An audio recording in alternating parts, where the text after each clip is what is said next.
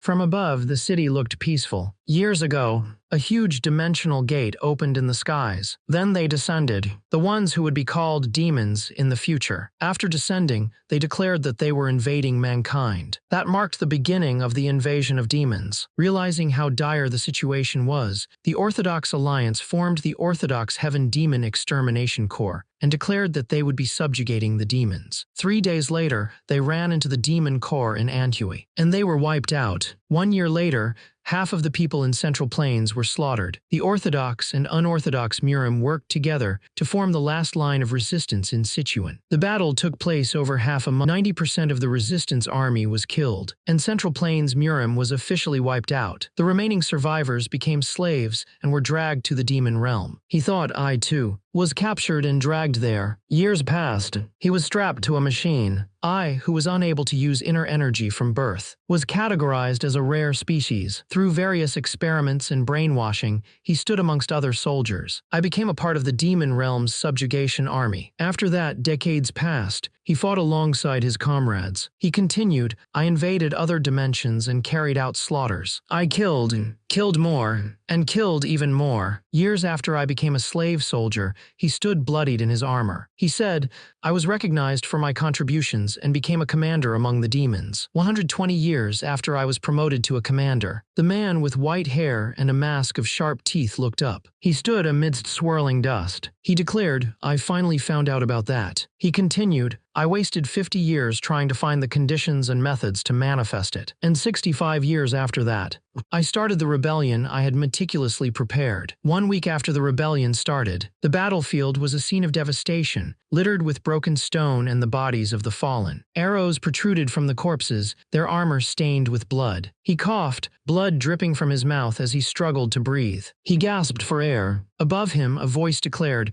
the rebellion has failed. It continued, what a disappointment. The demon King Tarrant asked, you risked all the contributions you have accumulated just for a rebellion of this level. Schwitz von Grentel spat, don't call me by that fucking name. Sa Bigang, covered in blood, declares, my name is Sa Bigang. The flaming demon lord looms, saying, I really don't understand. Sa Bigang listens as the demon lord continues, I've observed humans like you this whole time. The demon lord explains that despite humans' measly abilities, you always had a tenacious obsession with surviving regardless of the situation. That's your only strength. Sa Bigang, breathing heavily, responds, but why have you decided to act so recklessly after all this time? Because I had to experience it at least once. Sa Bigang declares, in order to gain definite victory the next time we fight, I have no choice but to fight you at least once. The monstrous figure surrounded by flames responds, that sounds pretty interesting, but it's also a foolish way of thinking. Sa Bigang is told, did you think I'd give you a second chance? You'll die here today. Sa Bigang, holding out a bloody hand, vows, I will not be killed by you. Sa Bigang grits his teeth, covered in blood. Sa Bigang's eyes widen. He screams in pain. A purple beam of light shoots up from the ground. The light engulfs Sa Bigang. The voice booms, time regression. The authority of Nuzarun, an ancient evil god. The white-haired man, surrounded by purple energy and holding a strange disc, declares, I see. The reason why you endured your defeat and humiliation quietly for 200 years was all for this. Bloodied and furious, he shouts, just you wait and see, fucking asshole. Next time round, I'll prepare even more thoroughly and beat the shit out of you. His eyes glow red as he screams, all of you cursed demons will die. The fiery demon replies, I look forward to that. A beam of purple light shoots down as the voice says, the only human I've acknowledged. Central Plains Murim. A beam of purple light strikes a building. The roof explodes from the impact. A man with long black hair lies on the floor, surrounded by debris. He remains motionless. Time is running out until the demon invasion. His eyes glow red. Only 10 years remain. The Orthodox Alliance Martial Arts Academy, Dragon Spring Academy. Someone hammered a nail into a roof tile. 2 men hammered away at the roof, one saying, geez, I can't believe lightning struck out of nowhere. Yeah, and it was powerful enough to destroy the training ground's roof. One of them continued, even so, we should be relieved that only that loser got injured. The other questioned loser. He explained, the vice instructor who was an orphan that physician Jin Beek brought back. They say he was the one who was struck by that lightning a few days back. The martial arts instructor who can't use inner energy. The man smirked. From what I heard, he wasn't injured badly though. It'd have been better if he was injured badly. He finished, because today is his public execution. The duel for the Spear Assistant Instructor position of the Dragon Spring Academy is starting now. The announcer declared that it will officially begin. He announced, "On one side, we have the current assistant instructor, Spear Assistant Instructor, Sa Bigang." The announcer continued, "His opponent will be his challenger who was recommended for the assistant instructor position, Invincible Spear Ming Sandiak." The announcer finished. There was a request to verify the abilities of assistant instructor Sa Bigang, so this duel will determine who deserves to be the assistant instructor. The announcer declared, "Both of you are to fight with your honor as a martial artist on the line." Ming Sandiak smirked. "Ho ho, you seem better than I expected." Ming Sandiak continued, "From what I heard, you got struck by lightning out of nowhere. I thought you were just making up some excuse to avoid fighting me." Invincible Divine Spear self-proclaimed, Ming Sandiak Martial Art, Bull Demon Spear Art. He added, "But since you still appeared, I'll put an end to this quickly on account of your bravery." Ming Sandiak grinned,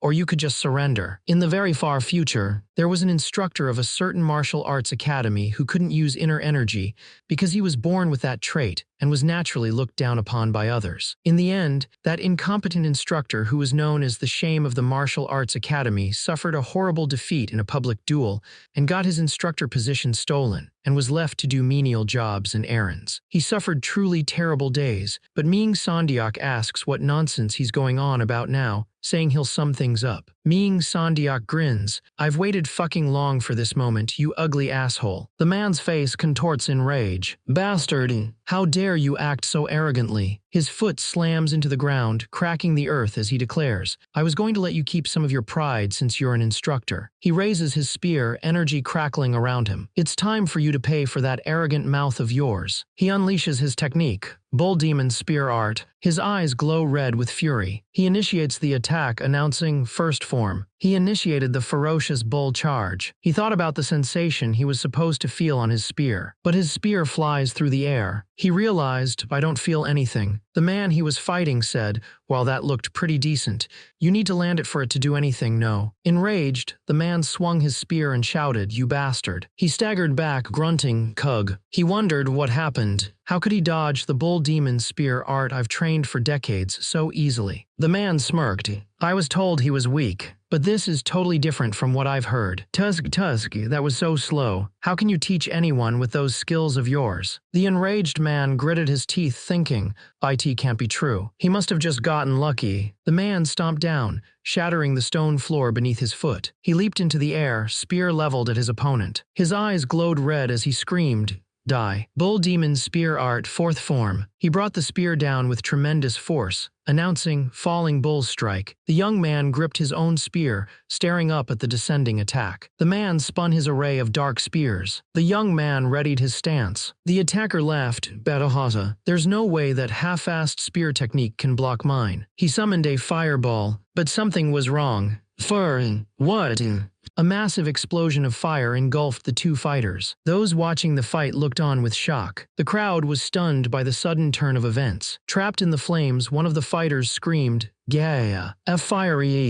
An official declared, "The duel is over." The official declared, "The victor is assistant instructor Sa Bigang." The crowd screamed, "Ah! Gaia! Water! Water!" He remembered, "I was captured alive by the demons. I was dragged to the demon realm and survived however I could for centuries." He was surrounded by demons. He thought, "In the process of that, I realized something very important. What do you think of my Heat Yang arts?" He smiled, "High-level magic. This martial art is known as Fireball. It's said that the man lies defeated on the ground. Sa Bigang stands over his defeated opponent, who is being carried away on a stretcher. He says, "Kyuga, Yuga, that was a good fight." The crowd is shocked by Sa Bigang's display of power. One man asks, "What was that just now? Was that really martial arts?" "I think he called it Heat Yang Finger Arts." Another man is furious and says, "Yes, sir. What kind of nonsense?" Sa Bigang stands tall, holding his staff. Someone congratulates him. "Congratulations, Instructor Sa Bigang." Someone asks Sa Bigang, "You won this fight. However, I thought you couldn't use internal energy." Sa Bigang replies, It was a stroke of luck." Someone asks, "Luck?" Sa Bigang says, "A few days ago, I ate some herb I had never seen before on a walk. Then suddenly, I could use internal energy." Sa Bigang continues, "Thankfully, I have a bunch of internal but he's interrupted by someone yelling, "You! Are you kidding us?" An elder shouts, "How dare you spout such nonsense to your elders? Are you insulting all of us right now?" The man replies, "It is your choice on whether to believe it. Though what does it matter? What?" He continues, "Did I cheat in the duel? It was a fight for the position of teaching spearmanship, but there was no rule to fight only using spears." The man explains, "I don't know why I have to be interrogated like this when I won fair and square." Another man says, "You, calm down, you're too worked up." The man agrees, "You're right. You won this fight." He raised his hand, saying, "Then since you won, you will sorry to interrupt. But since everyone is here, I have a request to make." Someone asked, "A request?" He stated, "I officially request for a test to be promoted to an official instructor." He walked forward. The other students looked surprised. He walked forward. The other students noticed him. "That's him, right? The one from the duel." "What?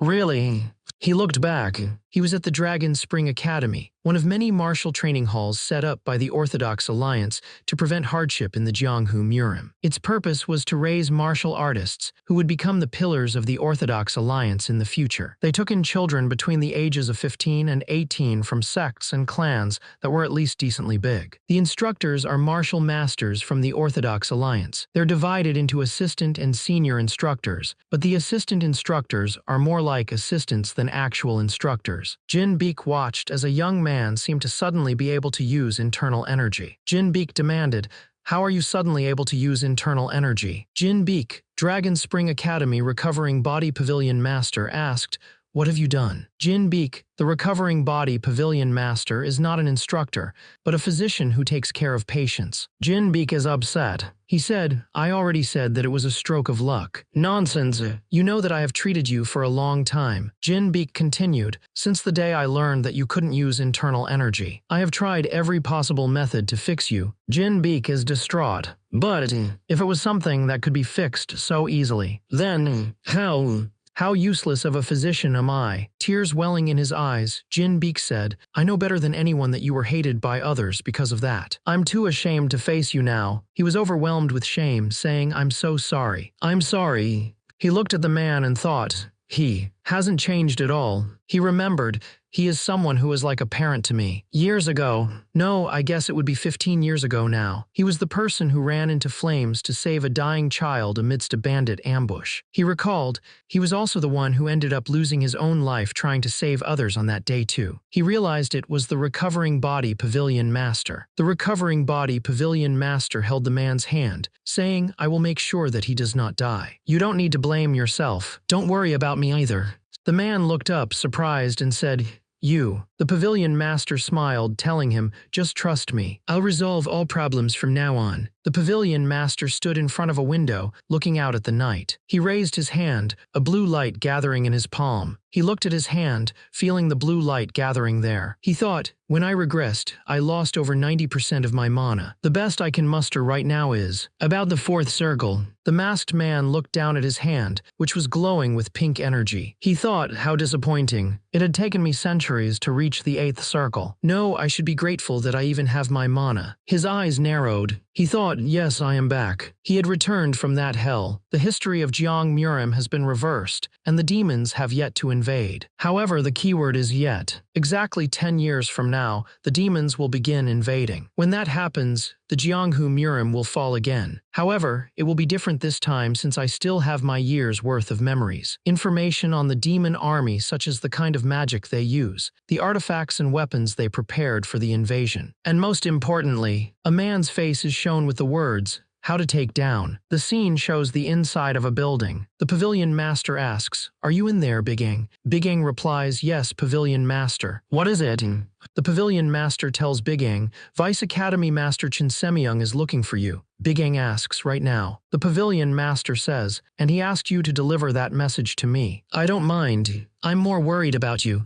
The man with long hair warned him, "I think it's about your request for a promotion. You should watch out." He continued, I'm sure the test will be hard. And since Ming Sandiak, the person he recommended, lost like that, I'm sure he doesn't have any good feelings toward you. He asked why he suddenly decided he wanted to become an official instructor. A man smirked. He thought it was the first step to fixing the academy.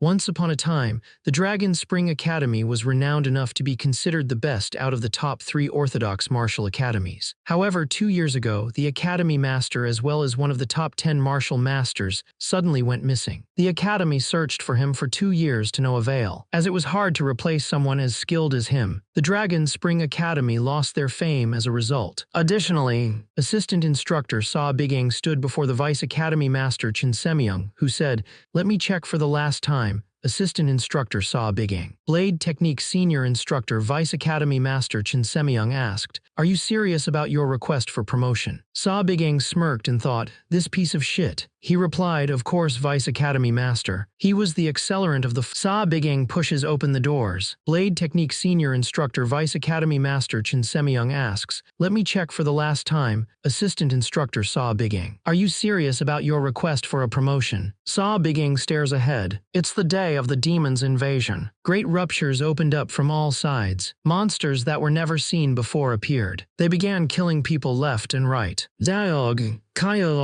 Monsters. It marked the beginning of the invasion of the otherworldly species that they came to call the demon race. The young disciples of the Dragon Spring Academy were terrified as one of them said, Don't come near me." The disciples were ruthlessly killed by the monsters. Someone shouted, "Instructor Deung, hurry." If Chin Semyung, the vice master of the academy, hadn't run away first, if he had just reported the situation, if he had activated the defense system in the academy, it would have prevented so many deaths. He could still vividly recall the screams of the disciples that were sacrificed that day. He thought, though, that has yet to happen because I am back in the past. He continued, "But I will never forget your disgusting, hypocritical face." He arrived before the Vice Academy Master and asked, "You called for me, Vice Academy Master." The Vice Academy Master said, "Then, I'll tell you about the test for you to become a senior instructor." He continued, "It's to raid the Demonic Knight stronghold." The man with the ponytail looked surprised and thought, "The Demonic Knight stronghold." The man stated, "You mean the bandits in the mountain behind us?" "Yes, kill them. That is your test."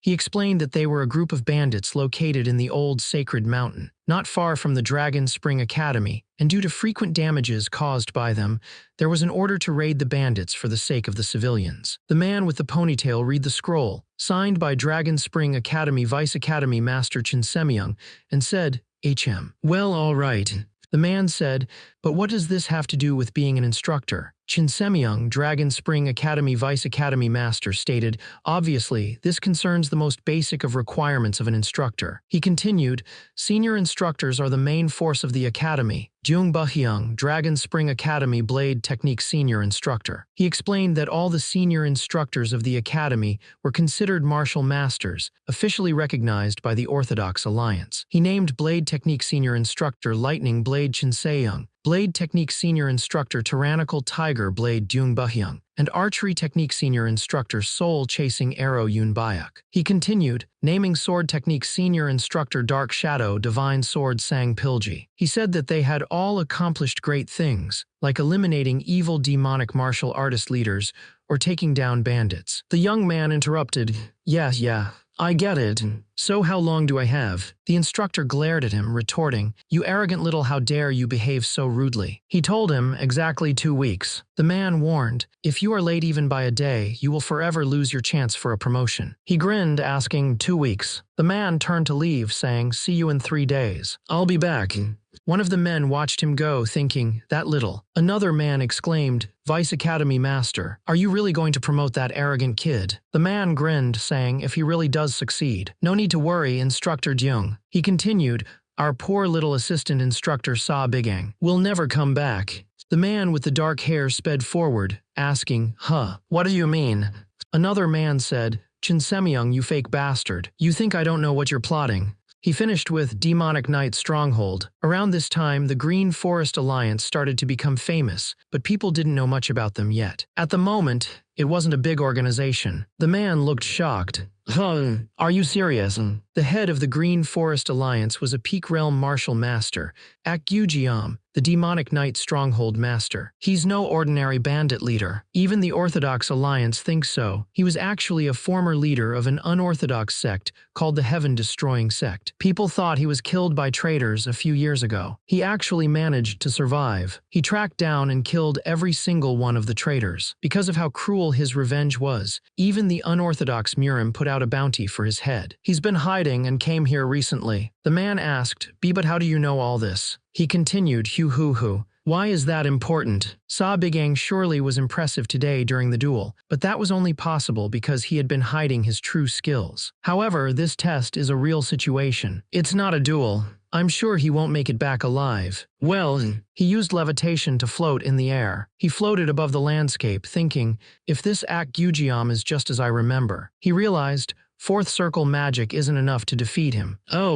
He jumped from the cliffside, declaring, then the solution is simple. I'm here. He disappeared in a cloud of smoke. He landed on the ground. He approached a cliff and said, I'll increase my mana and circle up. His eyes glowed purple as he thought, my experience and knowledge in magic is already 8th circle after all. He used Surge. He looked at the cliff and said, this looks like a normal cliff. He touched the cliff face, realizing, but it is actually. He touched the cliff face, which glowed with mana. He grinned, thinking, a barrier made of mana. He thought, I'm in the right place. He stepped through the barrier, thinking, no one could have ever imagined. He thought that no one could have ever imagined that there are multiple places like this in the Central Plains. These places were hidden behind mana barriers. He saw it, and I knew it. Special grade mana stone, he said. Demons, intelligent creatures of the otherworld, repeatedly invade and conquer other dimensions. This was made possible because of the dimensional travel technology. However, there's a fatal flaw. In the process of going through the dimensional portal, the time taken for a living being and a non-living being differs way too much. Even the demons were unable to fix this problem. In the end, they came up with a solution. In the worlds they planned to invade, they secretly planted equipment they would need in the future. This mana stone is the source of their power, recovering their mana. It's useless for someone from the Central Plains since they cannot use mana. The man reached out his hand. The man, surrounded by purple energy, says, well, at least until now. The landscape shows a mountainside. A powerful purple energy beam strikes the mountain. The scene shifts to a forest with blue leaves falling. The view is from the ground, looking up at people's legs and feet. A group of men stood together, the leader at the front with an eye patch and fur around his shoulders. Above them, a dark figure with a red eye watched. One of the bald men said, Stronghold Master, it doesn't seem like anything is amiss. The leader asked, are you saying that I made a mistake? The man quickly replied, gasp, and not at all. I'm just AUDIOBOOK, the Demonic Knight Stronghold Master and former leader of the Heaven-Destroying Sect, ordered, shut up and search thoroughly. I definitely felt an explosion of energy here. AUDIOBOOK thought, losers like you would never know, but one of the men watching AUDIOBOOK shouted, I knew it. You really are a Peak Realm Martial Master. I believed in you, Demonic Knight Stronghold Master. The bandaged man with glowing red eyes asked, who are you? AUDIOBOOK smirked, holding a purple disc. AUDIOBOOK smiled. AUDIOBOOK revealed. Sa Bigang sitting on a rock asks, me. Sa Bigang holds a glowing purple circle in his hand. He says he is an instructor of the Dragon Spring Academy. The men look at each other surprised. One of them asks, Dragon Spring Academy. The Dragon Spring Academy. But what is an instructor from there doing here? Sa Bigang tells them to shut your damn mouths. One of the men asks if he's telling the truth, and if he is saying that he was the cause of that great energy explosion earlier. The man with the ponytail smirked and said,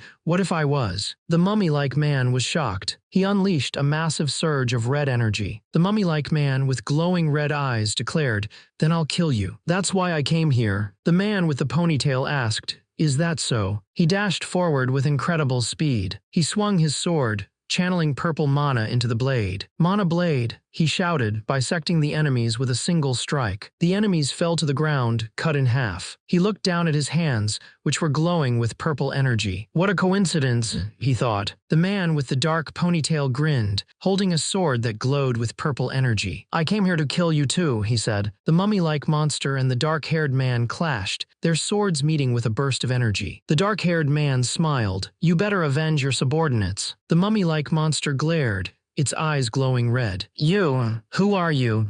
Their swords collided again, creating a massive explosion of red and purple energy. Their swords clashed, sending sparks flying. The two warriors continued to trade blows, neither giving an inch. Their blades met again, creating a shower of sparks and energy. The man with brown hair grinned. "What? I already told you. I'm an instructor at the Dragon Spring Academy." The bandaged man looked shocked. I can't believe it." The bandaged man fought but thought, "This bastard. He's not struggling against me at all." The bandaged man grimaced. "Kiyu." The man unleashed a surge of red energy. He swung his blade. The man prepared to use the heaven-destroying hegemon divine arts. He unleashed his power, his eyes glowing red. "Core release, you bastardo. How dare you make me use this power on you?" He asked, "Do you know what kind of power this is?" He continued, surrounded by a surge of blue energy, "After I was thrown off alive by the traitors. I had collected all this innate core energy, dreaming of revenge." "Who asked?" He looked shocked. "What?"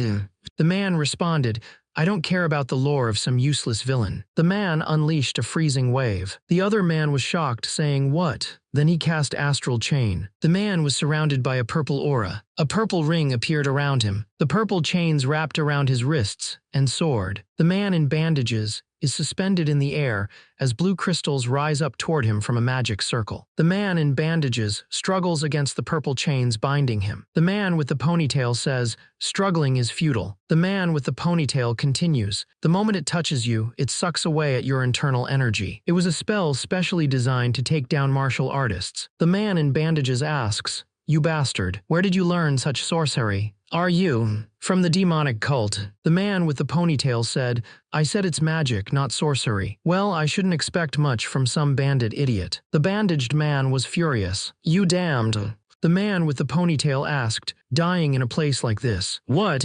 Do you have regrets?" The bandaged man, eyes glowing red, said, "Yes. I have yet to get my revenge. Those bastards who manipulated my subordinates when I was still in the heaven-destroying sect." He continued, "The reason was working with those disgusting Orthodox Alliance guys. And the reason I was cooped up in the mountain, recovering my power. It was all so that I could get revenge." He clenched his fist, thinking all of that was. The man with long hair smiled. "Wow, you were so determined." He continued, "That's how revenge should be done. Slowly, thoroughly, without giving up."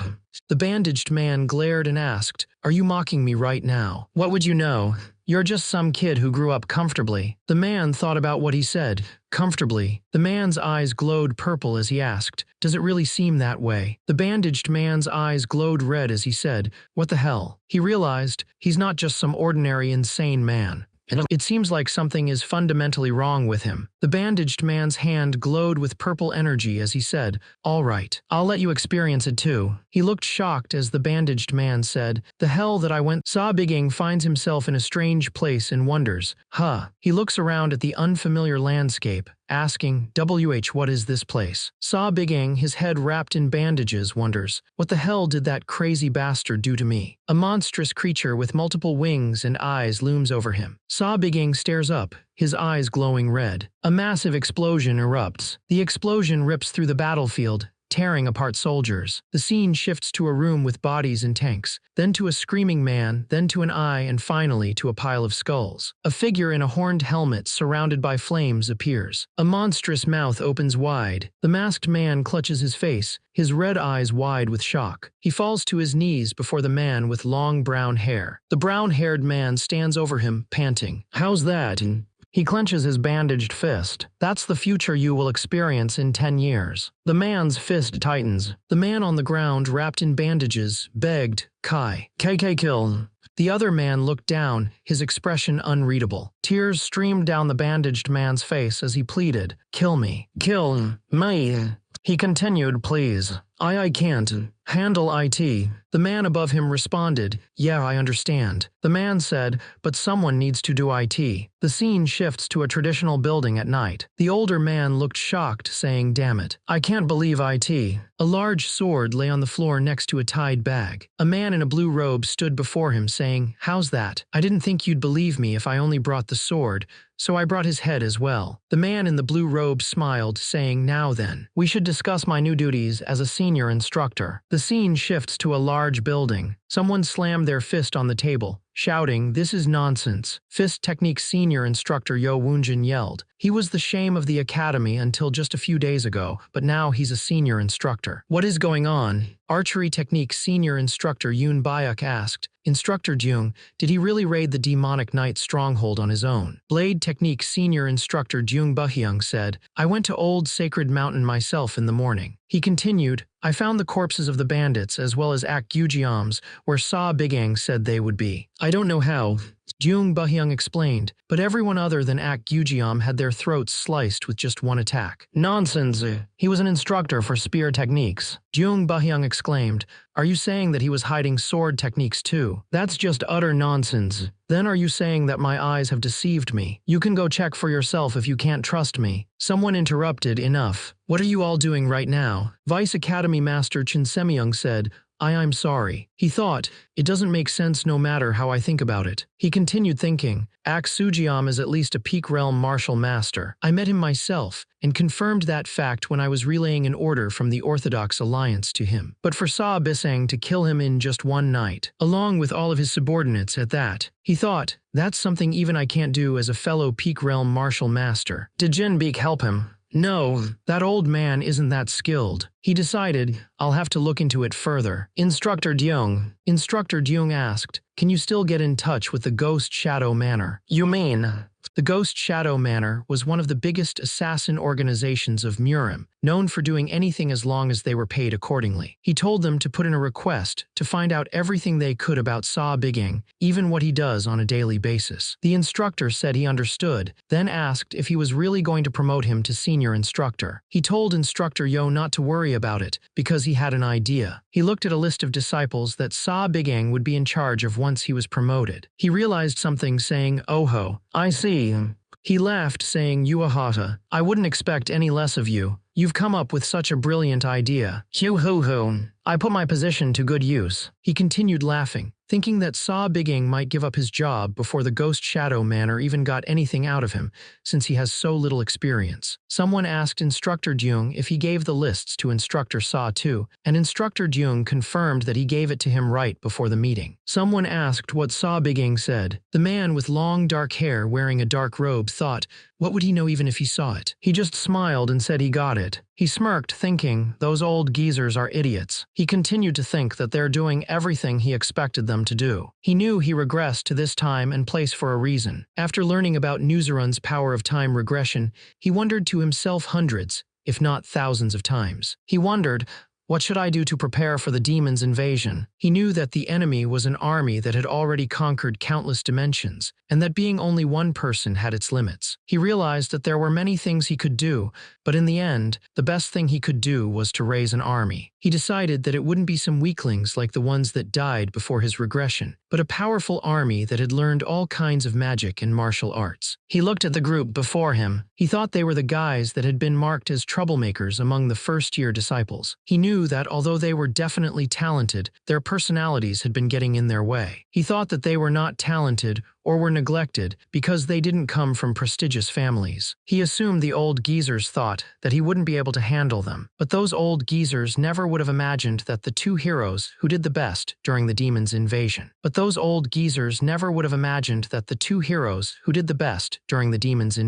One was a martial master who reached the evolutionary realm in his late 20s, the last hope of Murim that led the alliance against the demons. The other was the Heavenly Sword Alliance leader, a talented archer who led a squad specialized for assassination and patrolling, and assassinated the most demons on his own. The demon-slaying divine archer said, "Nice to meet you." The man smiled, "Those two heroes. I'm your instructor starting today." Sa Bigang throws a punch. Tan Lijung takes the hit. Lag.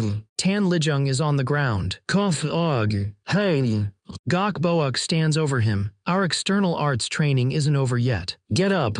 First year Camellia class. Second son of the Dragon Tiger Escort Agency Gok Boak. Tan Lijung pleads. Please stop, Boak. Dragon Spring Academy first year Camellia class eldest son of the one-star sword clan Tan Lijung. Boak sneered. "Ah, Tilda, what's up with you? Someone might think I'm bullying you." He raised his fist, ready to strike again. "You should be thankful, you bastard. I'm showing a weakling like you my dragon tiger, mountain-splitting fist arts. It's just the swordsmanship that my one-star sword clan teaches." Boak's eyes widened. "What? The one-star sword clan?" He glared at Tan Lijung. "Those shitty martial arts you couldn't even properly use against me. You want to keep learning that?" Tan Lijung balled his fist in anger. "You!" Gok Boak yelled. "Hey, stop clenching your fists, you motherfucker." Gok Boak continued, "If not, then shall we do another duel?" Tan Lijung on the ground responded, "And no way." Yon Wookyung interrupted, "That's enough, Gok Boak." Yon Wookyung continued, "The exam period will soon commence, so stop causing unnecessary commotions. First year Camellia class, Destructive Sword Yon Clan, second son Yon Wookyung." Yon Wookyung tells them, "Gosh, okay. Consider yourself lucky." The cadet replies, Thanks." The cadet looks down. He remains silent. Yon Wookyung asks, "Yon Wookyung, Gok Boak, Tan Lijung cadets." A man approached Wookyung and his group, saying, "Yes, what is it?"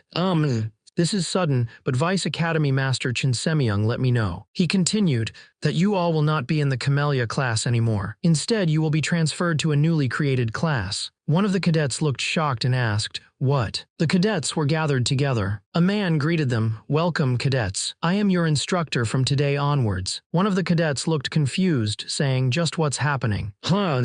A cadet yelled, "Stop fucking around." He continued, "It's flustering enough that we had to suddenly move classes, but now we're under this half-assed instructor." Another cadet spoke up, saying, "You think I'll listen to such a shitty order?" The head instructor responded, "Your choice of words while talking with the head instructor is quite insolent, Cadet Gok Boak." Gok Boak shouted, "Fuck off. I don't know what bullshit you pulled to become a senior instructor." Gok Boak sneered, "But I have no plans on learning from a bastard who couldn't even use internal arts until recently." The senior instructor held out his hand, a purple magical circle glowing in his palm. He declared, "Academy Rules Article 3, Clause 5. Blinker." Gok Boak looked shocked. "What?" Suddenly, Gok Boak was slammed into the ground. The large man's face is contorted in rage. The large man screams, "Ah, if a cadet shows bad behavior, you can punish them with the goal of guidance." Gok Boak, enraged, says, "You." Gok Boak attacks with a fiery punch, yelling, "Shit-faced bastard." Dragon Tiger Mountain splitting fists. The large man throws a punch back, saying, swearing and violence towards a superior. The large man says, "Using internal arts during class without permission." He continues, "But the worst of all, The large man unleashes a punch empowered with red and blue energy. He screams, "Aog." The man with dark hair and a confident smirk says, "This pathetic martial arts ability." The dark-haired man unleashed a flurry of blows, each strike radiating intense red energy. His opponent was sent flying backwards from the force of the attack. The man crashed to the ground, defeated. The dark-haired man looked down at him. "Hey," he said.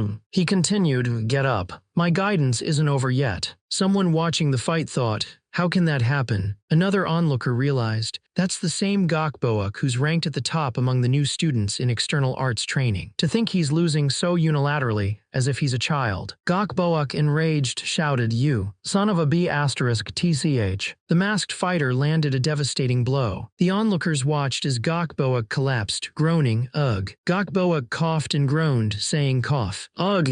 Gosh, TCH. What kind of nasty state is this starting from the first class?" He clenched his fist, thinking, "Too bad, I guess." He grabbed Gok Boak by the shoulders, declaring, "It is the role of the instructor to hold back their tears and educate." Gok Boak looked up at him with wide eyes. He grabbed Gok Boak's face with his hand. Yon Wookyung grabbed Gok Boak's face. Instructor Saw Bigang said, "This is a little excessive against a cadet." Instructor Saw Bigang. Yon Wookyung smiled and said, "So this is when you finally decide to move." It was young Master Yon Wookyung, the heavenly sword. Yon Wookyung of first year Camellia class is the second son of the destructive sword Yon clan, one of the prestigious clans in the Central Plains. From a young age, he was recognized within the clan as a martial arts genius. Even among the new students of Dragon Spring Academy, he displayed overwhelming skill. His talent was far beyond what the Dragon Spring Academy could contain. At the mere age of 20, he achieved the feat of becoming the youngest in history to become a supreme peak martial master and was ranked among the top 10 martial masters of the Orthodox Alliance. Originally, he should have lived a brilliant life, revered as one of the absolute martial masters of the Central Plains and admired by all. But Yoon Wookyoung looks up, his expression unreadable. That is if they had never appeared. From the early stages of the demon invasion, he participated in more battles than anyone else. But soon, the Yoon clan became the target of concentrated attacks from the demons and was annihilated. All members of the clan except for him were brutally slaughtered. Even so, he did not collapse in despair or grief like others. He traveled across the Central Plains, fighting countless battles with the demons, gathering survivors, and forming an allied force that transcended both orthodox and unorthodox sects. Even in such a hopeless situation where everything was against them, he led the remaining martial artists in a desperate final resistance. A man with long hair said, "I still remember it." He always charged to the front lines of the battlefield, and whenever he unleashed his dazzling sword energy,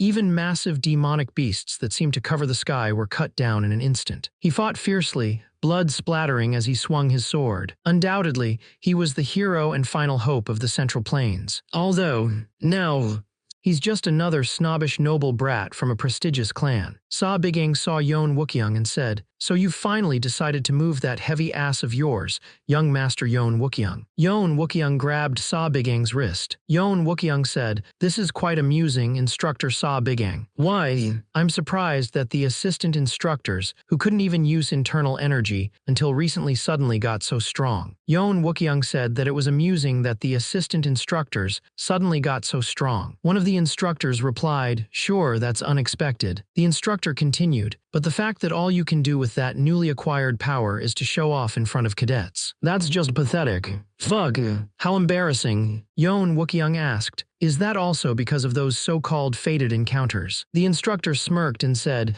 "Sharp one, aren't you? Why, are you curious?" The instructor offered, "If you obediently follow my training from now on, I might just tell you." But Yoon Wookyoung refused, saying, "No thanks. That won't be necessary." Yoon Wookyoung, standing with his arms crossed, declared, "I don't know what kind of trick you pulled to suddenly change class rosters like this, but I'll be submitting a formal complaint to the academy about the person responsible." Yoon Wookyoung continued, "I have no interest in learning from someone who's puffed up with arrogance from a lucky stroke of fortune." Yoon Wookyoung and his group walked away. They continued to walk away. The group walked further away. The older man watched them leave. The younger man looked concerned. The older man smirked. "PFFT." He grabbed the younger man's shoulder. "Look at you running your mouth like you're something special. So, you think there's nothing to learn from me?" The older man grinned. "What if I told you that in just 10 days of my training, this guy here could be strong enough to beat you?" The older man took a step forward. The man with the scar was shocked. "What did you just say?" The older man grinned. "I'll repeat it as much as you want. After just 1 week of my training," he continued, "this pathetic weakling, the one you consider beneath a bug, will be able to chew up and spit out a frog in a well like you. That's what I said." The younger man was surprised by his instructor's words. "Instructor, what the hell?" The instructor grabbed the younger man by the neck, cutting him off. "Are you insane, Erp?" The instructor's eyes glowed purple. The instructor asked, "Are you really willing to take responsibility for those words?" The younger man smiled and said, "Of course." The instructor, still holding the younger man, proposed, "Shall we make a bet? In 10 days, you and this guy will face each other in an official spar." "Erp, MMPH." The instructor, still holding the younger man, stated, "If he wins, you'll follow my training without another word." The instructor continued with a grin, "If you win, you can do whatever you want. You can make me leave the academy, apologize, or kneel and beg. I'll do anything, something I want, from you." He added, "There's nothing I need from you. However," the instructor issued a warning, "you better be prepared for the match that happens 1 week from now." The younger man looked concerned as the instructor stared at him. The younger man screamed, startled by the instructor. "Damn it, you startled me." The instructor looked unfazed, holding his hands up. The instructor told him, "You're way too noisy." The younger man grabbed the instructor's robes, yelling, "Instructor! Instructor! What the hell did you just do? Look at you overflowing with energy." The instructor tried to calm him down. "Calm down and let go of me. I'll explain. Why would you have me fight Yoon Wookyoung? Are you out of your mind? What did I do to deserve this?" The instructor tried to get him off, yelling, "Let go of me, you little brat." "Argy." The instructor announced, "Well, looks like today's class is cancelled. All cadets, you're dismissed for now." He continued, "The schedule for the next class will be sent to you individually by tomorrow." "Jeez, what the hell is going on?" Someone thought, "Sob, I'm doomed. A public spar. Tusk. Another person sighed, thinking, you just need to win. Why are you assuming you'll lose? He thought about his first public spar after enrolling, saying he lost to Gokboak, and he meant badly. Since then, Gokboak has tormented him every day. He continued saying, but did you know? Even that monster, Gokboak. He thought about how Gokboak couldn't land a single hit on Yoon Wookyung. He was simply defeated. Yoon Wookyung. Yeah, he's definitely something else. He exclaimed, even without the backing of the Yoon clan, his martial arts talent alone is truly one of a kind. If you already know that, then why? Someone said, don't worry. The man pointed and said, you. He continued, are stronger than him. Dan Lijung looked shocked and asked, first-year Camellia Class 1-star Sword Clan Dan Lijung. Pardon. It was before the regression that he shouted no. The man with brown hair exclaimed, let's say there really is nothing we can do about our class and head instructor suddenly changing. He continued, but why do I have to engage in a public duel with Yoon Wookyung? You still don't understand the flow. Sa Bigang replied, you have to win at the duel for me to prove my abilities. The man argued, that's your problem. What do I earn from getting swept up into this? The man smiled, showing his sharp teeth as he said, revenge. The older man looked confused. Pardon. The man leaned in, asking, didn't you always get beat up by that big bastard? The older man wondered, how? Did you know? The man grinned. How did you feel when I beat that dipshit up recently? The man continued, were you excited? Did you feel refreshed? Did it feel so great you were exhilarated? Or did you? The man continued, asking if he felt mad that he couldn't get revenge himself. He went on, you said so yourself. Fun that Goku before can't touch hair on Yoon Wooksung's head. But what if you become so strong you can sit Yoon Wooksung? Then even comfort like you, he grinned, would easily be able to take revenge with your own hands. How about it? Wouldn't that be a good present for the current you? The man considered if. He looked up, a determined glint in his eye. I really can become strong like you say. Then I'll do it. Of course. The man says, but this is unrelated to Gokboak. What I want is simply to become stronger than I am now. Someone with a sinister smile says, fine, let's see. A training dummy stands in a courtyard. The man trains with a wooden sword as someone watches from the rooftop. The man on the roof says, let's check your skill level right now. The man with the staff says, think that you're fighting Yoon Wookyung right now and wield your martial arts to their fullest. He takes a breath. He strikes the training dummy with the staff. He continues to strike the dummy with the staff, putting his all into it. He yells as he brings the staff down on the dummy. He continues to strike the dummy with his staff, the force creating a visible impact. His instructor yells, keep going. Don't stop. At full force. He cries out, "Haya," as he brings the staff down again. The force of the blow is enough to make the dummy's face ripple. He collapses to the ground, exclaiming, "Puke." He lies on the ground, coughing and gasping for air. "Yuka, coffee, huffy, huffy." The man with the long ponytail looks down at him, unimpressed. He says, "Pathetic." The man asks, "Do you know what your problem is right now?" He struggles to explain while carrying out the basic moves. Huff huff, for some reason, my internal energy keep dispersing. He thought at first, I thought I'd learned my clan's martial arts incorrectly, so I tried to confirm it several times. However, there were no problems with my basic moves. Then I thought perhaps there was an issue with my Danshin or Meridian points, so I checked out multiple times back in my clan. Still, there was nothing. He thought that maybe he just lacked talent or perhaps he had an unknown illness. Then he realized, no, it's not that. The man on the roof said, "You just have your Meridian points spread further than others." He looked up, confused, and asked, "Pardon?" The man asked, "What does that?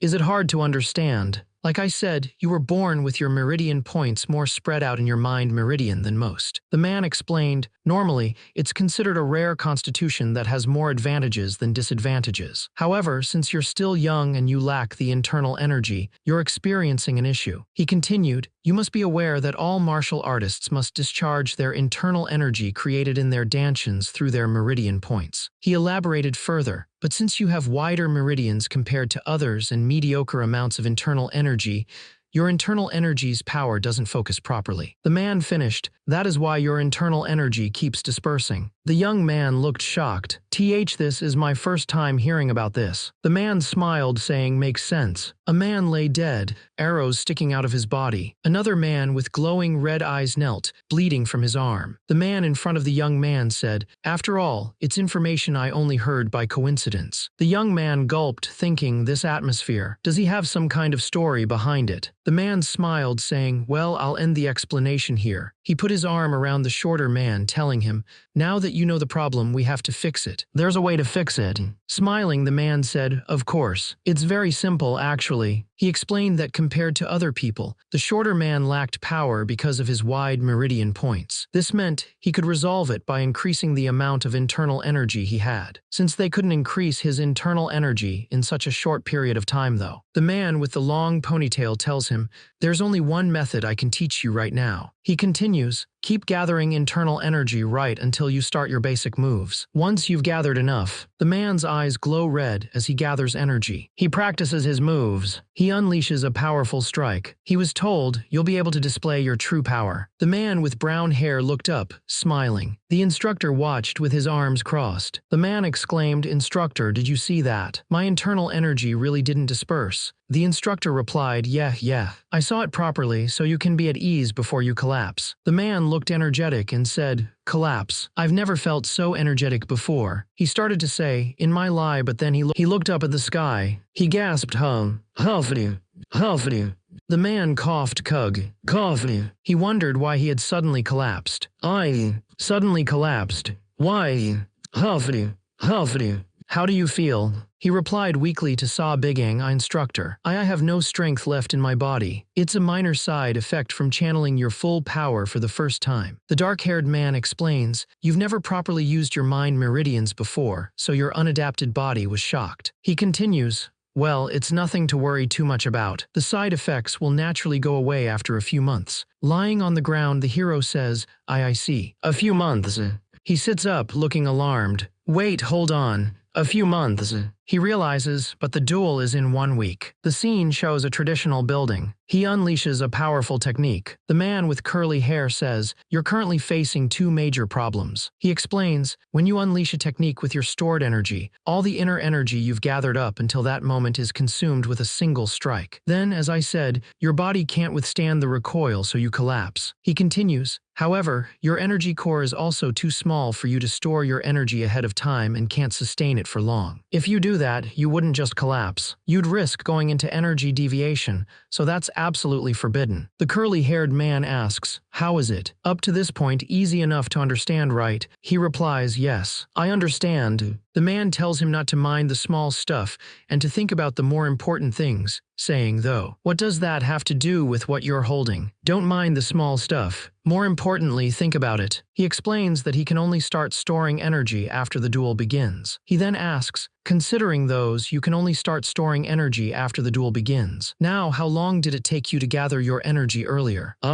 Roughly 7 minutes. The man asks how he's going to hold off Yoon Wookyoung for that amount of time, saying, then how are you going to hold off Yoon Wookyoung for that amount of time? He wonders what he should do. The man says that there's only one answer. The man swung his staff, telling him, you dodge like hell until you've gathered it all. He barely dodged the attack, shouting, ack. He asked, what are you doing? The man told him to focus and start gathering energy, and to not take his eyes off the opponent's weapon. He created an illusion. The illusionary staff slams into the trainee and he shouts, H-ha. He grunts, Kug.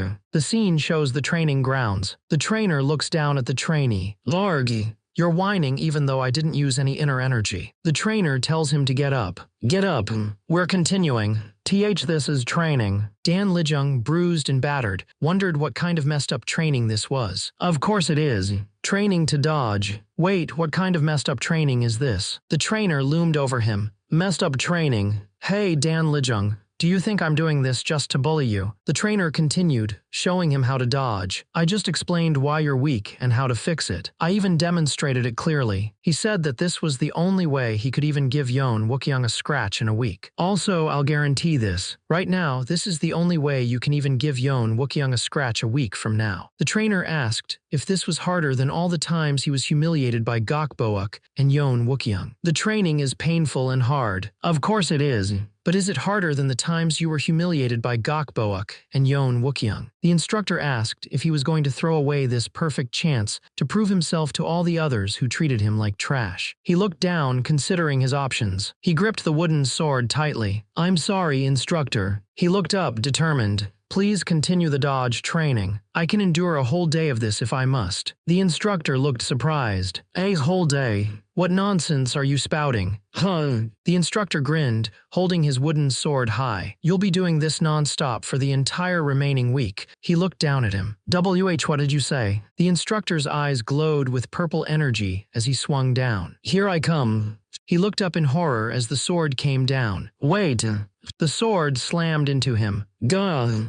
1 week later, the arena was packed with onlookers as the two fighters faced each other. The crowd watched from the sidelines, murmuring amongst themselves. A man with dark hair and a stern expression stood with his arms crossed, observing the fight. His opponent, Dan Lijung, stood opposite him, looking calm but determined. One of the spectators wondered, "I wonder how long Dan Lijung will last." Another replied, "Last. He's going to get wrecked in a single move and collapse flat on the ground." A spectator wondered if Dan Lijung prepared some kind of countermeasure, saying, "Didn't he prepare some kind of countermeasure? I saw him a few times in passing." Another spectator replied, "But he just spent the whole week getting smacked around with a stick." Another man scoffed, "What an idiot. If you're trash, just stay quiet in a corner." Another man looked on, saying, "That wimp who grovels even in front of me is going to beat Yon Wookyung." "Bullshit."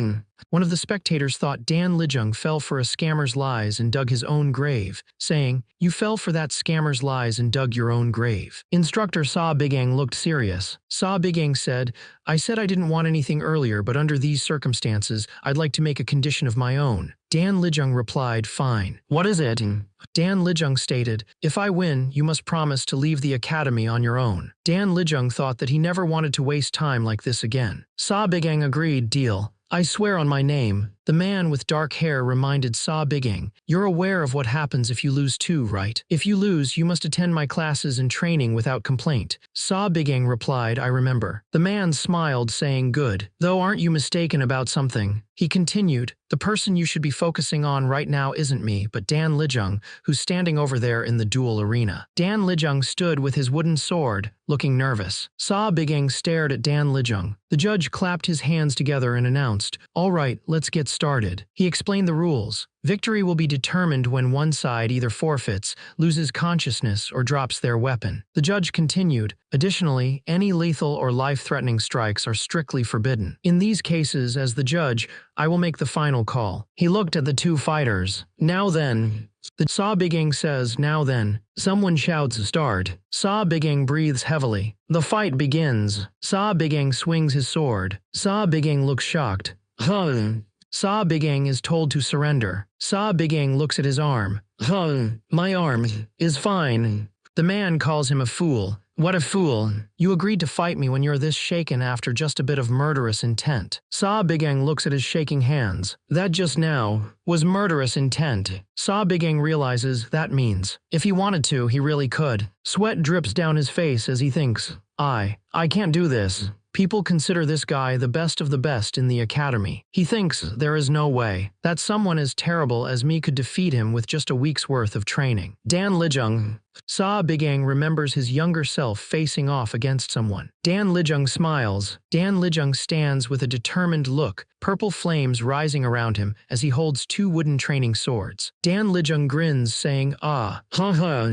He takes a breath. "Few let's remind myself." Dan Lijung declares, "What I want is to become stronger than I am now." The scene shifts to a week earlier. The scene flashes back to a week earlier, showing the reason he decided to get stronger. He says, "Idiot. I gave you a chance to get out of this fight uninjured." The man readies his sword. He unleashes a burst of energy. He leaps into the air, swinging his sword. "You brought this upon yourself," he says. His sword clashes with the other man's weapon. The man with the braid fought with the other man, their swords clashing. The man with the dark hair thought. He reacted in time. Their swords locked together. The man with the dark hair thought. That could have been bad. The Kai I had collected was almost dispersed. The man with the braid continued his attack. The man with the braid unleashed his attack. Supreme Dragon Heaven Severing Sword First Technique Berserk Dragon's Rage Torrent. Whoa!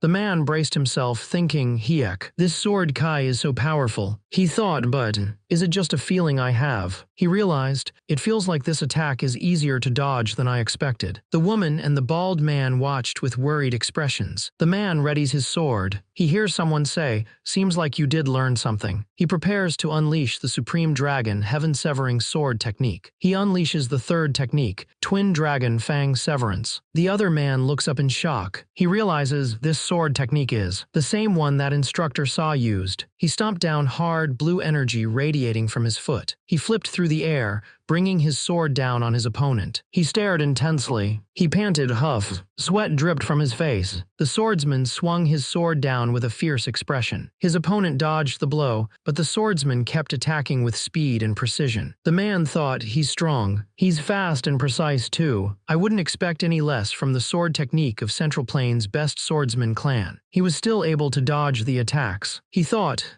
that doesn't mean I can't dodge them. I don't understand why. But this sword technique, he unleashed a series of rapid sword strikes. His opponent was caught off guard. He realized, is definitely the one instructor Sa had been using on me for the last week. His eyes narrowed. He took a step forward. Yon Wookyung stood ready with his sword on the training grounds. The crowd watched in disbelief. Yon Wookyung backed off. Is this really happening? Someone in the crowd said, I can't believe it. Maybe they're acting. As if why would Yon Wookyung do that? Yon Wookyung stared intensely. He gripped his sword tightly. The man apologized, saying, I apologize for calling you an idiot. He admitted, I have to admit that you've learned a lot within the last week. The man continued, I don't know how you know the Supreme Dragon Heaven-Severing Sword. His eyes widened. That's... The man unleashed a massive surge of blue energy. He unleashed the Supreme Dragon Heaven-Severing Sword Fierce Dragon Annihilation. He said, but if you can dodge this one too, I will admit defeat. One of the men watching said, Wua.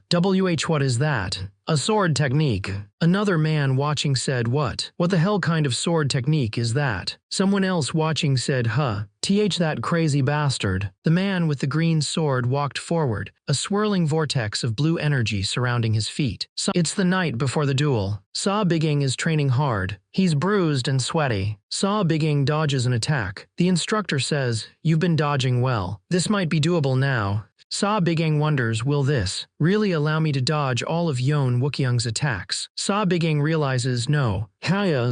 Someone warns that Yon Waryung isn't an idiot. He might be underestimating him right now, but if he keeps dodging his sword strikes, he'll set up countermeasures. They continue, saying that if he survives till the end, Yon Waryung will likely use something. It's the biggest scale sword art that Yon Wookyung can use currently. Someone charges up a powerful attack. Its name is Fierce Dragon Annihilation. It quite literally makes it seem like a fierce dragon is materialized and is a martial art that creates massive sword kai. The man with dark hair said, I'll let you know in advance, but you can forget trying to dodge it. His opponent, with long black hair, looked shocked. It's pointless trying to jump or move back to dodge. It'll grow instantaneously and swallow the entire stadium. Then how? That's basically unbeatable. The dark-haired man replied, listen up. Nothing is unbeatable in this world. He explained that the Fierce Dragon Annihilation, a storm of sword kai working together to endlessly whirlpool around in all directions, only looks like a perfect martial art. It's designed to annihilate enemies who are taken aback by its incredible force and try to run away. The man's eyes widened. You mean...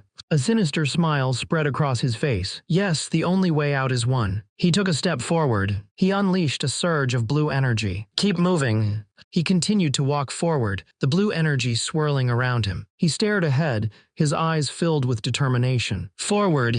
He looks surprised. Someone thinks, of course, if it's Yon Wookyung. They continue. He'll try to respond immediately after realizing his Fierce Dragon Annihilation was seen through. They continue to think. But in that position, the person finishes. It'll simply be a response in a situation where he's surprised due to what happened. That will be your moment. He was told to use his pent-up anger that he's pressed down for so long. He was told to land a blow. He was told to land a blow onto that arrogant bastard. He unleashed a massive surge of blue energy. He struck his opponent with incredible force. Dan Lijung's opponent asks, Dan Lijung, how does it feel?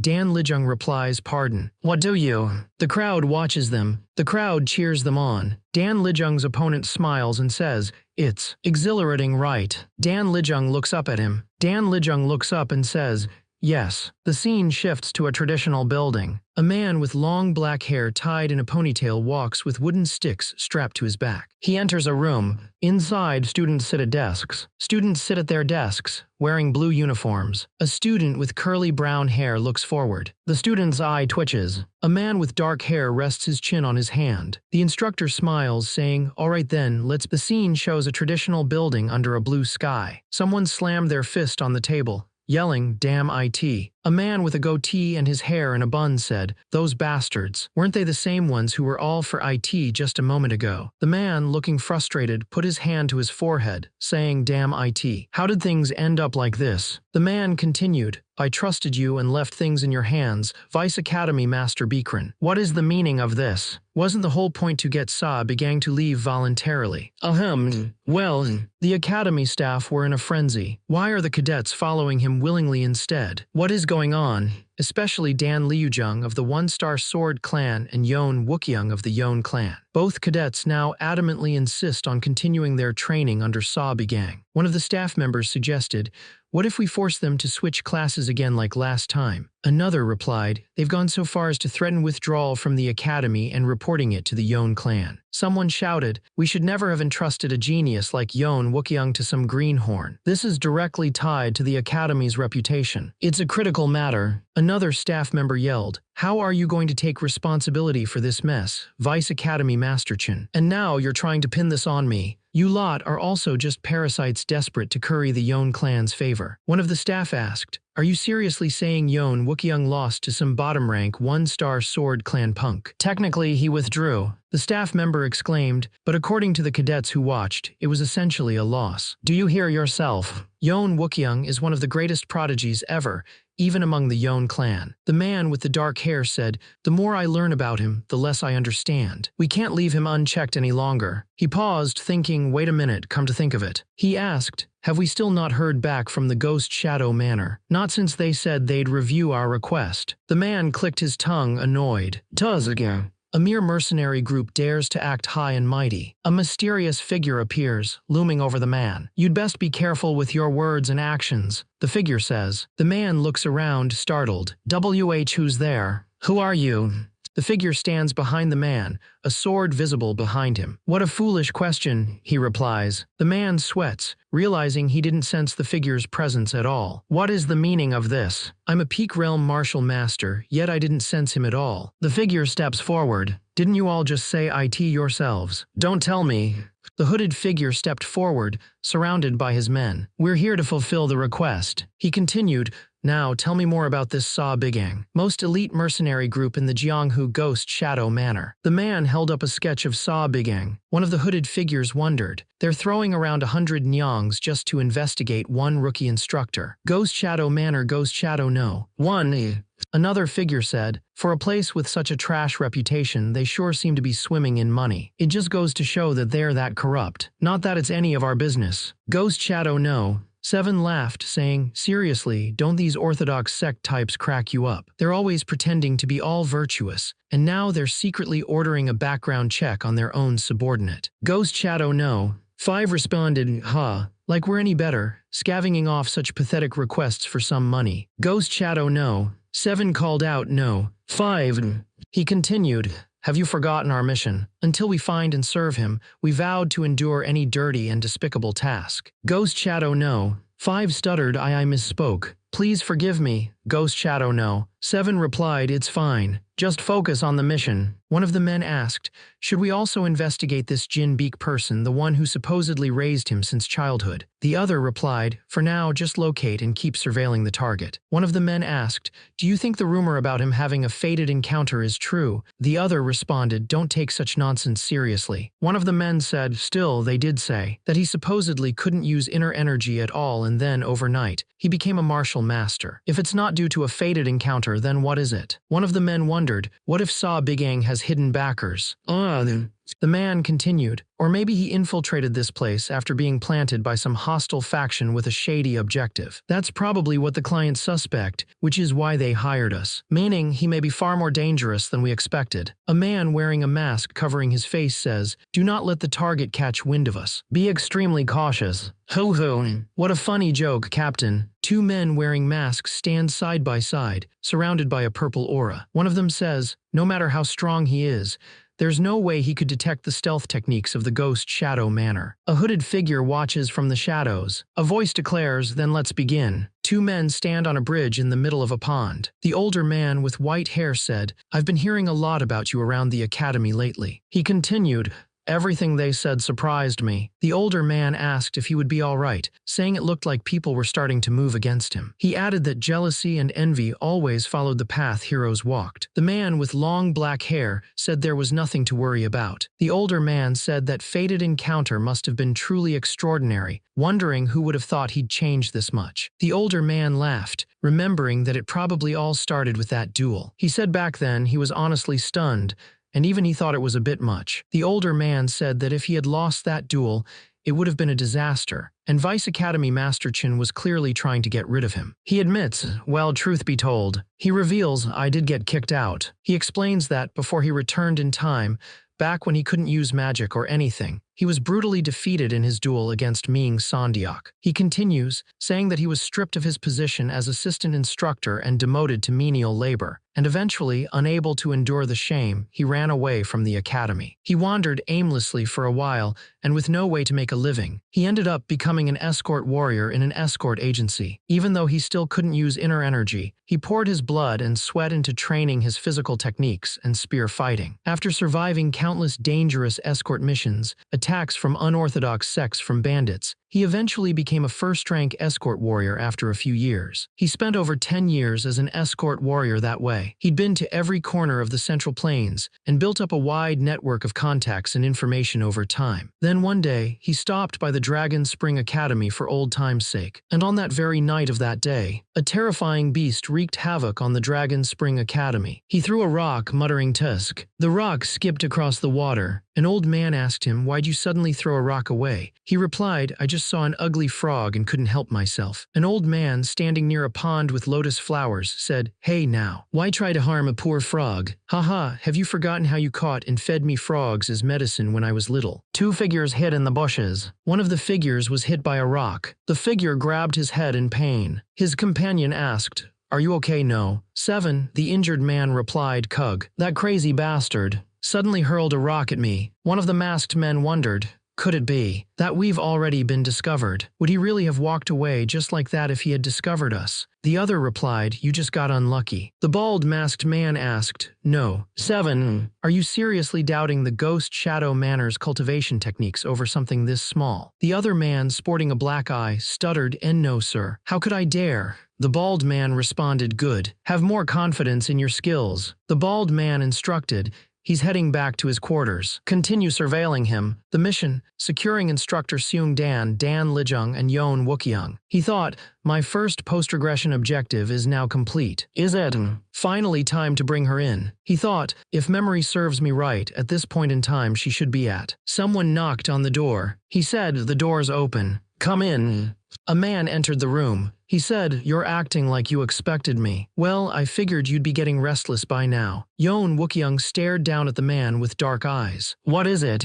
What's with that?" Sa Bigang asks. Sa Bigang continues, "What brings the young master of the destructive sword Yon clan to such a humble place?" The young master looks up, surprised. The young master is on the ground and replies, "What?" Sa Bigang says, "That duel from before." Sa Bigang thought about the duel. He realized that Dan Lijung was able to respond to all of his basic moves of the Supreme Dragon Heaven-Cleaving Sword, even if it was sloppy. At first, he thought it was the result of a week of training, but thinking back, those movements went beyond momentary responses. It was as if Dan Lijung knew all of the movements and pathways of his sword technique. Sa Bigang's eyes glowed red as he said, "The one who taught him the sword paths of my destructive sword Yon clan's unique swordsmanship, Supreme Dragon Heaven-Severing Sword, Must have been you, right? How could an outsider know the destructive Sword Yon clan's martial arts in such detail? Dan Lijung smirked and said, who knows? Sa Bigang stared at him and responded, the martial arts of the destructive Sword Yon clan that is considered the greatest swords clan in Zhongyuan right now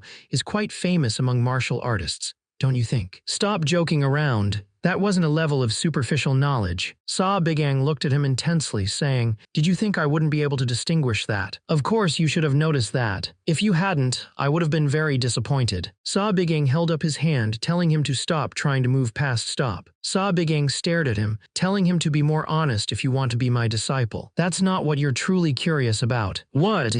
Sa Bigang asked if he came to check whether he also knew the flaws of the Supreme Dragon Heaven-Severing Sword that he also felt. The Supreme Dragon Heaven-Severing Sword was perfected hundreds of years ago and has been passed down through the clan as a unique swordsmanship. This swordsmanship is currently praised as the greatest sword arts in Zhongyuan, having incredible destructive power, ever-changing sword paths, and no gaps. The man with the sword in hand is told, but ever since you were young, as you grew up wielding his swordsmanship with your outstanding wisdom, you realized something. The words, the Supreme Dragon Heaven-Severing Sword, appear over a burst of energy. He is told that the Supreme Dragon Heaven-Severing Sword is not an unbeatable martial art, but as the heir of the great destructive Sword Yon clan, you could not acknowledge it. Are you looking down on my clan's martial arts? He replies, think as you please, but let me just say this. The scene shifts to a cosmic background as he says, in the near future. The man with brown hair tells the other that, there will come a day when those things that you martial artists revere so much, tradition,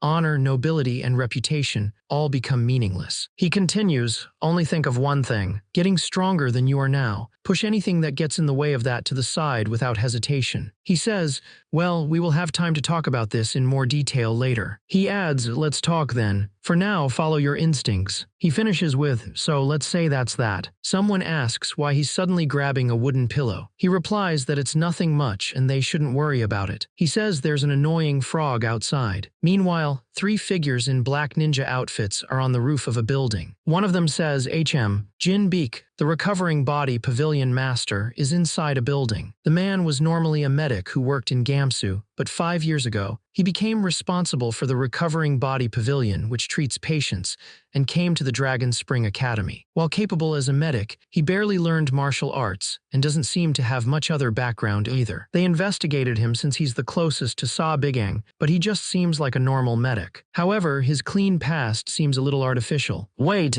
the man asked, Number 7, why do you look like that? Number 7 stuttered, so, The masked ninja strikes down 2 guards with a swift blow from his weapon. The masked ninja asks, are you sure you weren't found out? Well, they had no caution towards us at all, so. Number 7, bruised and beaten, says no. No matter how I think of it, I think we were found out. No.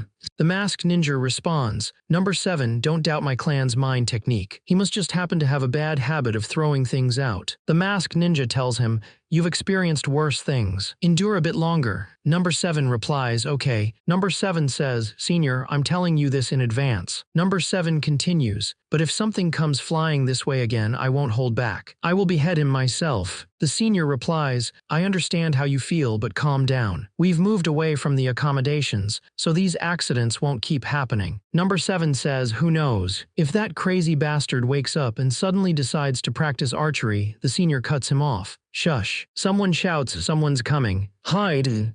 A man in a purple robe walks along a stone path. He says, gosh, I have to go so bad. The man adjusts his glasses, thinking, wow, I must have drank too much tea. Wait, what?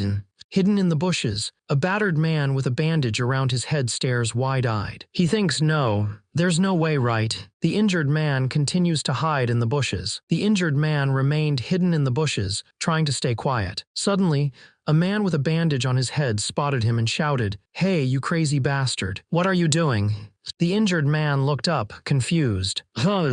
A man with long dark hair stood nearby, holding a teapot. He smiled, offering, hey, want a cup?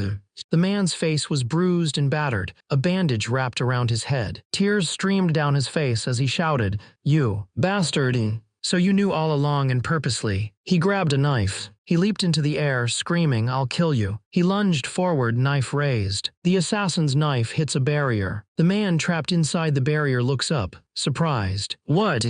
The assassin reels back from the impact. The man inside the barrier prepares to strike. He grins, his eyes glowing red. Yes, nice to meet you. Story is crazy, but you know what sucks? Waiting a week for the next chapter. Stop waiting and get the Dungeon Crawler Carl audiobook for completely free on Amazon. It is the highest rated series I have ever seen. With over 180,000 positive reviews, it has everything we love. Dungeons, systems, and a crazy talking cat. And the best part, it usually costs $25, but you get it for free. And it is yours to keep forever. Click the Amazon link in the description to start listening. A man wearing black lies on the ground, bleeding from his head. Sa Bigang stands over the fallen man. Another man in black is standing behind a bush. Sa Bigang says, "No. 7. Tuzg. That's what you get for digging into other people's business, my dear Ghost Shadow Manor friends." Sa Bigang smiles. The man behind the bush yells, "You bastard." Sa Bigang tells him to stand down. No. 5. Sa Bigang stands over the bodies of the men he defeated. A man in a dark hood and mask appears and says, "Hello there, Instructor Sa Bigang. To think you had actually already discovered us." Sa Bigang smiles and replies, "That's right. I'm Sa Bigang, the one you've been tailing. You must be the leader of these frogs." The masked man asks, "Though, is it really okay to reveal your identity in front of your surveillance target like this?" The masked man's eyes glow red as he says, "That's a foolish question. If I eliminate you right here, what trouble could it cause?" The masked man grins, asking, "Kukuku, are you really fine with that? Aren't you at least curious how I know about all of you?" The man in the mask replies,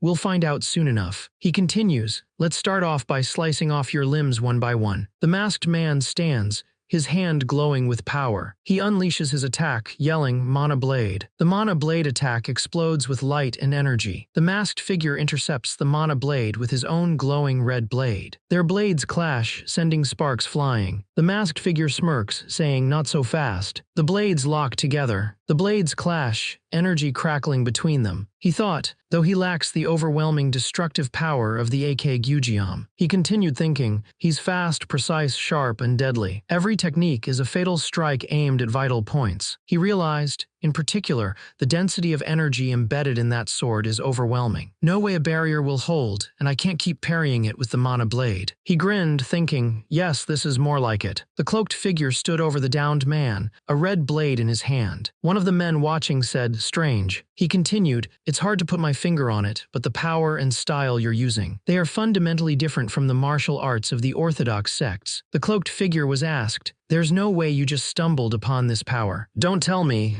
It's demonic arts." The man with the ponytail replied, "Come on. Have you even seen demonic arts in person? It's been years since the demonic cult fell." "What nonsense." The man with dark hair said, "It has nothing to do with demonic arts. Though you're right as it's not typical martial arts either." The masked man replied, "I see." The dark-haired man, surrounded by a green aura, said, "I now understand you're not someone we can simply subdue. I don't hold any personal grudge against you, but..." The dark-haired man continued, "I will take your life." Ghost Shadow Manor. The masked man's eyes glowed red as he said, "All of it." He said it was all for the sake of the Ghost Shadow Manor mission. His eyes narrowed, and trees were shown being destroyed. He used soul-destroying stride. It was an exclusive movement technique. After erasing all presence, it throws the opponent into confusion with high-speed movement. Then, in that moment of confusion, Ghost Soul Flash. Blood splatters across the face of the fighter. Comes a strike too fast to even perceive. The fighter moves with incredible speed. Illusion. The hooded man looks up in shock, saying, "What the?" A figure in a dark robe strikes with a blade, the attack connecting with force. The hooded man is sent flying, the attack hitting him square in the face. He crashes to the ground. One of the men shouts, "Es sir." The injured man coughed, asking how he could have been found. He continued, "So you take pride in your stealth skills, huh?" The man with glowing purple eyes replied, "Sorry, but I can see you clear as day." He asked if they should have a deeper conversation. The injured man realized, the Ghost Shadow Manor Lord. No, the Origin Sect leader. The words Origin Sect appeared. The Origin Sect is a mysterious group, like a ghost in the Jianghu, never appearing in any official events. It's unclear whether they are orthodox or unorthodox, and their true goals and sect are shrouded in secrecy. It is so much so that, decades ago, a massacre wiped out all direct blood relatives, including the leader, but most of the Jianghu did not even notice. Only those born and raised in the Origin Sect, loyal to the end, knew the truth. Those who survived that tragedy emerged under the new name,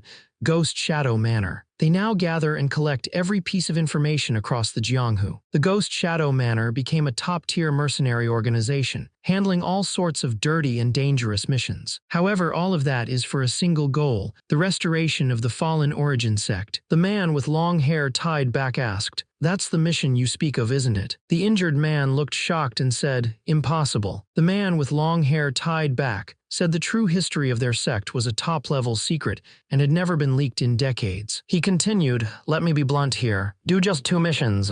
He continued, "Do 2 things I task you with, and I'll give you the information regarding that, the thing you've been chasing all this time." The man clenched his fist, furious. How dare you? You dare spew such nonsense." He continued, "Years. We've spent 20 years. We scoured the Central Plains with only a sliver of hope for the sake of our mission." He asked, enraged, "Do you even understand what IT is we've been searching for?" He revealed, "The blood of the origin sect." He elaborated, more precisely, a unique bloodline that can fully inherit the origin sect's martial arts. "There's a strange birthmark on their left wrist, right?" The man confirmed, "That's right. The core of our sect's restoration. The very reason we've wandered for so long." He continued, "But even within Ghost Shadow Manor, only a select few should know this secret." "How do you know?" "Enough. That's all I'll tell you. Now choose."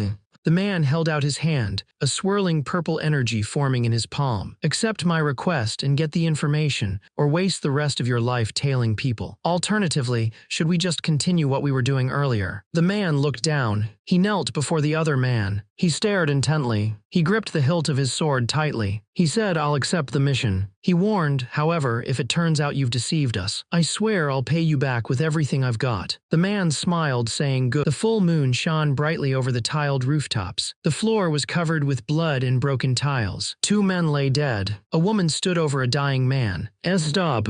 Kyuga." The woman's hand glowed with purple energy as she drained the man's life. "Hofri. Kyuga. Agi." The man was dead. "Kyuga." The woman stood over him, identified as the vice leader of the Black Scorpion Gang, Mac Hwo, the destructive fist-fighting demon. She told him that after he attacked the place with his subordinates a month ago, he killed all the men and raped all the women. She revealed that the women who survived commissioned her to make sure she killed him. He exclaimed, "Why you bitch?" He realized he couldn't gather his internal energy. He wondered what was happening. He asked why his internal energy was slowly fading away, saying it made no sense. The man, caught in her grasp, desperately said, "Kyuk, you bitch. Aren't you scared of what's to come?" The woman stood over him, a sword in her hand. "I am the vice leader of the Black Scorpion Ga. I said that earlier, you idiot." Wait.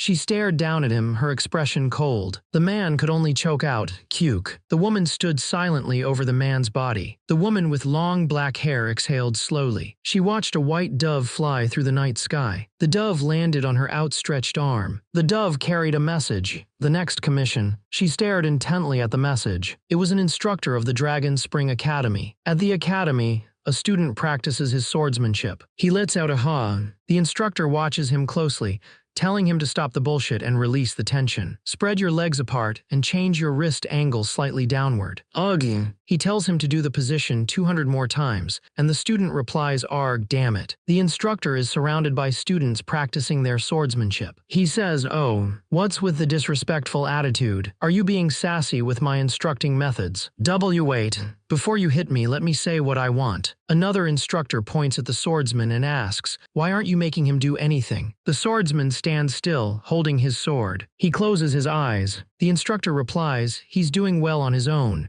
The other instructor is surprised. "Doing well? He's not doing anything. Is he sleeping right now?" He yelled, "Ugh." The instructor yelled at the student, "You think he's on the same level as you? Shut up and wield your sword with more effort, you dunce." Shit.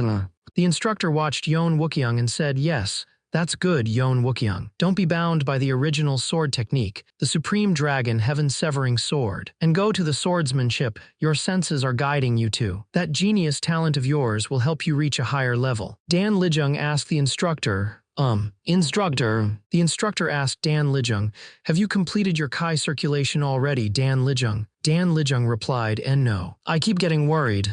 The man asked, "Can I really just do as you ordered and circulate my Kai? There's no other way to solve your issue other than accumulating enough internal energy." He continued, Unless you were secretly hiding rare elixirs, that is. The other man replied, pardon. Of course not.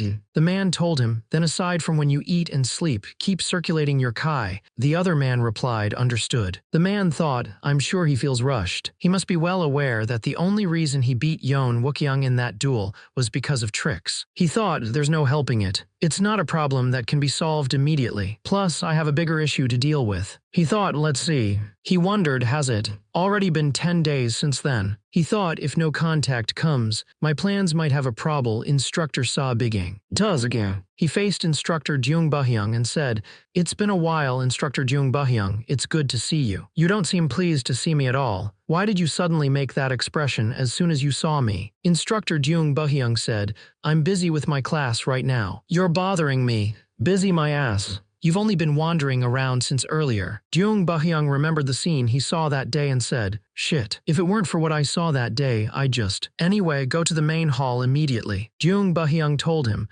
Vice Academy Master Chen Semyung wants to see you. Instructor Sa asked, it's been a while, Instructor Sa. How is it going for you? Instructor Sa replied, really good. Being able to teach my cadets, who are such outstanding talents, makes me feel the worth of being a senior instructor every day. Instructor Sa said, this is all thanks to you creating a class of outstanding cadets. Ahem. You knowing that is a relief.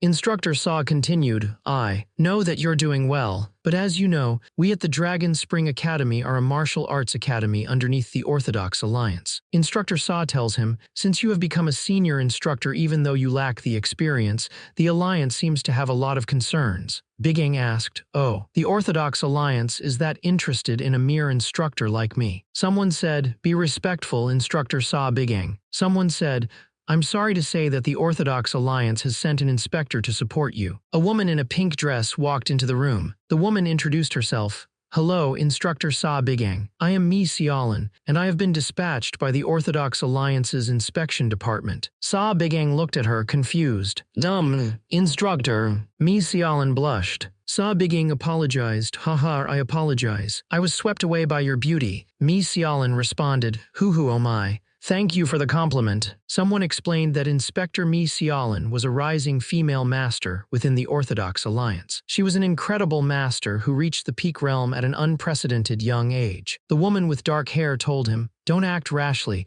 do your best as a senior instructor, and be careful not to be discourteous toward Inspector Mi. He laughed and said, ha ha ha, of course. He stared intensely. The man told him, good, then I'll tell you your first commission. He asked, do you know the soul-taking celestial maiden, the assassin? The soul-taking celestial maiden. The woman with long dark hair, pulled into a ponytail, responds, I don't understand why you're suddenly bringing her name up here. But of course I know her. She continues, a contract assassin who works by herself with no affiliations or comrades. She's famous for having never failed a commission she has accepted. She explains, I've never met her myself, but her targets were found with their lives sucked out of them. There's also the rumor that she's a peerless beauty. He asks if the mission is to kill the soul-taking celestial maiden, but the man smiles and says, no. He says, call the soul-taking celestial maiden over here at the Dragon Spring Academy. The hooded man tells Chen Semyung to cancel the commission, saying, tell Chen Semyung that due to unforeseeable circumstances, you have to cancel the commission. If so, then obviously, cancel. Chen Semyung is shocked. What are you saying after all this time? How irresponsible of you. The hooded man apologizes, saying, I sincerely apologize. However, there's no helping it as an urgent matter has come up. The hooded man explains that he'll introduce someone who's a perfect fit for the job, and that he'll pay the commission fee as an apology. Instead, I'll introduce you to someone who's a perfect fit for this job. As an apology, I'll pay the commission fee as well. I've contacted her a few times for my missions before, so I can do that. Chen Semyung looks concerned. But why would you do such a foolish thing? She's a merciless and thorough assassin. No matter how strong you are, she'll still find a way to kill you. The hooded man smirks. What's this? Are you worried about me? If you die before you tell me the promised info, I'll be the one in a dilemma. The man with long dark hair tied in a ponytail behind his back said, yes, you're right. She's a very dangerous woman, which is why... The man with the smirk on his face. A dark castle loomed against a stormy purple sky. The castle was under attack by a horde of grotesque creatures, fire erupting all around them. A beam of red energy sliced through the air, aimed at the castle. The attack collided with a barrier of light, causing a massive explosion. The attacker was performing a double casting. He unleashed a devastating combination attack, Judgment Thunder Void Cannon. The attack exploded with incredible force. The masked man floated in the air, a magic circle under his feet and one in each hand. A close-up of the masked man's face reveals his menacing teeth. The fiery demon thought, "This can't be all right." The fiery demon stood tall. The purple-haired man with a mask said, "I just unloaded a barrage of 8th-class spells, and not a single scratch." The demon responded, "Go all out, Shubis. Otherwise, I'll have to dispose of you right here." The purple-haired man powered up, yelling, "Shut the hell up, you bastard." He unleashed a powerful attack, Atomic Burst. A beam of red energy shot towards the cloaked man. The cloaked man was surrounded by a swirling vortex of golden energy. The beam of red energy collided with the golden vortex. The cloaked man watched as the energy made contact. He thought, a maximized 9th circle annihilation spell. He realized, vanished the moment it made contact. No, it didn't vanish. The masked man unleashed a blast of fire, but it was blocked by a hexagonal barrier. Ugh. The barrier began to crack under the force of the blast. The barrier shattered. The masked man stared intensely. He was lying in bed, breathing heavily. He grimaced, sweat dripping from his face. "KH." He got up and said, "No matter how many times I relive it, it's still the same shitty memory." He walked outside. He walked along the path thinking, still for now. With this, I've cleared the biggest obstacle. He thought that locating Mi Xiaolin as fast as possible was one of the top priorities in the grand plan. The issue was that despite her importance, he didn't know her exact whereabouts at this point in time. Good thing Chen Semyong and the Ghost Division moved according to plan. He knew that even future powerhouses like Dan Raijong and Yon Wookyung couldn't hold a candle to the abilities Mi Xiaolin possesses. He thought, so now the next task is HM. He thought, she's really beautiful. If a celestial maiden descended from heaven, she'd look like that. Two swords clash against each other. The woman in a pink dress moved with grace and precision, her sword raised high. She landed lightly on her feet. She spun around, her sword glowing with a pink light. She unleashed a powerful strike. The woman in the pink dress held her sword ready. She unleashed a series of rapid sword strikes. The woman stood with her sword at her side. She glared intently. The woman walked away, watched by a group of men hiding behind a pillar. The men hiding behind the pillar watched the woman. The woman approaches Instructor Kang Sabai, saying, "Good morning, Instructor Kang Sabai." Kang Sabai replies, "I was just swinging my sword for a bit of morning exercise. I hope I didn't disturb anyone." One of the men hiding says, "Not at all. Your swordsmanship was more than commendable." The man continues, "Actually, this works out nicely. I was meaning to speak with you anyway." Kang Sabai asks, "Me?" "Me," the man replies, "You mean me?" The man says, "Yes. If you don't mind, may I walk with you for a moment?" The woman responds, "Very well, Inspector." They began to walk together. The man with the ponytail says, "Your swordsmanship is quite refined, as expected from someone of the Heavenly Sword Alliance." "You flatter me. There are many experts within the Alliance far above my level." The woman thinks, "So shameless, as if you're really with the Inspection Division or the Heavenly Sword Alliance." When it's all a lie, a man with dark hair says, "You're the one who's impressive, Instructor Sabai." "Excuse me." The woman explains that not long ago, Sabai won a public duel with a single strike and took down the infamous Green Forest demon solo. The woman with long dark hair says, "Honestly, you sound more like the real expert here." Sabai looks down and says, "Wow, you already did a background check." "It was just dumb luck. A fortunate encounter, that's all. Not really something worth bragging about." The woman smiles and says, I don't see it that way." The woman tells him, "The trainees, they say otherwise." She continues, "Sure, maybe your methods have been a little rough lately, but you've helped each of them through personal struggles, treated everyone equally regardless of background or status." He responds, "They said all that. TCH, what good kids. And also," she looks at his hands and says, "Your hands, Instructor." She notices the calluses and the muscle structure of his palm. She looks at his hands and thinks, "At least 5 years. No more than 10. You've not spent a single day without gripping a weapon, relentlessly training over and over again. Skin tearing, healing, and tearing again. Hands like that are only forged through devotion." She continues, "Instructor Kang Sabai, regardless of any fortunate encounter,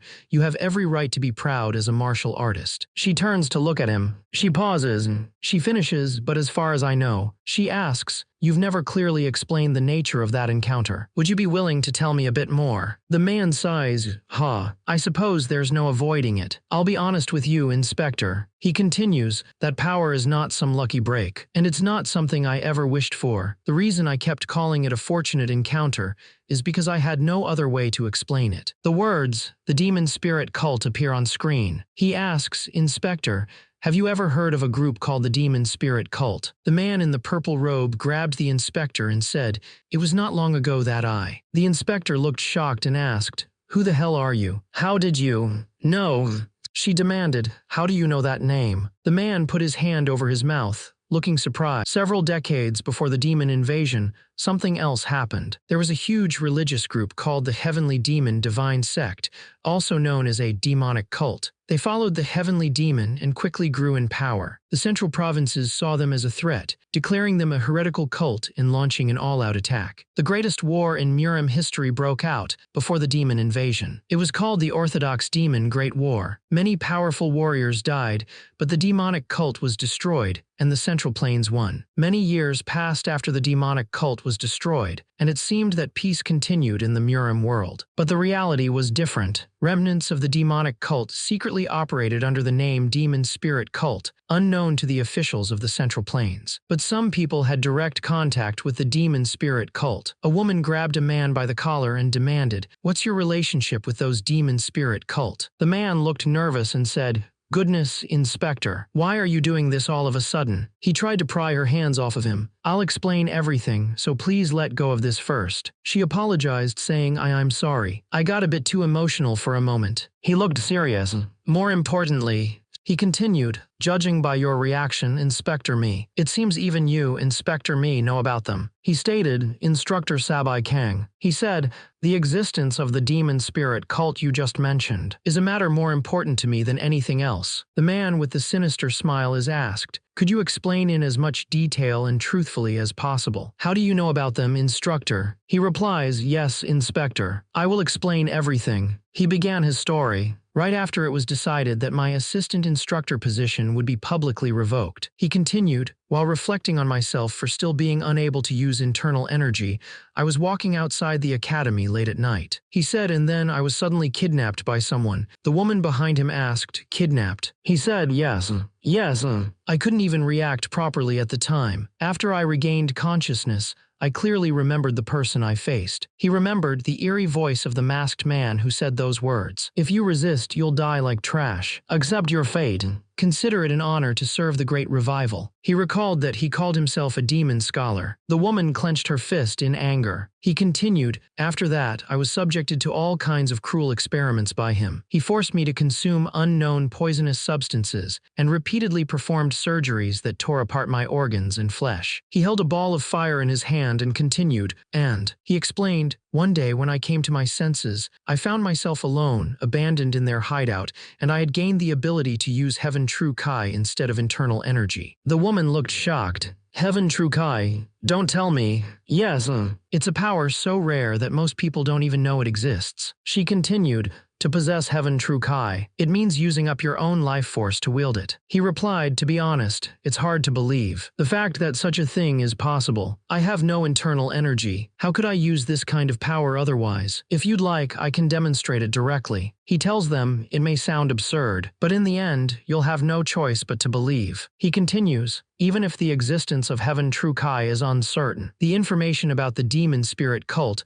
almost perfectly matches my own personal experience. He asks if they still don't believe him, then suggests, if that's the case, then we can slowly start digging into her from this side. Still don't believe me? Then how about coming with me? He explains the place he wants to take them is the place where I was kidnapped and subjected to all kinds of torture and experiments. The place they abandoned me and left as it was. He finishes, when I woke up, there was nothing there, but there might still be some traces left. He grinned, saying, but it's quite a distance, and we've already had enough today. He continued, if you're okay with it, let's meet outside the academy tomorrow night and head out together. I will guide you.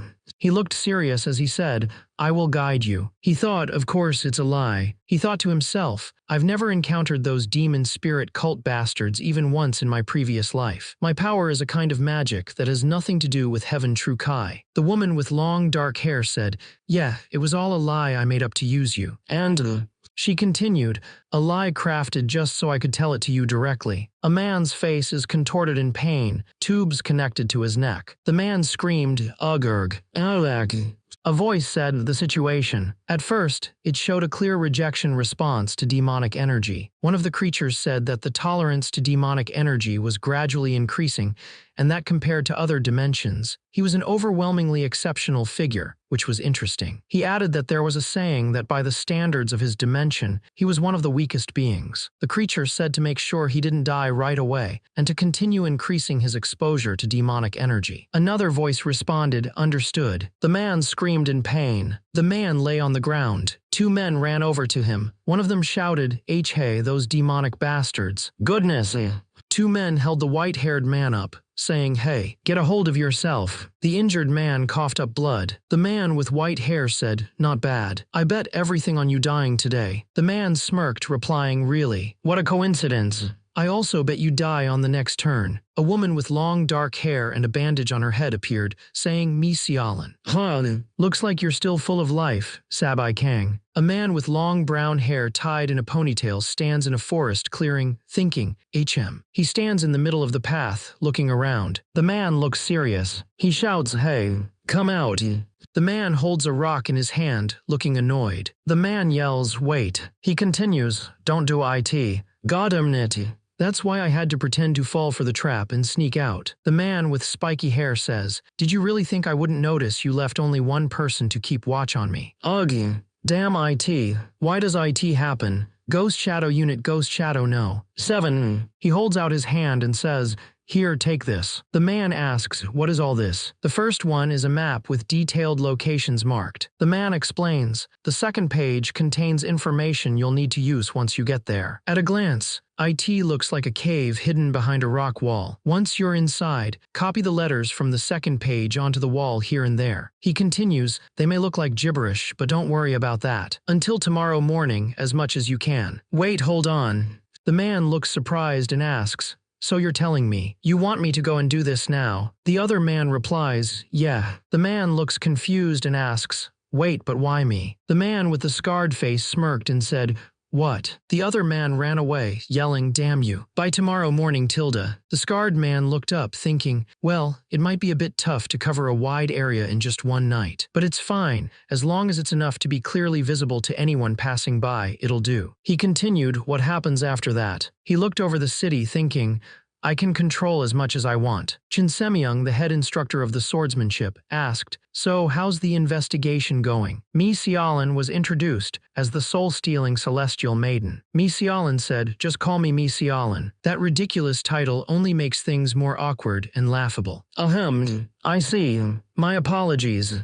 Mi Sialan asked, so, how is the interrogation proceeding? Did you find out anything about the place he mentioned? She added, to be honest, this power isn't some sort of blessing. It wasn't something I ever wanted either. She said, there's nothing substantial to report just yet. If we want to break through the confusion and obtain accurate information, I'll need more time. Please make sure to conduct a thorough investigation. Another man said, Sabai Kang, it's clear that he's definitely hiding something. Lately, his actions haven't made any sense at all. She continued, if he turns out to be a spy sent by some dangerous organization, he could pose a serious threat to the Orthodox Alliance. Whether he's with the Orthodox Alliance or a demonic cult, I honestly don't care. She added, but for the sake of a smooth operation, I'll check in advance. The man asked, check what? Suddenly, a blade was inches away from the man's face. The woman with long dark hair, wearing a pink dress, held a blade near the man's face. She said, Seat Kang, if it turns out that he has some suspicious background or motive, you wouldn't mind if I slit his throat on the spot, right? Seat Kang's eyes narrowed. Yeah. Whether it's a lie or a trap, it doesn't matter. Sabai Kang thought, if it turns out he deceived me with some shallow scheme, I'll extract every last bit of information. The next morning, Sa Bigang meditated, surrounded by a purple aura. He focused his energy, first, starting with the intermediate tier that contains mana. He thought, thanks to absorbing the highest grade mana stone last time, it has improved a bit, but even so have I only reached the circle. Sa Bigang grabbed his sword. At this level, I should be able to handle at least one master-level beast. At the very least, within the academy, there's no opponent that would be a problem as long as I exclude that guy. He thought, and the problem is the lower Danshin. He focused on his core. Though it's faint, I can feel the presence of inner energy and there's no particular problems with the blood's veins and meridians. No martial arts nor cultivation techniques can overcome it. He remembered being examined. This is the strange constitution I was born with. Even head division Jinbeek said he had never seen such a peculiar constitution before. He steeled himself. But still, because of this constitution I've survived. He recalled his time as a test subject. Even though I was just an ordinary spear user and an external martial artist, the reason I wasn't killed outright and was instead kept as an experiment subject is solely thanks to this cursed peculiar constitution of mine. And the man asked, "Are you taking a fortune-telling rituals?" Phew. I stayed up all night preparing everything. Damn it, you making me do all this useless stuff. He asked, "Did I tell you to do something?" The man yelled, "What the fuck? You fucker." Then he quickly said, joking, "Good work, you can go now." The man with the ponytail said, "So now, there's only one thing left." He arrived at a building. A man shouted, "Hayat." Then he groaned, "Ugh." The man continued to fight. The man with the ponytail thought, "Now, I just need to show me Xiaolin the cave that has been appropriately decorated as the residence of the demonic cult. All he has to do is spread some appropriate false information." The man with the ponytail explained that the entrance of the cave is covered by a barrier set up by the demons. So to martial artists, it will look like sinister sorcery befitting the bears of the demon cult. He thought that it may be sloppy in many ways, but that doesn't matter. He continued, saying that more than anything, it's information on the demon spirit cult that they haven't even managed to get a single lead on until now, so they'll be suspicious. But for now, they'll have no choice but to grab onto it. The man with the ponytail turned to Mi Xiaolin. The man with the ponytail greeted her, saying, "Good morning, Inspector." Mi Xiaolin responded, "I'll go." Mi Xiaolin said she would go to the place where the demonic cult was settled. The man with dark hair thought that as long as he fed her proper false information and stirred up her hostility towards the demon spirit cult, he could guide the inspector. He said, "Yes, Inspector, I will guide you." Someone said, "Okay, let's meet outside the academy." He thought that he could control her however he wanted. A dark castle loomed against a red sky. The man groaned in pain, blood dripping from his mouth. Ugh, ugh, ugh. He struggled to breathe, clutching a purple orb to his chest. Huff, ugh, huff. Someone yelled, "Hey, someone over there. Emergency." A man with long white hair shouted, "Hey, you little shit monster. If this continues, he'll really die." A round gray sign appeared that said, "Stop sobbing." The woman with long black hair said, "It's late." The man with white hair looked on. The man with white hair continued to look on. Two men held a dead man upside down. A purple orb glowed in his chest. The woman with long black hair and the man with white hair sat together. The dead man lay before them. The woman with long black hair said, "In the one. Only two of us left." The man with white hair asked, "Are we the last people from Murim?" He then said, "That's a hasty assumption. There might be more of these holding facilities somewhere." He thought, maybe there are survivors somewhere in Murim. The woman sighed, "What a shitty life. It would have been better if I had just died cleanly on the battlefield." The man with white hair said, "You know what's even funnier? This isn't even my first time being captured like this." The woman asked, "You mean you went through something like this even when you're in Jianghu?" The white-haired man said, "Yeah, they are called demon spirit cult." "Even if I tell you, you won't understand." The woman and the man were still in the room. The woman asked, "Then, is that the ability to absorb star art? Is it gained as a side effect of the experiments?" The man replied, "Yeah, this is the first time in my life I've ever told anyone this." The man continued, "I find it fascinating that it has the ability to work on those monsters too. I never knew there were such circumstances." The man said, "So in the end, the revenge failed. To be exact, I'm giving up." The man with long black hair said, "For 10 years, no trace of the demon spirit cult has been found. Gradually, I realized it. At first, I was part of a powerful group that no one could match." The man with white hair asked, "Do you know why I willingly joined this war and endured it?" "Well, of course, it was for the future and survival of Jianghu Murim." The man with long black hair stared ahead. The man with white hair scoffed, "You, seriously?" "Yeah, right." He continued, "To protect Jianghu from those outer monsters when we had no choice but to fight for the sake of the future and survival." The woman with dark hair and a bandage on her head said, I grew tired of living any longer. I don't even have the courage to take my own life. I just went to war to find a place to die." She continued, "I didn't know I would slowly die in a place like this." A man next to her told her, "Don't give up." The man with long white hair told her, "Don't act all gloomy like it's the end of the world. Anyway, we're still alive here, aren't we? He continued, I'm definitely not planning to die in a place like this. Do you know how much I've endured, struggling like hell without even being able to use inner energy? The man finished, so now that it's come to this, you should grit your teeth and hang in there too. If we somehow survive and get out of here from these monster bastards. The man with the light hair said, let's go take revenge on those demon spirit cult bastards, or whatever. I'll help you too. The woman with the head bandage asked, how is it? Are you feeling a little helpful now? She continued, what a joke. How can someone who can't even use internal energy say that? Suddenly, the ground cracked as something moved underground. The woman was pulled underground. A man descends into the depths. He thought, Tusk, memories of the past that I buried for hundreds of years keep surfacing. This is definitely because. He thought about the woman he had just met. Is it because I met her directly after returning? He clenched his teeth.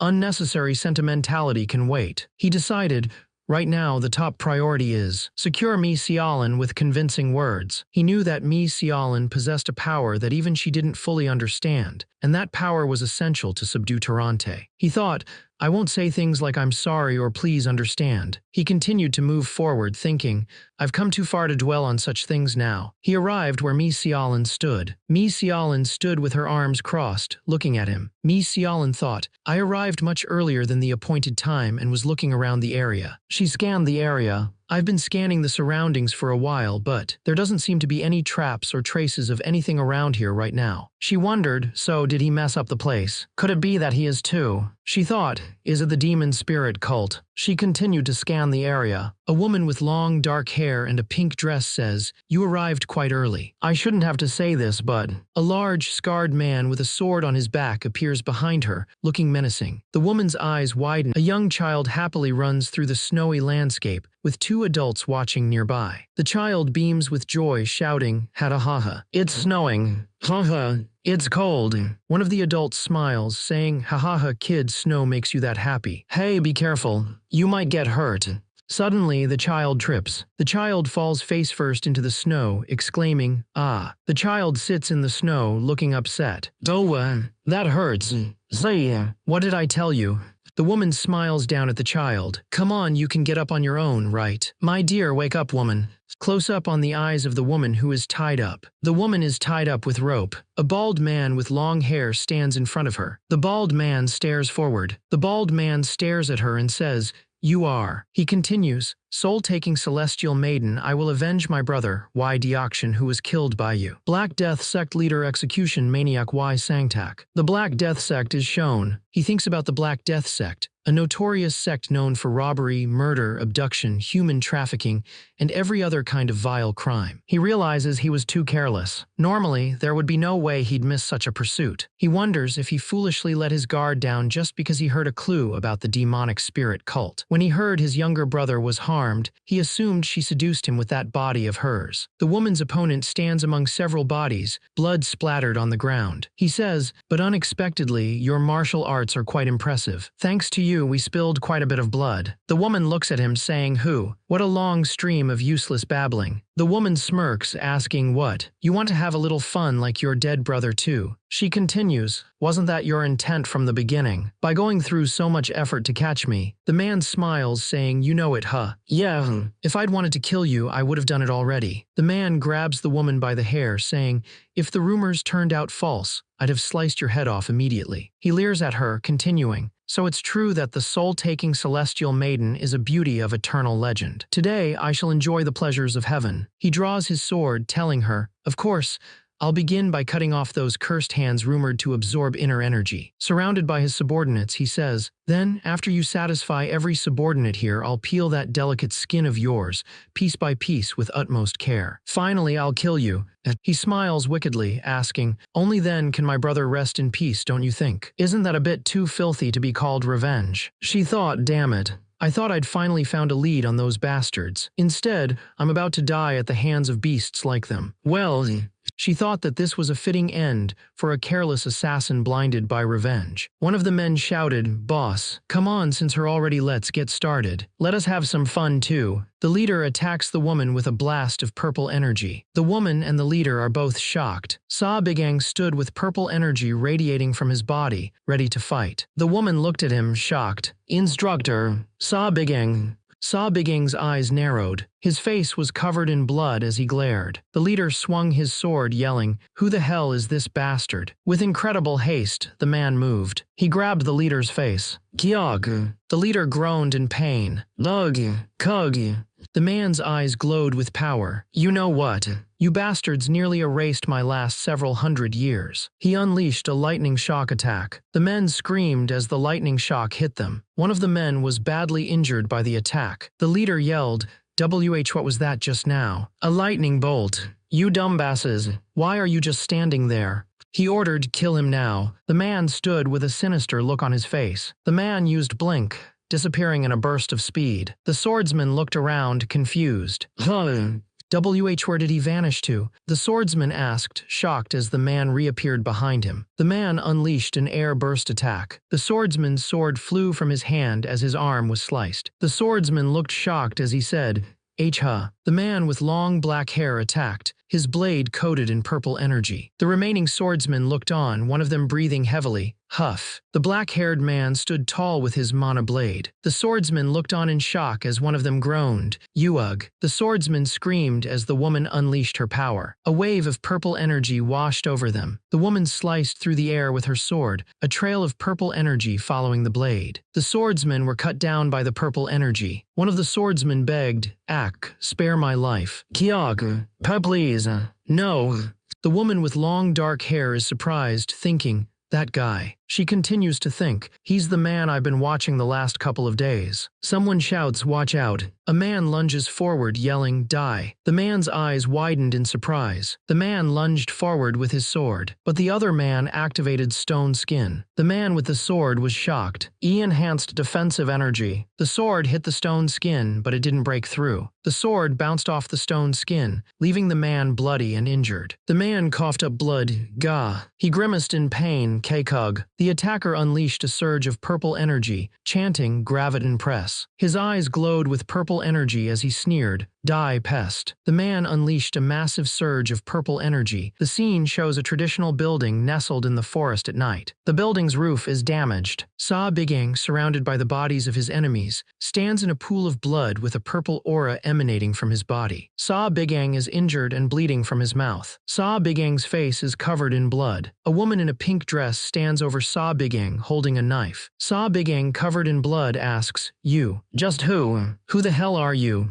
A man with long hair smiles, saying, "Oh my, Inspector me. I'm so relieved that you're safe." The man continues, "When I saw that you weren't at the meeting place, I got worried and searched for quite a while. At this level, my tracking technique is pretty useful, isn't it?"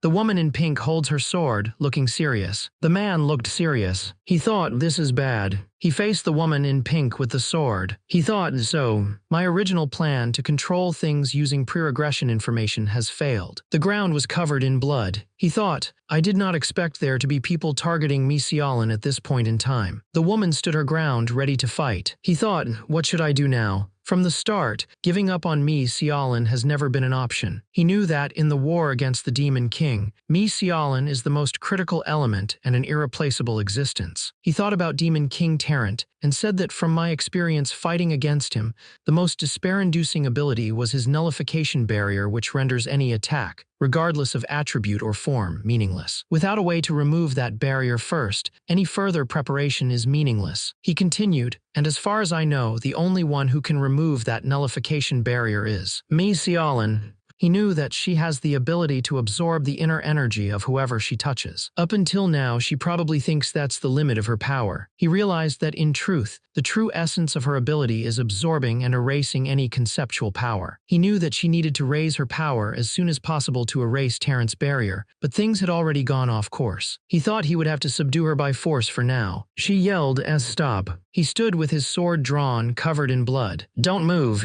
One twitch of a finger and I'll kill you." Saw Biging. "Hey, Saw Biging." Saw Biging looked up, shouting, "Can you hear me? Answer me."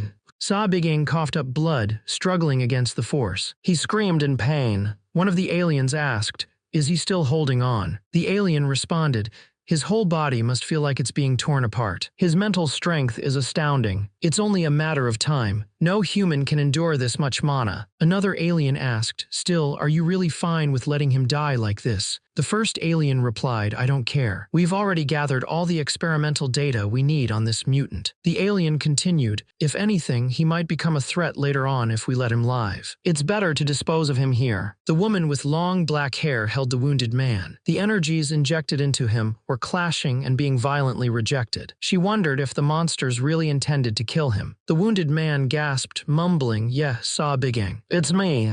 He begged, kill me. The woman's face was filled with anguish. I can't take it anymore. The man groaned. She yelled, don't you dare talk like that. Didn't you say it before? She remembered their promise, that we'd survive together and get revenge. She cradled him, realizing, no, his consciousness. His body was breaking down faster and faster. She remembered their past together. Tears streamed down her face. Sorry, sobbing. Her eyes widened with determination. The man with long white hair looked up, surprised. The clashing energies inside are completely gone. What in the world? He looked over at Mi Xiaolin. Looks like it worked. I'm glad. Mi Xiaolin, what did you? The man stared intently. Mi Xiaolin sat on the ground, looking exhausted. To be honest, I wasn't that sure it would succeed. The man looked at her, shocked. You. The woman coughed up blood. Don't move, just stay still. You were about to die up until just now. After realizing that my ability works on those monsters, I learned. I can absorb more things than I thought. She continued, I managed to absorb it somehow, but the energy was so alien that I failed to erase it. Perhaps it would have worked if I had realized sooner. The man was shocked. See, crazy woman. Is this really the time to be saying that? The man looked at the woman, horrified. You're about to die. Mi Xiaolin, why? He asked, why? Would you do such a thing for me? She responded, because you told me before. She remembered him saying, not to give up as if it were already over. A real man keeps his word, right? He sobbed, you idiot. I only said that to keep you alive. The woman with long dark hair sat on the steps, looking down at Sa Bigang. I never wanted something like this. She continued, stay alive, Sa Bigang. Live on and occasionally remember that there was once a fool of a woman like me. She added, also, one last thing. The woman in the pink dress stood before the man with long black hair, both covered in blood. The man looked up, gasping, ha. The woman with dark hair and a red dress held a short blade. The man, covered in blood, said, don't be nervous. I don't intend to harm you. The woman looked at him skeptically, asking,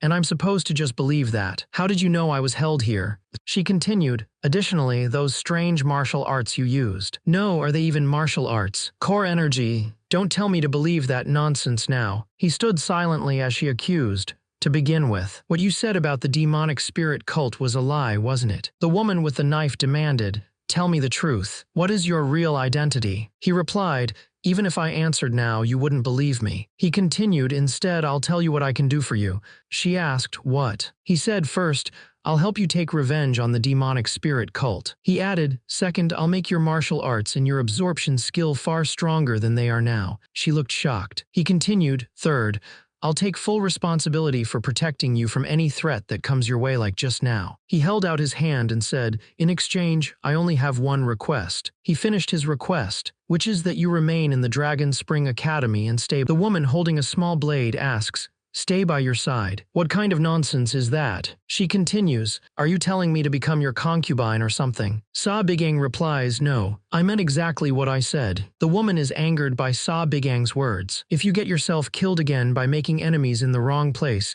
that'll be troublesome. She yells, ha, what did you just say? You think you can spout whatever you want just because I'm vulnerable right now. She continues to berate him. Who knows what you'll try if I let you stay close? What?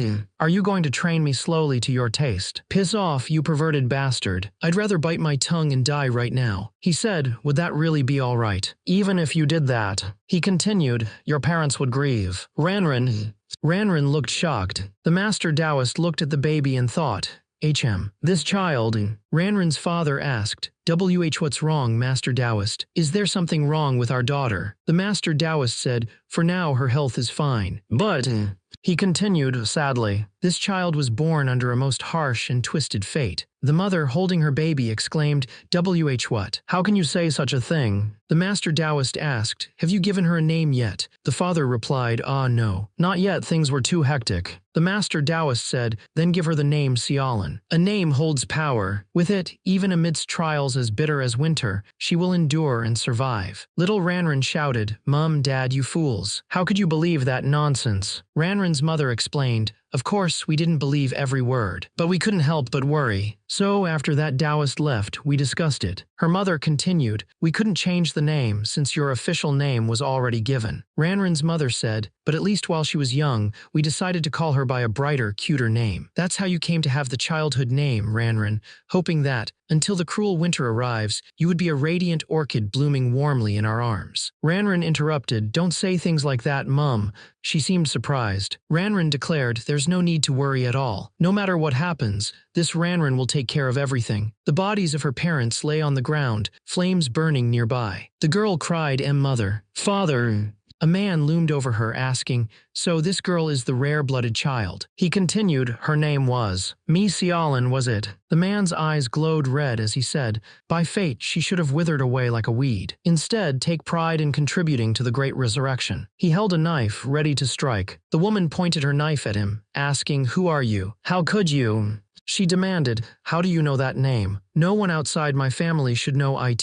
He said, "I can't tell you. And even if I did, you wouldn't believe me." She looked at him, shocked. He told her, "I've told you everything I can for now. The decision is yours." The man stood with his back to her. He told her, "What I said earlier wasn't an empty promise, so think carefully before you decide." The woman walked away. She looked conflicted. She thought about what he had told her and remembered all that he had done. A man with long black hair and a brown robe reached out his hand. He gripped his sword tightly, thinking, "Damn it." The camera panned out to show the building. A man in a black mask sat on a table with his arms crossed. The masked man looked angry. The masked man confronted the other, demanding, "Damn it, sneaking out at night, even slipping past surveillance, where the hell did you go?" He continued, "Were you checking on that job I ordered the other day? I told you already, just follow instructions and—" The man with the ponytail had blood on his face. The man with the ponytail was exhausted and told the masked man, "Why you exhausted? Let's talk later." The masked man stepped forward. He stood, looking exhausted. He thought, "Damn it." He unleashed a series of fierce attacks. He breathed heavily. He thought, of course she wouldn't just leave it at that. Whatever her grudge against the demon cult, her words were far too suspicious. Not to mention, she herself is dangerous. If I were Mi Xiaolin, I'd retreat for now and investigate separately. The man gritted his teeth. "Kang Sabai, you damn fool. Are you going to ruin everything over an incident more than 200 years old?" He continued, thinking they needed to track her immediately before it's too late. He paused, noticing someone. A woman with long black hair greeted him. "Oh, Inspector. Good morning." The woman stood in the courtyard. The inspector smiled at her. "Right, you're so-so, aren't you? A fine morning indeed." A woman with long black hair smiles, saying, "Good morning, Instructor Sabai. Sorry to interrupt class, but may I borrow you for a moment?" A man with green hair looks surprised. "Mi Xiao, Inspector, the students are meditating." The inspector says, "Lend me your hand." The inspector holds Sabai's hand, and a purple glow surrounds them. The inspector, holding Sabai's hand, tells her, "There's no trace of inner energy in your meridians. So it's true that you can't use Kai. You believe me?" Sabai glares at him and says, "Don't be ridiculous. After all the lies you've told, you expect this to convince me. From the very beginning you deceived me, talking about innate true energy, about being kidnapped by the demon cult." The inspector replies, "Yes. From the start, even asking you to investigate me was part of the plan. Bastard, you approached me intending to use me all along." Sabai looks furious. "Who? Your identity, your goals, even my past, how much do you know? I'd torture it out of you if I could." The inspector says, "But you wouldn't let yourself be captured, nor do I intend to be. So, I'll let myself be tricked one last time." The woman with long dark hair said, "Honestly, I expected you to just walk away." "Naturally. Who would trust the words of a swindler like you?" The man with the ponytail said, "None of that matters. What matters is vengeance against the demon cult. That much you must keep your word." He continued, "If that too turns out to be a lie, I'll find a way to kill you myself, no matter what it takes." The man with the ponytail looked at her and said, "I promise." The woman said, "That vengeance you desire, I'll see it done." He frowned, thinking, "TCH, if only you hadn't added that at the end." He asked the woman with long dark hair. I thought about it all night, but I still don't understand. How did you find out my childhood name? Not even the demon cult knew, and I never told a soul. The man looked up, his expression serious. The woman, injured and bandaged, said, one last thing. Just one more. She smiled weakly. Truth is, my parents gave me another name when I was little. That short time was the happiest of my life. Tears streamed down the man's face as he said, Ranran. It means shining orchid. He smiled weakly, blood trickling from his mouth. Don't you think it suits me now? So remember me that way. He continued, not just through sorrow and pain, but as a fragment of something a little more beautiful. A close-up of the man's face. He said, I told you all. Nung Soso, a first-year cadet of the Dragon Spring Academy, introduced herself. Nung Soso felt she was facing the greatest trial of her life. Not just her fate, but the fate of her entire class hung in the balance of this enormous crisis. One of the girls said, Hey, commoner, with not a single word out of place, spill it. You know what will happen if you even try to lie, right? If you don't want your whole class to be wiped out, you'd better behave. Nung Soso was nervous. A woman with long black hair and a stern expression said, Don't even think about hiding anything. You have to tell everything in detail. She continued, If your class dares to disgrace the name of the Dragon Spring Academy, I'll make sure to report it to the clan elders, and action will be taken without fail. The woman explained that there was a cadet in the Flying Dragon class who was in the same year as them. Her name was Manhwa, and she was the precious jewel of one of the most famous Orthodox clans, the Sword Flash Mach clan. It was said that the Dragon Spring Academy received enormous sponsorship from the Sword Flash Mach clan every single year. If Danhwa ended up reporting negatively about their class, their entire class might be disbanded. Nung Soso reassured the instructor, Sa Bigang, that she would prove both her strength and their class's worth, and she would protect them from the wicked clutches of the Sword Flash Mach clan. This is Dragon Spring Academy's special problem solver, Nung Soso's incident journal. She began to train, practicing her punches and palm strikes. She shouted, Ha, as she continued her training. Her foot slammed into the ground, causing cracks to appear. She unleashed another powerful strike, yelling, Ha! Inspector Mi Xiaolin watched her stance and said, Good. Your stance is much more solid than before, Inspector. Mi Xiaolin continued, But when you unleashed your form, you were straining too much. Try to execute it more flexibly. Mi Xiaolin had been at the academy for about 2 weeks. At first, she had been worried because Mi Xiaolin came specifically to monitor their class, but after spending time with her, she realized she was extremely kind and gentle, so she felt relieved. She responded, Yes, madam, I'll work hard. Mi Xiaolin told everyone to gather because there was an important announcement. Mi Xiaolin revealed a scroll with the letters SPC written on it. She tapped the scroll with a pointer and said, Okay, from today our class will be known as this. Someone asked, SPC, what kind of a name is that? It's so lame. Mi Xiaolin glared at him. Want a beating? It's short for Special Purpose Class. This is a class with a mission that no other cadets in Dragon Spring Academy can carry out. Another student asked, and what exactly is that mission? Mi Xiaolin smirked and declared, the defense of the Central Plains Murim. The narrator explains, this man is our homeroom instructor, Sa Bigang. Sometimes he acts a little eccentric like this, but usually he's a cool and respectable instructor. It turns out, originally, Instructor Sa Bigang was famous for being completely incapable of using inner energy. But then, about a month ago, during a public sparring match, he shocked everyone by displaying incredible energy techniques. Then, in no time, he passed the exam for promotion to become a full-fledged instructor, and then he became our class's mentor. The narrator continued, he says he experienced some sort of fateful encounter. At times, it even feels like he's an entirely different person compared to before. But in the end, it was good both for him and for us, so it must be a blessing, right? The girl with the bun hairstyle sighs and asks, what nonsense are you spouting? The woman in the pink dress points at the inspector and asks, Really? This is what you say to cadets in training? Do you think this is some child's game? I'm serious, Inspector. Is protecting Murim a game to you? She continues, Did that name even get approval from the academy? That's what we're going to do now. You'll help me with that too, right? It seems that at first the two of them were very formal and polite with each other, but lately these kinds of little spats have been happening more often. Someone wonders if the inspector is growing dissatisfied with the instructor, but it feels more like. It feels like some wall between them has broken down. Someone shouts, Hey, Stop.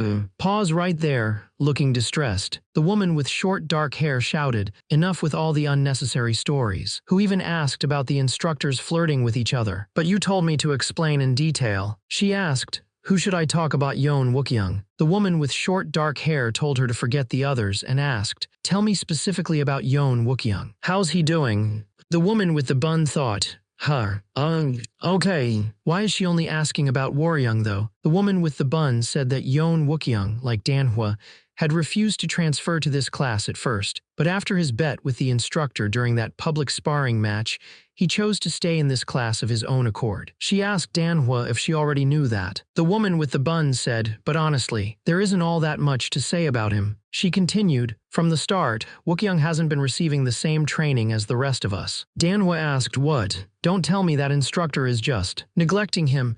The woman with the bun waved her hands, saying, and no, it's not like that. Danhua asked why she was getting mad all of a sudden. The woman with the bun explained, because while we've been doing basic training, I've seen him spar directly with instructor Sa Jebang several times. She added, as far as I know, he's the only one in our class who's ever crossed swords with the instructor. She continued, most of the time he just stands silently in front of the wooden dummies. But the instructor even warned us not to disturb him. She insisted, so no, he's definitely not being neglected. She wondered then, is Yoon Wookyoung actually satisfied with his situation? I don't know for sure, but she finished. He doesn't seem particularly dissatisfied. The girl looked at the silent Yoon Wookyoung. The woman told them, that's enough. We'll call for you again later. And you, keep your mouth shut. We'll be watching you.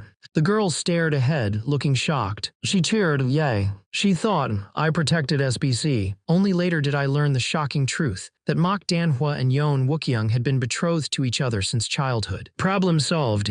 The scene changed to a shot of the roof of a building. A man wearing a mask is kneeling on the roof. He's crouched low, one hand on the rooftop. Someone says, it's been a while, number one. The masked man looks up, and standing behind him is a man in a blue robe. The man in the blue robe continues, impressive. You saw through my concealment technique, even though I was using it at full strength. The man with the purple eyes says, I told you before, that vaunted stealth art of yours is useless against me. He continues, but the fact that you came to me directly, shall I take it to mean that you've completed the task I assigned you? The man holds up a small glass bottle with a strange insect inside, warning, if this is some pointless business. He explains, your second request as stated in your original commission. He says, I could not determine the exact location, but it should be somewhere between Huhei and Jiangjing, in a remote area with little human presence. The environment itself would be twisted, transformed into something grotesque and abnormal at first sight. You asked me to find a location matching those two conditions. The man with green hair and his companion are on a mission. He says, the search range was excessively wide, so I expected difficulty. But surprisingly, it didn't take as long as I thought. They arrive at a place filled with strange, alien-like flora. He says, and that's because it was simply impossible to overlook. He sees a strange dragonfly-like creature with multiple eyes. He asks, tell me, what exactly is that place? Or rather, what are those things?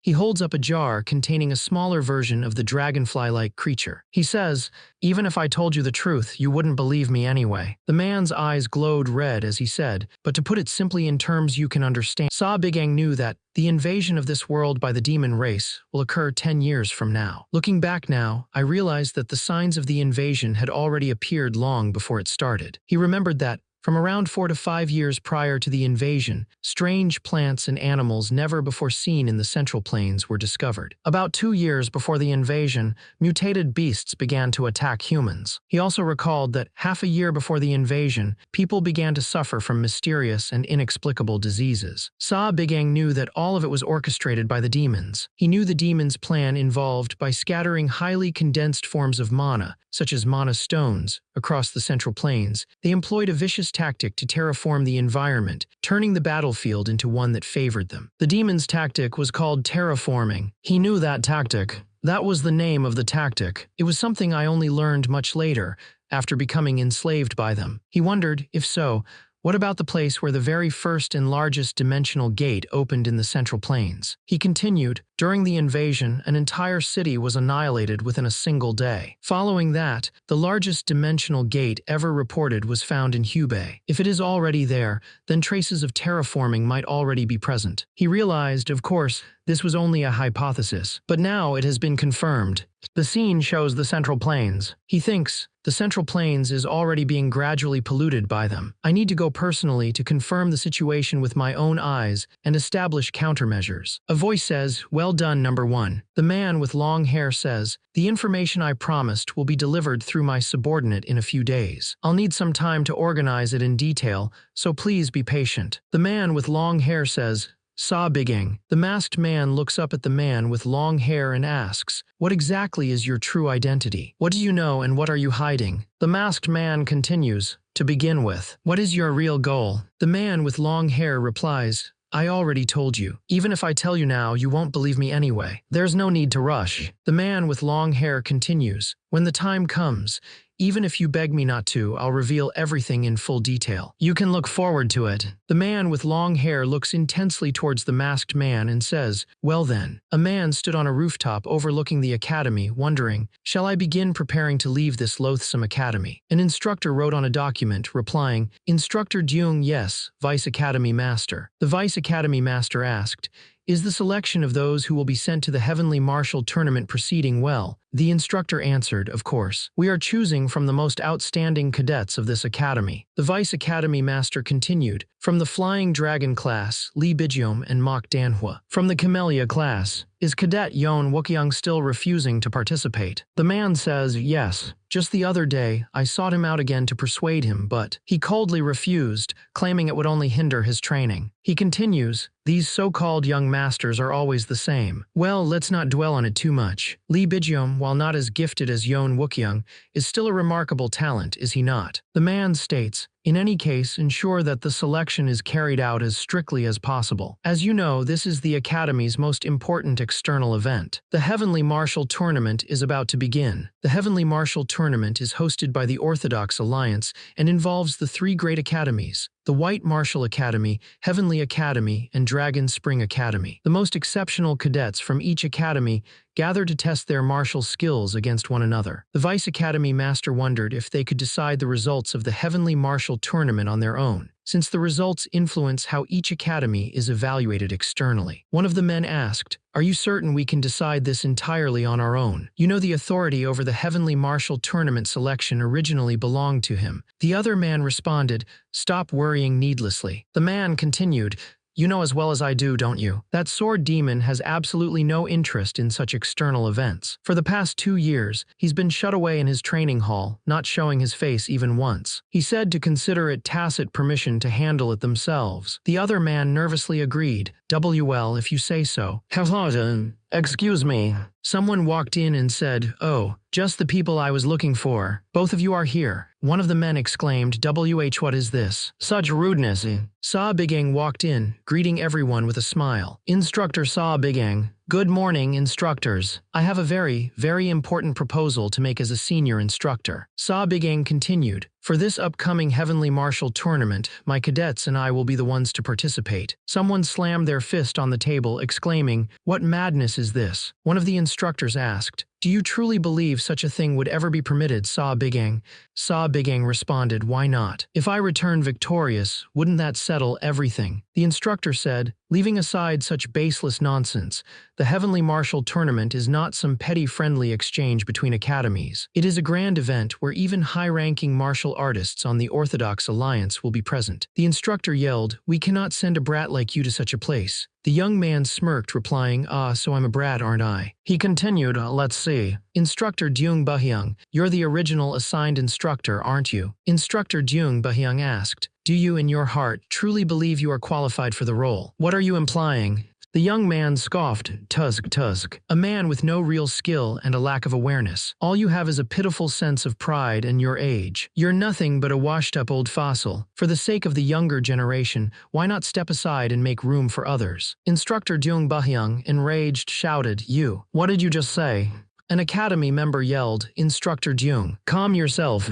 Vice Academy Master, are you seriously telling me to endure this humiliation? Another member added, why let yourself be provoked by such an unqualified brat? Ah, what a shame. Instructor Jung, face twisted in anger, shouted, all this time I thought a martial artist's worth was determined by their martial arts skills. But now I see that some prefer to cling to excuses. Shut your mouth, boy. He continued, pointing a finger. Come outside at once. I'll smash that foul mouth of yours to pieces. The gray-haired man smirked. Instructor Jung, please calm down. Yes, yes. That's exactly the response I wanted. He thought to himself, if I publicly defeat Jung Buhyung, Chun Semyung will inevitably be embarrassed. Then I can take the supervisory role over the Heavenly Martial Tournament for myself by pressing further. He continued thinking. The tournament is held at the White Martial Academy located in Shaanxi. He considered the travel arrangements. It will take roughly a month to travel there from the Dragon Spring Academy here in Jiangxi. If we make a slight detour from the original travel route,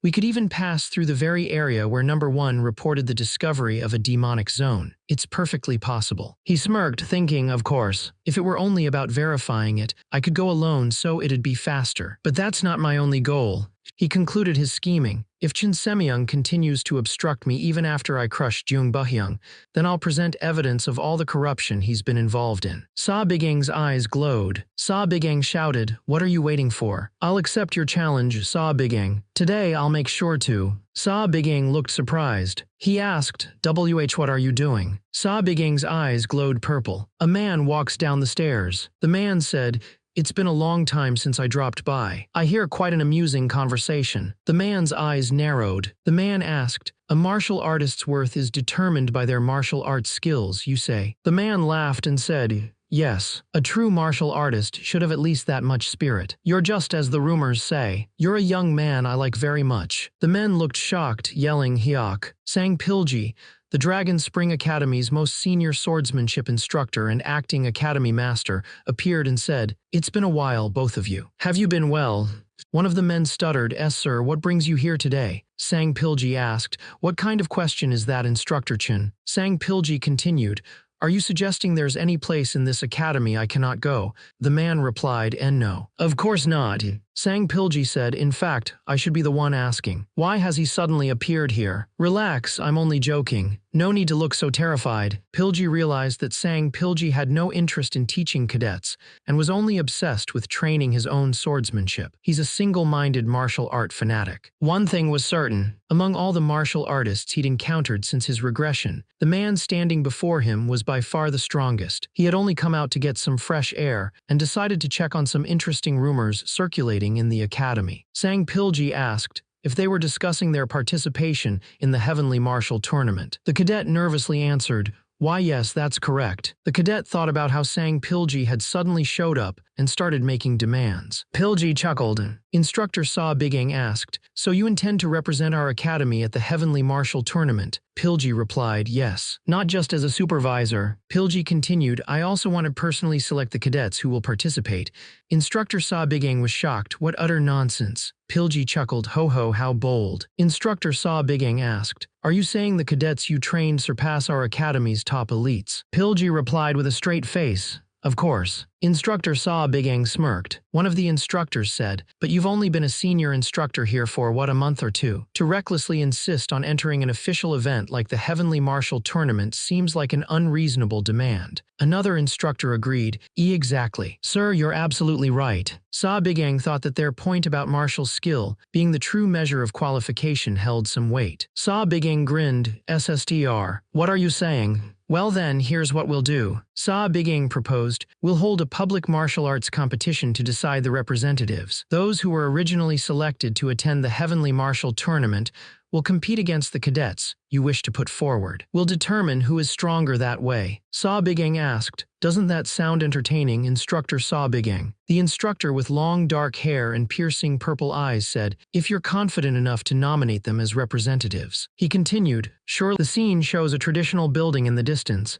as someone shouts, what? One of the disciples exclaimed, a martial arts tournament all of a sudden, and we're against the academy representatives in the preliminary matches. Sa Bigang scratched the back of his head, saying, Well, things just turned out that way. The disciple argued, but why are we in the heavenly martial tournament of all things? You didn't discuss it with us first. Sa Bigang scoffed, TCH. What ungrateful brats. I'm giving you the chance to broaden your horizons.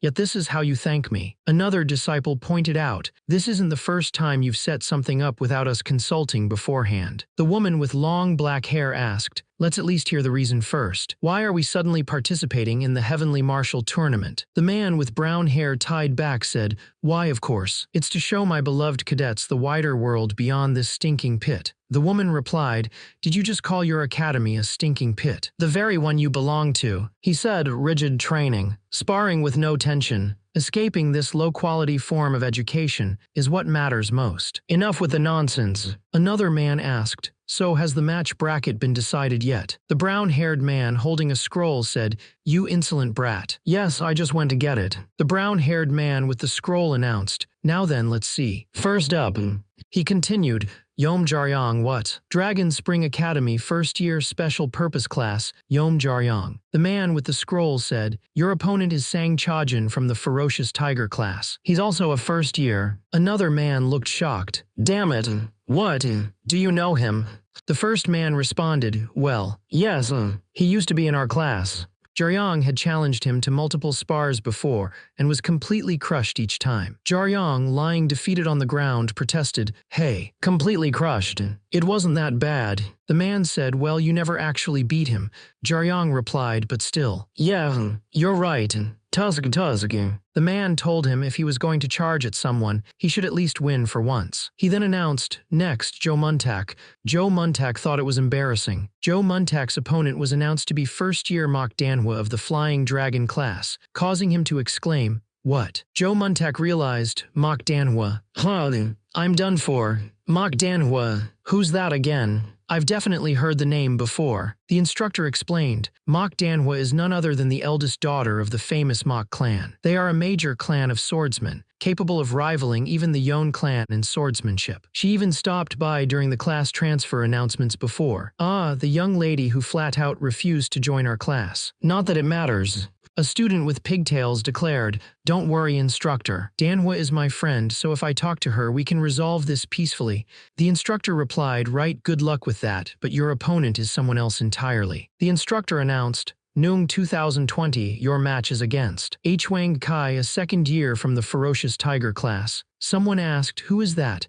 Another student replied, oh, I know that senior. He's the eldest son of a well-known escort agency. The instructor continued, also, he's related to instructor Deung Buhyung. He thought that makes him guaranteed trash. Next, the instructor announced, Yoon Wookyung, your opponent is. The instructor announced that Yoon Wookyung's opponent was Lee Bijom, a third year from the Flying Dragon class. Everyone was surprised. The instructor asked, what's with that reaction now? Instructor, do you really not know Lee Bijom? The instructor replied, he's the top student in the entire third-year class. Of course I know. What does that have to do with why you're all nervous? Someone said it's not just that. He's not just that. He's also the vice master of the Lotus Sword Hall, which was founded by a collateral branch of the Yon clan, so they don't exactly get along. Someone asked then, is he stronger than you? He smirked. He replied, at this point I don't know. Kukuku, that's good enough. Dan Lijung exclaimed, lastly Dan Lijung. Yes. His opponent was someone who used to be in the Camellia class with him, Gok Booke. Dan Lijung was shocked. Gee, Gok Booke is my opponent. Are you serious? That's right.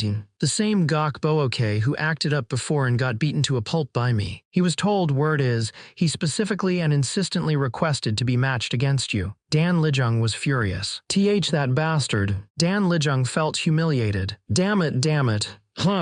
Now I'm going to be humiliated in front of the entire academy. Dan Lijung sat with his head in his hands. Their instructor grinned, telling his disciples, don't worry, my disciples. Do you think your instructor would simply sit back and watch you make fools of yourselves? Sweat dripped from their faces as he continued, however, remember this. No pain, no gain. The instructor's smile widened. From today, you have exactly 1 week until the tournament. You'll have to push yourselves harder than usual. One of the disciples nervously said, I don't really care about winning, so I'm fine as is. The instructor's face loomed close to the disciples, his smile now menacing. Did I ask you for your opinion? The instructor's words caused the disciples carrying heavy loads to cry out, Yua.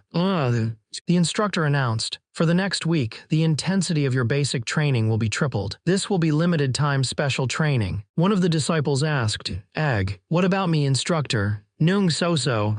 The instructor declared, you will be personally guided by that beautiful and splendid inspector over there. Another disciple exclaimed, whoa, sounds good to me, but the instructor quickly retorted, hey, who said you could decide that? Yoon Wookyoung stated, I'll continue training on my own as I always have. The instructor replied, fine, fine. I trust you, Cadet Yoon Wookyoung. The cadet asked, well, instructor. The instructor responded, no, you shall just continue focusing on breathing cultivation. Nothing else. The cadet then asked if he was going to go through some kind of special training too. The cadet complained, come on, isn't it about time you taught me something new?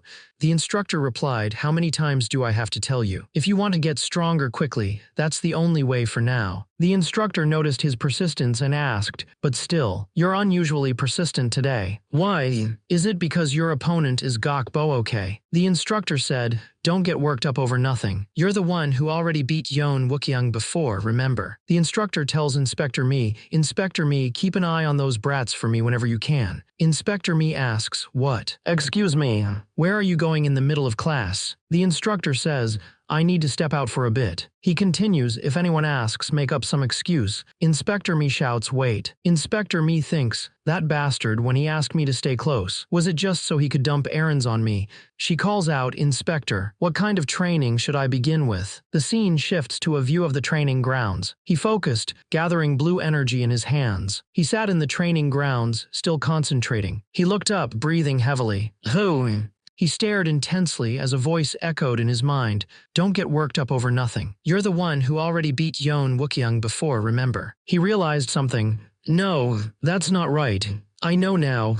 He realized, the only reason I managed to beat Yoon Wookyoung back then. He thought back to his fight, was because instructor replicated Wookyoung's exact sword path for me to study before the duel. He knew, if we fight again, there is no way I can beat Yoon Wookyoung, not even if I die trying. He admitted, yes, my inner energy has definitely improved, but even that progress is slowing down. He was thinking about something he had to do, yet in just 1 week. He thought, in front of everyone, I will have to fight Gok Booke. He wondered, with just this, can I really defeat him? He heard a noise. Someone peeked from behind a door, asking who's making noise this late. Gok Booke practiced his punches. Gok Booke continued practicing his punches, sweat dripping from his face. A man with curly brown hair peeked from behind a door, shocked. Gok Booke. Gok Booke paused, looking towards the sound. Gok Booke turned his back to the man. The man covered his mouth, trying to stay quiet. The man's eyes widened as he wondered, was I mistaken? Why is Gok Booke here so late? He touched his forehead and thought, I must have mistaken him for someone else. Maybe the cultivation practice has messed with. Someone screamed, Ak. Gok Booke stood over the student,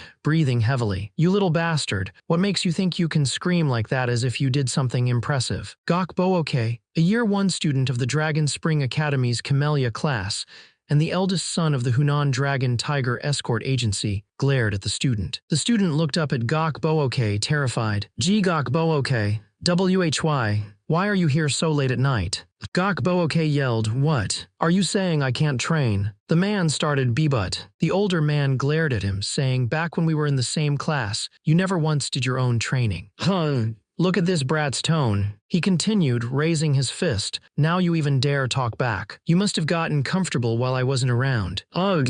Gok Booke blocked the punch. The older man stared at him. The older man clicked his tongue. He said that beating him senseless would be pointless anyway. The older man told him to get lost, and that in a week, he would smash him in front of everyone. The young man was surprised and asked what was going on. He thought that the older man was just going to let him go like this, and wondered if he really was Gok Booke. He sighed in relief, thinking, I don't know why, but that's such a relief. His eyes widened in shock. He looked at his hands and thought, a relief. He continued to stare at his hands, wondering, Did I just say I feel relieved that Sakbooke didn't beat me up just now? He clenched his fist. He stood alone, filled with frustration. No, this won't do. Not like this. He practiced with the wooden sword, breathing heavily. He screamed as he swung the sword. He struck his opponent in the face with the wooden sword. He coughed as he stood his ground. The green-haired man grinned. What a joke, Tilda. I thought you might secretly be some great martial master, since you recklessly challenged me to a spar. He continued, for a moment I even tensed up thinking that might be the case. How pathetic of me. Yom Jaryang looked up hurt. Urg, what's wrong with you? The green-haired man laughed. You came at me like you were going to kill me just now, yet the current scene makes me seem like the bad guy here. Yom Jaryang, the green-haired man continued, with such pathetic skills, what in the world made you think you could challenge me? Why? Was it because I insulted your family? Did that make you so angry? The green-haired man sneered. Well, what can you do anyway? Everything I said was true. You, your family, every last one of you are all idiots. The man on the ground, enraged, yelled, Shut up, you bastard. The green-haired man and his comrades struck the man on the ground. The green-haired man glared down, thinking, Moron, if you didn't want to end up like this. He unleashed a surge of blue energy, adding, You should have known your place and stayed quiet. His opponent yelled, You're a disgrace to the orthodox sects. Yom Jaryang collapsed. Someone shouted, Jaryang, hey! Get a hold of yourself, Jaryang. Yom Jaryang. Yom Jaryang opened his eyes, confused. He asked. Another man asked, What happened? Don't you remember? The man explained, You collapsed in the middle of training. You overdid it way too much. The two men lay exhausted on the ground. One of them thought, So that's what happened. Damn it. What kind of nonsense is this? He continued, We have to keep doing this crap for 6 more days. What is he trying to kill us? Come to think of it, where the hell is that Saw Bigang? One of the men wondered. He dumped us with this shitty training. Don't tell me he's off playing somewhere. Suddenly, a wooden stick slammed into one of the men's head. Saw Bigang stood over them, holding a wooden stick. I'm right here, you wretched disciple. Instructor. The instructor says, Arg. From the looks of it, you've at least finished all the repetitions I gave you. The instructor continues, Strictly speaking, you should be punished severely for deceiving your master and shaming your sect, but since you've worked hard, I'll let it slide. The disciple thinks, Deceiving my master and shaming my sect. What nonsense. We're not even disciples of the same sect. The instructor hits the disciple. The instructor says, You really go out of your way to earn a beating. By the way, where have you been? The inspector has been looking for you all day. The instructor says, Did you really think I was wasting time playing around? Even I have plenty of matters to attend to. The instructor said, Anyway, shall we now begin your one-on-one lessons in preparation for the public martial duel? Wait, what did you just say? One of the students exclaimed, There's still more training left. We already trained past midnight with that ridiculous regimen, and now this. What did you say? The instructor replied, Of course there's more. The instructor explained, Did you think basic training alone would let you defeat those guys? Obviously, that's impossible, no matter what we do in just a week. Another student asked, With our average skills, how could we possibly beat top talents like Sang Chajin and Mok Danhwa? A student asked the instructor, Go ahead and give it to us straight. If we endure all this, can we really defeat them? The instructor said no. He continued, I won't lie. No matter what you do in a week, your chances of winning aren't very high. One of the students, looking dejected, said, I knew it. So what the hell is the point? The instructor replied, However, if you endure all the training I give you, at the very least, you won't lose in a humiliating manner in front of everyone. Another student responded, Is that supposed to motivate us? That's nothing but wordplay. The student, fed up, declared, Forget it. I'm done. I don't care about the Heavenly Martial Tournament anymore. Expel me from the class or beat me up, whatever you want. The instructor grinned. The instructor thought, Should I kill that arrogant brat? No, hold it in, the voice of Schwitz von Grentel inside me. Cuckoo. Just say the word and I'll do it anytime. The student asked, Earlier you said you won't lose humiliatingly. The student continued, So does that mean if I ensure 6 days of this training, I'll at least be able to fight Sang Chajin properly? Yom Jaryang said, What's this, Yom Jaryang? Honestly, I thought you'd be the first one to quit. Of course it's killing me too. He continued, But unlike Joe Muntak, I have a reason. Yom Jaryong's eyes glowed red as he declared, I have to get revenge on that bastard Sang Chajin, no matter the result. He asked, you're not about to give me some holier-than-thou lecture about how you won't train me. If it's for a crooked purpose, are you? Yom Jaryong's eyes glowed purple as he smirked. Yom Jaryong's voice echoed, far from it. That's a perfect answer. Full marks for you. He held a golden staff. Yom Jaryong stood over a wooden structure, holding the staff. He stared intensely, the staff in front of his face. Someone asked him, what's gotten into you? Yon Wookyung asked, why do you suddenly care about the Heavenly Martial Tournament now, young Master Yon Wookyung? The man with dark hair questioned, did you really come all the way to this shabby place just to talk about that? He was Senior Lee Bijom, a Year 3 student of the Dragon Spring Academy's Flying Dragon class. A man says, it's been quite a while since we last met in person, Lee Bijom. Lee Bijom replies, have you been well during that time? Spare me the hollow pleasantries. Were we ever close enough to exchange such greetings? The man asks, enough of that. What exactly are you thinking? Year 3 student of the Dragon Spring Academy's Flying Dragon class, Lotus Sword Hall Vice Master Lee Bijom. Lee Bijom explains, why are you suddenly causing a scene, claiming you want to join the Heavenly Martial Tournament now? There's a misunderstanding. This decision wasn't mine, but something my instructor unilaterally arranged. The man scoffs, that flimsy excuse is the best you can come up with. The man shouts, why not be honest instead? Admit it. You grew resentful that I took your spot. Then let greed get the better of you. The other man sighs. You can't stand not being in the highest seat, can you? The young master of the destructive Sword Yon clan. Your habit of jumping to your own conclusions remains the same. The man turns away, saying, think whatever you like. I'll be leaving now. A sword is drawn. The man who was leaving turns around, his sword now drawn. The man turns around, sword drawn, and says, don't delude yourself, Yon Wookyung. He continues, the only reason I tolerated your insolence until now was out of courtesy to the main clan, not because I was weaker than you. However, since you've provoked me first, the story has changed. If you thought I'd protect my dignity even in a public martial duel, you've made a grave miscalculation. Did you take me lightly because I'm from a branch clan? The man pauses. He declares, what is your true purpose in training martial arts at the academy? Why else? To reveal to the world the truth unknown to the common people. He finishes, that the swordsmanship of my clan, which never rests and constantly advances, is superior to that of your destructive Sword Yon clan, which is weighed down by lineage and dulled by continual peace. The man was surprised by his words. He asked, well, at least there's one thing we agree on. What did you just say? The man responded, such actions only tarnish your clan's honor. Though let me add this, don't recklessly unsheath and swing a sword you do not intend to cut with. The man was furious. What did you say? We'll meet again at the public martial duel. Until then, farewell. The man's eyes glowed red with rage. He unleashed a massive surge of purple energy. The man with dark hair stood with his back to the viewer, overlooking the city. His face contorted with rage. That insolent brat. The scene shifted to a view of the city during the day. A man with brown hair walked forward. The angry man looked down at his opponent. Get lost. A week from now, I'll smash you in front of everyone.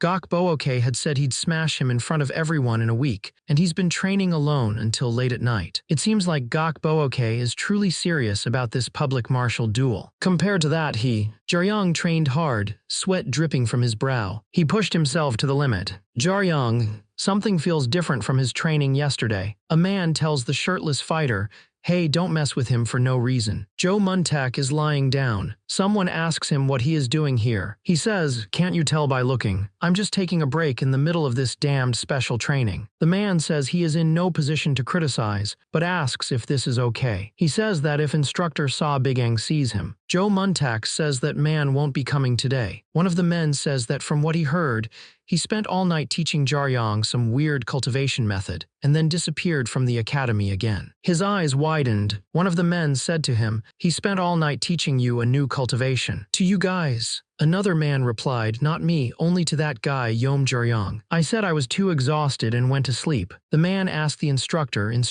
can you give me some sort of special training too? The instructor replied, persistent today, aren't you? Just stick to circulating your energy. He thought, He said there is nothing he can teach me. Yet he stayed up the whole night to teach Yom Jaryang. He thought, so in my case, I am just going to do energy circulation training for 6 straight days. Then fight Gok Booke in front of all the cadets. The man with the braided hair looked down. He thought, this won't do. He clasped his hands together. A woman with braided pigtails said, thank you for teaching me today, Inspector. Yes, you worked hard until this late. You must be tired, so go and rest. A woman with long black hair sighed, thinking, Sabigang. That man still hasn't shown his face even once. Thanks to that, I've been teaching the kids all day again. She thought to herself, still. She stood outside, looking at the sunset. She thought, when was the last time I lived this leisurely? Being a teacher, something never in my fate isn't all that bad. She walked down the stairs, thinking, come to think of it, I haven't checked in a while because I was busy with So-So. She wondered,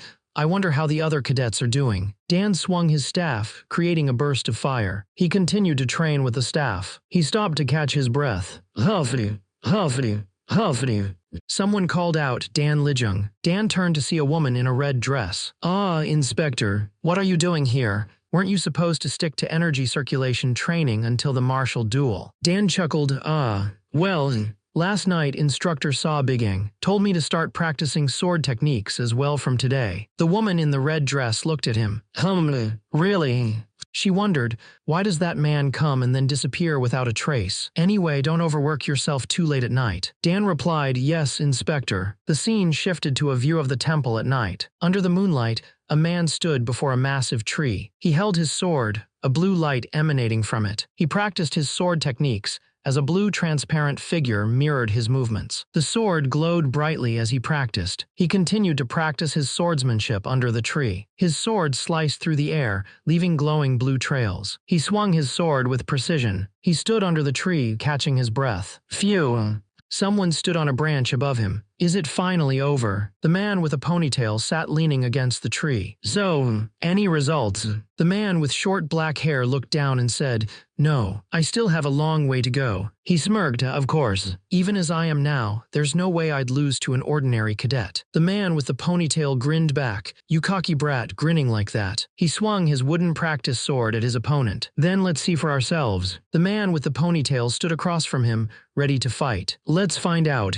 Who amongst us? The training grounds stand silent under the night sky. Saw Bigang lies on the ground, asleep. Saw Bigang suddenly wakes up, breathing heavily. Huffity, huffity, huffity, huffity. He continues to pant. Huffity. He thinks revenge. Against Sang Chajin, the man asks if he can hear his story, saying that it's too coincidental for his dueling opponent to be the target of his revenge. He says, where do I even begin? It started back when we were cadets in the same group. He explains that it wasn't as if they were enemies from the start. Sang Chajin was the heir of one of the most prestigious clans in the entire Jianghu, while he was from a small, insignificant martial clan. He had neither the reason nor the want to be tied together. He continues, saying that Sang Chajin eventually found out about the hidden truth of his no-name martial clan. Sang Chajin calls out to him, hey, Yom Jaryang. Yom Jaryang asks, what is it, Sang Chajin? Sang Chajin asks if Yom Jaryang is from the unorthodox faction, and how a bug like him got into Dragon Spring Academy. Sang Chajin asks, unorthodox, children from the underworld Murim. Is that true? He's from the unorthodox side. I don't know where you picked up such information. Yom Jaryang replies, it was true that my father had once been an unorthodox martial artist, but he had already renounced that path, and with that, all of the Orthodox Alliance turned to fighter since long before I was even born. So watch your mouth. Sang Chajin grabs Yom Jaryang by the collar, saying, fuck. A filthy half-breed mongrel like you dares to talk back. Sang Chajin continues, a traitor who abandoned his own faction and clung to the Orthodox faction, and even had the nerve to sire a child. Disgusting. Both the father and son both make me sick to my stomach. Yom Jaryang attacks Sang Chajin. Yom Jaryang stands over Sang Chajin, who is lying on the ground. He thinks about what he could never endure, saying, what I could never endure most of all was that bastard's skills which matched his background. Yom Jaryang stands with his foot on Sang Chajin. Yom Jaryang remembers when he was defeated and says, after my disgraceful defeat at that first night, I challenged him again and again. Yom Jaryang continues, but not once. Not even once did I so much as touch a single hair on his head. Yom Jaryang recalls the day his class was reassigned. He says, and then, one day, out of nowhere, my class was suddenly reassigned to this very place. The special purpose class. 2 men sat talking. He was asked, and, that's all. What, so he never sent assassins after you, or snuck into your room at night to attack you? Nothing like that. What? What kind of crazy nonsense is that? The man got punched. Tusk, you damn brat. Ag. He grabbed his head. Larg. TCH. You glared at me with blazing, dead serious eyes, so I listened, only to find out it was childish revenge. The man sat with his head in his hands. What a letdown. Go train harder in the basics. Arg. Damn it.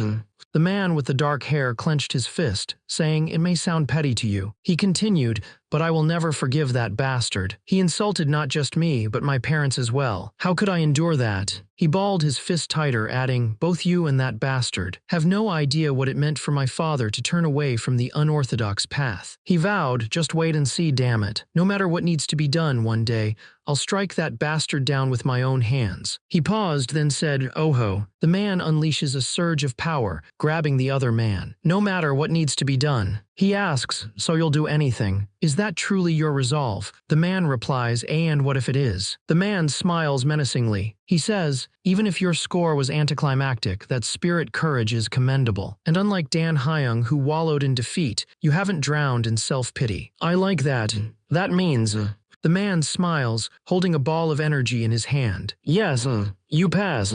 The man tells him, I'll help you. I had planned to pass this to you later, but... He holds out his hand with the ball of energy. Here. From now on, I'm going to place this into your body. More precisely, into your middle energy core. The man asks, wait, what is that? The other man responds, even if I explain, you won't fully understand. Just know that it's a type of energy quite different from that of ordinary martial artists. He continues, because of that, it will resist thrash and try to run wild instead of fusing easily. Your task, until the day of the duel, is to use the internal cultivation method I'll teach you to suppress and harmonize this energy. The man asks, one thing is certain. If successful, you will most definitely become stronger than you are now. If successful, and what happens if I fail? The man holding the purple energy said, your head might swell up and explode. The other man looked shocked and asked, what? The man with the energy said, I'm joking. Do you really think I'd just recklessly shove something like that into you? The other man clicked his tongue and thought he was joking about someone's life. The man holding the energy said, however, if it goes wrong, it's true it'll hurt like hell. To the point you may wish you were dead instead. The man holding the energy asked, so, are you still willing to try? In the end, that's how it began. He devoted 18 hours every day purely to suppressing and absorbing that energy, and before he knew it, 5 days had passed. He focused on suppressing and absorbing the energy. At first, it felt like my chest was being torn open in unbearable agony, but by gritting my teeth and repeating the cultivation method, I eventually settled it down. He took a breath. He looked at his hands, wondering, did I succeed?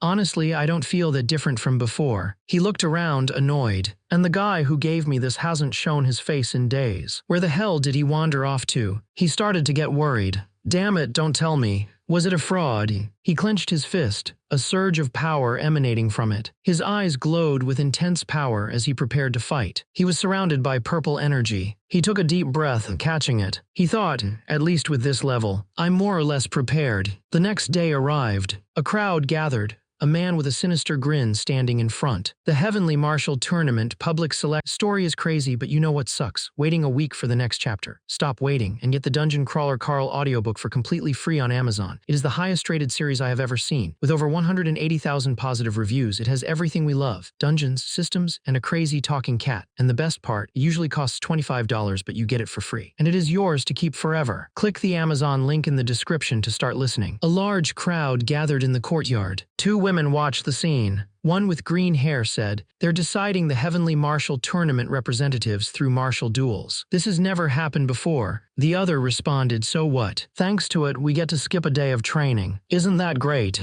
2 men looked on. One with dark hair asked. They called it the special purpose class, right? Do you really think they'll stand a chance? The other responded, no way. We're just here to watch those nobodies get taught a lesson. Another man said, still, you never know. Another man added, don't you remember when Dan Lijung once beat Yoon Wookyoung? Besides, this time, Yoon Wookyoung is in the same class too. One of the men said, you don't know what you're talking about. Even if Yoon Wookyoung's a genius, he can't compare to Lee Bijom yet. He continued, and it's not just big-domed Big Dom. There's Sword Flash Mach Clan's Mach Danhwa. Not only that, there's Mach Danhwa of the Sword Flash Mach Clan, Sang Chajin of the Heavenly Tiger Martial Academy, and Gok Booke of the Dragon Tiger Escort Agency. All of them are from prestigious families. He added, no matter how much an ordinary person struggles, they can't overcome the wall of innate talent. Another man listened. The man agreed, saying, that's right. The man thought, the candidates I selected are the finest talents in the academy. Of course, it would have been perfect if Yoon Wookyoung were still here, but there's no way my candidates would lose to those ordinary brats. He continued, today, that arrogant brat will finally learn his place. You seem rather pleased with yourself. A man with dark hair and a blue outfit stood in the distance. He smiled, thinking it's as if, you're certain of your victory. The first man sneered and said, Saw Bigang. Two men stood overlooking the training grounds. One said, I hear you've been working those cadets hard for the past week. The other man replied, well, if those useless kids are to be worth anything, that's the minimum amount of effort they need to put in. The first man turned to him and said, they're not useless. They're just pitiful. The second man asked, pardon. The first man continued, thanks to a foolish instructor, they suffered meaningless hardship and are now about to be humiliated in front of everyone. The second man smirked and said, you're still holding a grudge from last time I see Tilda. The second man smirked, saying, you're still hung up on something so trivial. The first man noticed the sword. Wait, that's a sword I haven't seen before. The second man grinned, drawing his sword. Ha, at least you've got a good eye for swords. He continued, this is a very special sword. It was custom made for me to wield alongside my cadets at the Heavenly Martial Tournament. Oh, Tilda. He showed off the blade. Its name is the Violet Dawn Sword. I commissioned it from the region's most famous forge and paid a hefty sum of silver nyang. It cuts through stone with ease, yet doesn't bend a single inch. Its durability is unmatched. Above all, look at its beautiful craftsmanship. The man with long hair looked at the sword and thought, hoo-hoo. This, my friend, is the very definition of a masterpiece. Oh, would you look at this? His eyes glowed with purple energy as he thought, if you ignore the unnecessarily flashy decorations, the sword itself is merely decent. Though, he thought about his past, the form and weight balance are very similar to the weapons I once used during my days as the demon army commander. Of course, it must just be a coincidence. The man smiled. He decided, still, anything I can use, I will. Instructor Deong. The instructor suggested, what do you say we add a bit of fun while watching the matches? He continued, let's place a wager on the outcome. A bet. Out of nowhere, the instructor said, well, both of us are confident our cadets will win anyway. Besides, we never did settle our previous grudge, did we? He proposed then, how about this? Depending on the final results, the Lord must grant a request from the winner, and refusal will not be allowed. The instructor laughed, saying, haha, a bet, you say? Based on the duel results, the instructor said, have you already forgotten? It was I who arranged the matchups for this duel just a week ago. The man with the ponytail said, oh, I remember. Didn't you say this back then? The instructor replied, since this duel was forced through your one-sided insistence, the originally selected cadets deserve proper selection procedures. The man with the ponytail agreed, saying exactly. The man with the ponytail said, in any case, fine. I'll accept your bet. Oh, the instructor said, I thought you'd hesitate a little. I guess you must really have something you desperately want, Tilda hoo-hoo. Wouldn't it spoil the fun if I revealed it now? Pathetic fool. You think I don't know? The instructor said, the moment I showed you my sword, your eyes gave it away. You want to snatch the Violet Dawn sword for yourself, don't you? He continued, to think you'd be so shameless and greedy. Or should I be thankful for that greed? The instructor grinned, saying, my demand is simple. He revealed his terms. If I win, Sa Bigang will resign from his position as an instructor of his own accord. That way, the detestable special purpose class will be dissolved, and Yoon Wookyoung, whom he stole, will return to his rightful place. The instructor concluded, most importantly, a rookie like him would never dare to challenge me again. Then it's settled.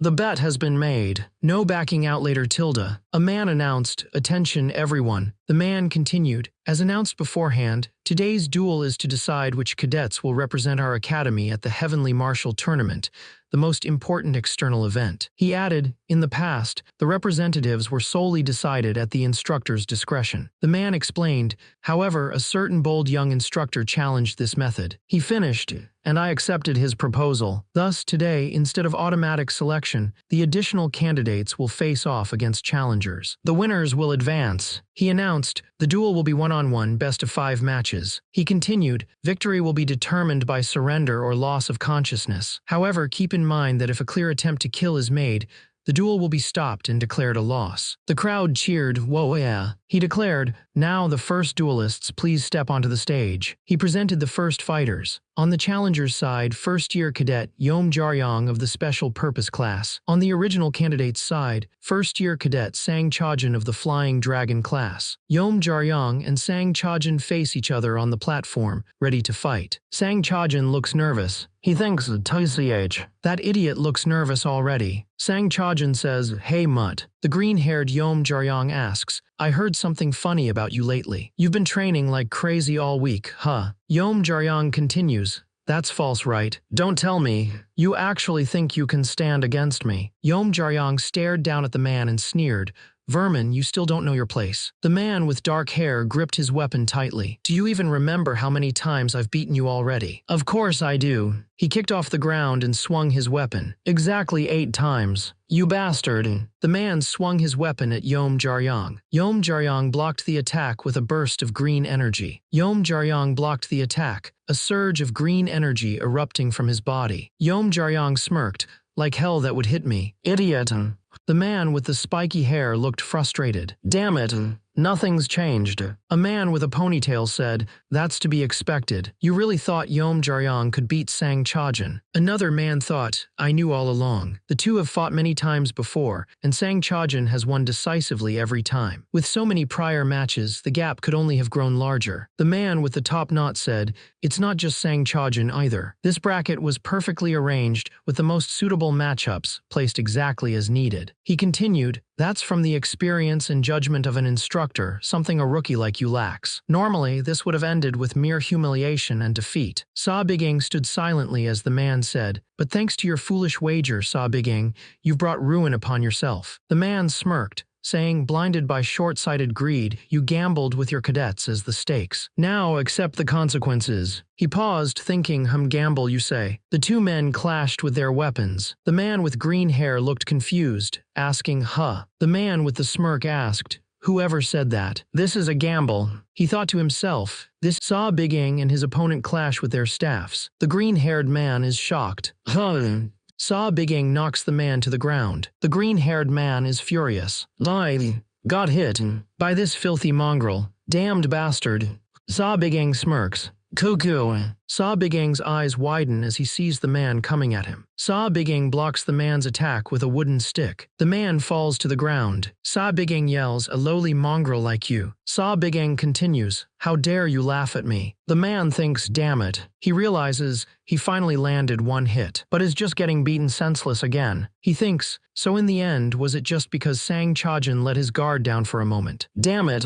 After everything, nothing's really changed. Of course, he must have been careless. The man thinks, Yoon Wookyoung. Then again, that guy was just as careless in all his previous matches. He thinks, that fool would always go about bragging about how he never allowed a single hit to land in all his duels against Yom Jaryong. Well, that sounds just like him. What a trashy bastard. He thought that even with his rotten personality, Sang Chajin was still a genius born in a prestigious martial clan. He wondered if Sang Chajin would really allow a clean hit from someone he's fought 8 times before just because of carelessness, realizing that it meant. He screamed, ah, realizing it could only mean one thing. He yelled, Erg. Yom Jaryong appeared. Things had clearly changed. The green-haired man introduced himself, saying, the Heavenly Tiger Martial Academy, one of the most ancient and prestigious schools in Hunan, boasting over 100 disciples. I am the only son of its master, the region's most renowned prodigy, the one who mastered every technique of the martial academy, raised on countless elixirs and blessed tonics since childhood. A chosen genius among geniuses. He declared, "That's who I am." He unleashed the Heavenly Sun Moon Radiant Sword Art First Form Heavenly Radiance Flurry. He then used the Heavenly Cloud Mobility Art Rampant Steps. He unleashed the Heavenly Radiant Sword Art Sixth Form Heavenly Thunder Flash. The green-haired man was furious. "No matter how careless I was, I can't believe I disgraced myself like that in an official duel." The man with the staff prepared for his next attack. "From now on, I'll pour everything I have into this fight. I'll crush this piece of trash so thoroughly, he won't even have a moment to breathe." He gripped his sword tightly. "That's the only way to redeem myself." He took a step forward. He unleashed a radiant soaring dragon slash. He landed the attack. He was panting, huff, huff. The green-haired man was also panting, huff, huff. He smirked, HMPH, huff, huff. The green-haired man thought, "It's finally over. What a waste of time. That pathetic fool gave me more trouble than expected." He saw the man trying to sneak away. "That's it. I was the one getting beaten like a dog this whole time. Where do you think you're trying to sneak off to?" he shouted. The man with dark hair, still holding his wooden sword, said, "Hey, I'm not done yet." The green-haired man was shocked. "What?" He thought, "That was my strongest strike." He got hit by it and still stood up. The green-haired man flew towards his opponent, surrounded by purple energy. "If you won't come, then I'll go to you." The green-haired man swung his weapon, glowing with green energy. "Slow-witted fool, you sure trained your endurance well." He slammed his weapon down on his opponent, creating a massive shockwave. "Know your place, you mongrel." His opponent lay on the ground. Despite the beating, he managed to get back up. "Is it just me? Or am I actually getting used to these hits?" The green-haired man unleashed another attack, hitting his opponent with full force. "Kug!" The green-haired man looked shocked, yelling, "WH, what the hell?" The green-haired man noticed the change in his opponent's swordsmanship. The movements of his sword are completely different from before. The green-haired man started to piece things together. "Wait, don't tell me." The man realized what was happening. That ridiculous fool. The more he gets hurt, the more energy he's building up. He couldn't believe it. Is he insane? With glowing purple eyes, he fought fiercely. Someone watching exclaimed, "What the hell did this guy do during the past week?" People watched the fight in disbelief. "No way. This can't be real. Look." Sang Chajin's getting pushed back. One of the men watching yelled, "What are you doing, Sang Chajin? Snap out of IT." The man with dark hair thought, "He has fully adapted. Honestly, he's far better than I expected." He continued thinking, "During my time as a Legion commander, after confirming the existence of time regression." He continued thinking, "During my time as a Legion commander, after confirming the existence of time regression, I began planning countless ways to deal with the beings that would appear again after my return. How can I kill them as efficiently as possible? For 62 years, I researched and designed hundreds, no thousands of anti-demon tactics. However, many were shelved for practical reasons." He thought about one of the abandoned projects, injecting mana into a martial artist's body and forcibly awakening them, training their bodies to adapt to it. In short, a simplified version of the modification experiments I suffered under the demons. He continued, "Of course, compared to back then, it's an extremely diluted amount of mana. That being said, mana is still the energy of another realm. No matter how much I refined it, the side effects could never be fully removed." He remembered, "Even I suffered in agony for days when I first reinfused myself after returning." He realized that Yom Jaryong was different. But Yom Jaryong, that crazy bastard, he actually endured the entire process I struggled with and succeeded in fusing that power into his middle energy core. Sang Chajin's strength, reflexes, and blood circulation have all been enhanced. The results speak for themselves. His middle energy core has been greatly strengthened, boosting his stamina, endurance, and recovery to astonishing levels. He thought, "This reckless bastard, how long is he going to keep swinging?" He unleashed his sword art. Enough already. Heavenly Sun Moon Radiant Sword Art. He struck his opponent, declaring, "Just fall and stay down." Seventh Form Thundercloud Pursuit, thick-headed bastard. Sang Chajin had always won every duel by relying on his overwhelming strength. Sang Chajin's fist connected with his opponent's weapon. His opponent's eyes widened as Sang Chajin, with glowing purple eyes, swung down, saying, "This has to be a nightmare come true." "Got you." Sang Chajin's attack sent his opponent flying. The man screamed, awe, as he was sent crashing through the air. The green-haired man landed hard on the ground, defeated. The green-haired man lay on the ground, groaning, "Kiak. Urgi." The dark-haired man stood over him, taunting, Hey, what's the matter? You're not really down for good after that, are you? Young master of the Heavenly Tiger Martial Academy. The green-haired man glared up at him, enraged. You little... He shouted, shut your damn mouth. You coward with no sense of honor. He continued, if this were a real fight with real swords, you'd have been cut down long ago. The man held his sword and thought, well, you're not wrong. He swung his sword, adding, but so what? This is a duel, isn't it? His opponent screamed. The sword came down. The crowd looked on in shock. The man held his wooden sword to his opponent's neck. The green-haired man was on his knees, looking up at the sword pointed at him. The man holding the sword was breathing heavily. Someone shouted, stop. That's enough. The announcer declared match over. The winner of the first duel is. The announcer declared the winner. The crowd was in disbelief. What did I just see? How could this even be possible? Sang Chajin lost. They couldn't believe that Sang Chajin lost to the same opponent he had crushed several times before. The fighter held his weapon, shocked. I won. For real. He couldn't believe it. Lie. Defeated Sang Chajin. Sang Chajin was carried away on a stretcher, tears streaming down his face. He gripped the wooden stick tightly, laughing, haha. He raised the stick high above his head, shouting, biwahahata. I won. I really won. Holy shit. The man jumped up and down, waving the stick around. Did you see that? You bastards better burn that into your eyeballs. I defeated Sang Chajin. Why is he acting like that all of a sudden? Did he go insane from taking too many hits? He covered his face with his hand, remembering those guys who mocked me behind my back. His eyes widened. He looked down at his bloodied hand. He grimaced, blood dripping from his mouth. Ah, damn it. He staggered back, reeling from the blow. Shit. He yelled out, what the hell? Hey, Yom Jaryang. The courtyard was silent. The man placed his hands on the energy core, a purple glow surrounding them. He sat in front of the shirtless man, still channeling energy. The man said, I've done what I can to suppress the wild flow of energy inside your energy core. Well, to be precise, I only managed to calm down his mana. He put his hand on the shirtless man's shoulder and told him, you need to rest. Absolutely no inner energy use for at least 2 days. The shirtless man replied, who? Got it. Another man asked, you're just going to let this slide? Joe Muntak said, the last time I saw him circulate his energy, he looked like he was in agony. He literally vomited blood and passed out, just from drawing a bit of inner energy. Another man said, don't tell me. Joe Muntak is told, you actually taught him some kind of demonic art. Enough, Joe Muntak. The injured man said, I knew what I was getting into. That drawing too much inner energy would cause me to end up like this. He continued, I learned that martial art with a full understanding of the risks, so stop saying pointless things. He responded, fine, but don't come crying to me if things go wrong later. The man continued, it's good that you care about your friend, but there's something else you should really be worrying about. He smirked, saying, you do realize you're up next, don't you, Joe Muntak? Well, you think you're so great, always refusing my training. I'm sure you've got everything under control, huh? Joe Muntak replied, actually, I do have a plan. Joe Muntak declared, as soon as the match begins, I'll forfeit and step down. Joe Muntak stands in the arena, thinking, there's no point in flailing around in a fight I'm destined to lose. That's just stupid. An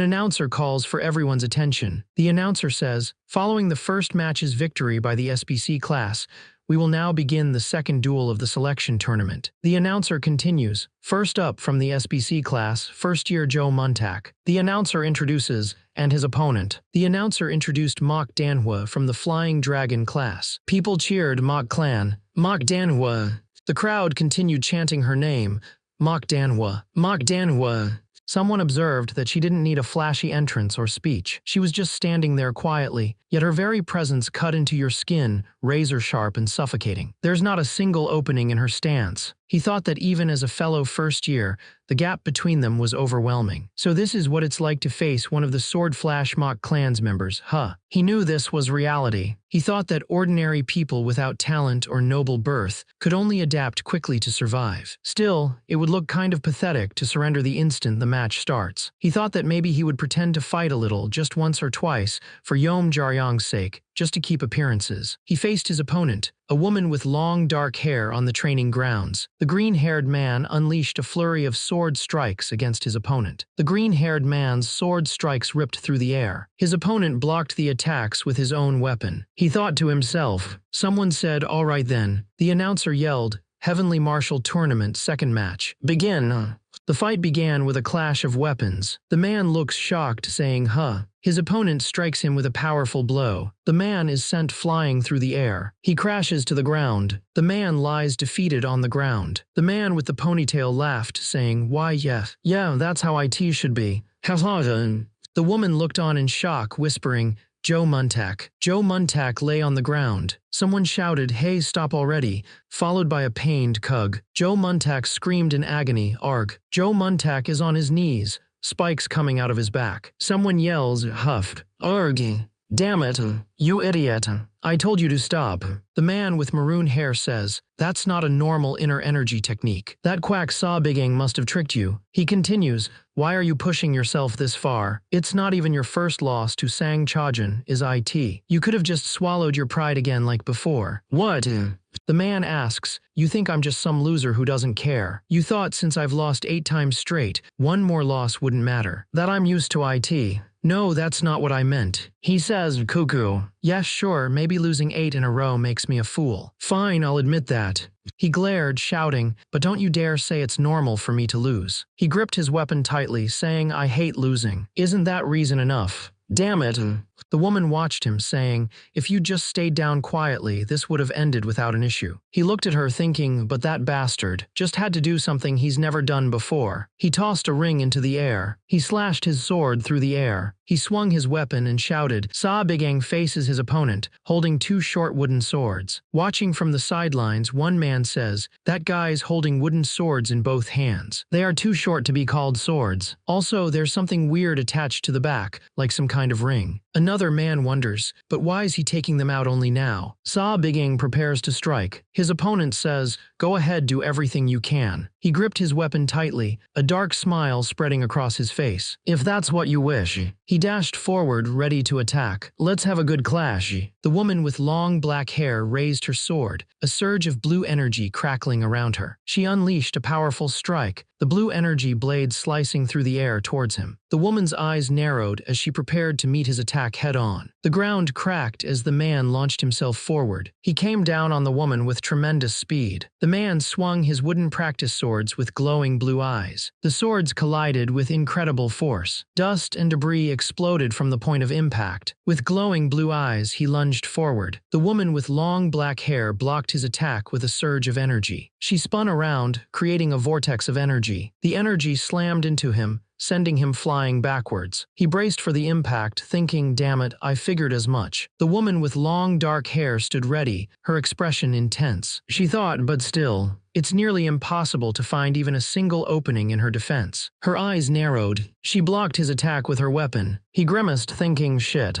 She struck him with her weapon. He yelled as the weapon struck him. He stumbled backwards. The woman stood firm. He coughed, struggling to stand. He glared at her and said, you're not going to just swing one more weapon, are you? The woman with long dark hair said, though if that's truly all there is to it, then you might as well give up now. The man crouched down, grinning. What were you expecting exactly from someone average like me? He placed his hand on the ground. But yes.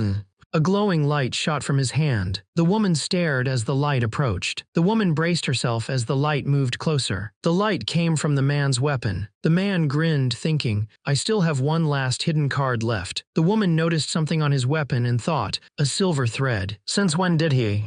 The man slammed the weapon into the ground. The man screamed, "Uaahhhhhh," as he swung his weapon. He was sent flying backwards. A bright light exploded. The man with long black hair blocked the attack. The man grunted, "Ugh." The man grunted, "Urgh." Manhwa stood tall, holding her wooden sword. The man, defeated, said, "I surrender. I lost." The crowd cheered as an announcement rang out. The match is over. The announcer declared the winner is the Flying Dragon class's Manhwa. The fighter with dark hair hung his head. In the end, I was bound to lose anyway. I threw everything I had into it and just ended up exhausting myself. He walked away, defeated. A man called out to him, "Hey, that wasn't too bad, you know." Another man added, "You lost, but that was a good fight, Slit Eyes. You've got some unusual techniques I've never seen before." A woman with green hair smiled, saying, "Keep it up." A man with dark hair and a few cuts on his face stood with sweat dripping down his face. Someone approached him asking, "Hey, what happened out there?" He continued, "Didn't you say you'd surrender as soon as it started? Then why were you going all out?" The first man snapped back, "Shut up, idiot. Who do you think is the reason I ended up like this?" The second man said, "Well, I was kind of cool out there, wasn't I?" "Will you shut up already? You look pretty lively." One of the men says, "For someone who just received a beating, you think I'm fine. It hurts like hell." The scene shifts to a close-up of a man's face. The man asks, "You understand me clearly, right?" The man continues, "Under no circumstances are you to lose. Even Sang Chajun was defeated." "Uncle, what do you take me for?" Hwang Gi, a muscular man, declares, "There's no way I'd lose to some shallow girl whose only worth is her family name." Second-year cadet of the Ferocious Tiger class, Hwang Gi, nephew of Jung Buhyung. Hwang Gi was confident in his abilities, but he reminded himself, "Still, don't let your guard down. Do you know how much I've done to send you to the Heavenly Martial Tournament?" "Forget that. Uncle, you said it yourself." Hwang Gi grinned, thinking, "My opponent's some airheaded girl who's never won a single sparring match before." He continued, "I even heard she can't hit properly. How could I possibly lose to someone like that?" "Well, yes, that's true, but still." Hwang Gi licked his lips and wondered, Who? By the way, that girl." He finished his thought, asking, "Is she at least decent-looking?" So, a woman with her hair in two buns, sat quietly. Another woman with long black hair asked, So, are you finished preparing for your match?" "Ah, Inspector." The black-haired woman asked, "Are you—" A woman with long dark hair asks, "Are you all right? Do you have a moment to talk?" A girl sitting in a chair responds, "Inspector." The woman smiles. The woman asks, "Are you nervous? Your expression looks different than usual." The girl replies, "And no, not at all. I'm totally fine, Tilda." The woman says, "I've heard the rumors. They say you've never won a single duel so far." The woman observed, "From what I've observed, though, your inner energy and body movements are actually better than most other students." She asked him, "Do you have a reason you can't tell others?" He answered, well, because getting hit hurts." The woman looked down at him. She was shocked. "What?" She explained, "Since I was 6, I trained in external martial arts. I had to learn by getting hit every morning and evening by my grandfather. He'd smack me until I was swollen all over. It hurt every day." The woman asked, "As a result, even till now you avoid getting hit whenever you can. Then why don't you ever hit back?" She responded, "If I hit them, they'll hurt too, won't they?" The woman sighed, thinking, "My gosh, this kid, she's completely missing the point of being a martial artist." She paused, lost in thought. A red hand touches Soso's neck as she's told, "Soso, you've completely misunderstood something." The woman declares, "Listen carefully to what I'm about to tell you." She says, "Actually," someone shouts, "Let's get ready." Two figures stand in a courtyard. A man announced, "All right then. The third duel begins." The man with the bun watched with his arms crossed. The announcer introduced Hwang Gi, a second year of the Ferocious Tiger class. Then he introduced Nung Soso, a first year of SBC. Nung Soso stared intently. Someone watching thought, "I heard she's a useless girl who can't even throw a proper punch." Another person watching said, Hoo. She's got a decent face though." A muscular man with a sneer thought, "This might be entertaining." Someone announced, "With that, begin the duel." The muscular man crouched down, ready to attack, and thought, "Firstly." The muscular man prepared to strike, thinking, "I'll make sure she clearly feels the difference in our levels." He stomped forward, kicking up water. He lunged at her, fist raised. Her eyes widened in shock as his fist approached. He grimaced, TCH. The muscular man with a ponytail swung his fist, yelling, "So you're good at dodging, huh?" The blue-haired man dodged the attack. He prepared his next move. A woman said, "So you've completely misunderstood something." She continued, "Actually, your opponent, Hwang Gi, likes getting hit." Soso looked shocked and asked, "What?" The inspector said, "Hwang Gi is from Shanxi, right? The martial art he uses is the golden energy cultivation technique, and his main fist technique is the wild tiger gale fist strike." I think so." The inspector continued, "However, Soso, did you know this?" The inspector explained, "Martial artists from the Hwang clan of Shanxi go through a special training regime to turn pain into pleasure, so that they can reduce suffering during combat. The more skilled the fighter, the more they enjoy taking hits." Soso, surprised, asked, "Really?" The inspector replied, "Of course. It's a lie." Soso then asked, "How do you know all that, Inspector?" The inspector told Soso, "Did you forget? I'm an inspector of the Murim Alliance." He thought it was another lie. He continued, "Well, if you still don't believe me." The inspector unleashed a surge of blue energy. His eyes glowed with power. He used the energy to strike his opponent. The man yelled, "Gah!" as he was blasted by the energy. He crashed to the ground. The onlookers were shocked. One of the onlookers smiled. The woman took a breath and said, "Phew." The woman's eyes widened. The muscular man staggered back, clutching his chest. "Org, Kyog. Why, you damn brat," he groaned. The woman looked surprised. He doesn't look like he enjoyed that." She remembered something. "Oh, right. Inspector told me to ask this if it happened." The woman looked at the man. Hey." The woman with her hair in buns, a smirk on her face, asked, "Sa Bigang tells the girl with the twin buns, if you don't believe my words, hit them lightly once then ask, does that hurt?" Sa Bigang continues, "If they say it hurts or tell you to stop, then my words are wrong. But if they charge at you again without answering." Sa Bigang finishes his explanation. That means he likes being hit. The muscular man with the top knot is sitting on the ground. The girl asks him, I was wondering if that hit really hurt you." The man punches the ground. His face contorted in rage, he yelled, You filthy wench." He was on the ground, radiating purple energy. "I was going to play around and end IT, but you dare mock me without knowing your place." The ground shattered from the force of his anger. He lunged at her, screaming, "I'll rip that arrogant mouth of yours apart." She looked up at him, thinking, it's just as the inspector said. He loomed over her, ready to strike. He really does like being hit. His fist connected with the giant's face. She smiled as she watched him get punched. "I'm so glad." Two men watched with shocked expressions. The girl unleashed a flurry of punches, each strike hitting its mark. Her attacks were relentless, showing no mercy. One of the men watching was shocked, saying, "Ho." He continued, "Each strike she makes carries the essence of martial arts. How could a girl like that still be in the special purpose class?" The other man explained, "She's the granddaughter of Iron Fist Destroyer Noong Chialak. Until recently, she avoided fighting other students altogether." The man asked, "So that means her attitude changed after joining the special purpose class?" That's. He thought, "It's good that I decided to visit the academy today." He thought, someone who couldn't even use inner energy before came upon a fateful encounter. He thought, "I guess it's not that simple." He thought, before I regressed, she didn't stand out at all. The woman mercilessly beats down on her opponent. He thinks, but now she's a complete maniac. He recalls seeing her talk to Miss Sialin in the waiting room before the match and wonders, what did she say for her to change like that? He thinks, well, it doesn't matter now. More importantly,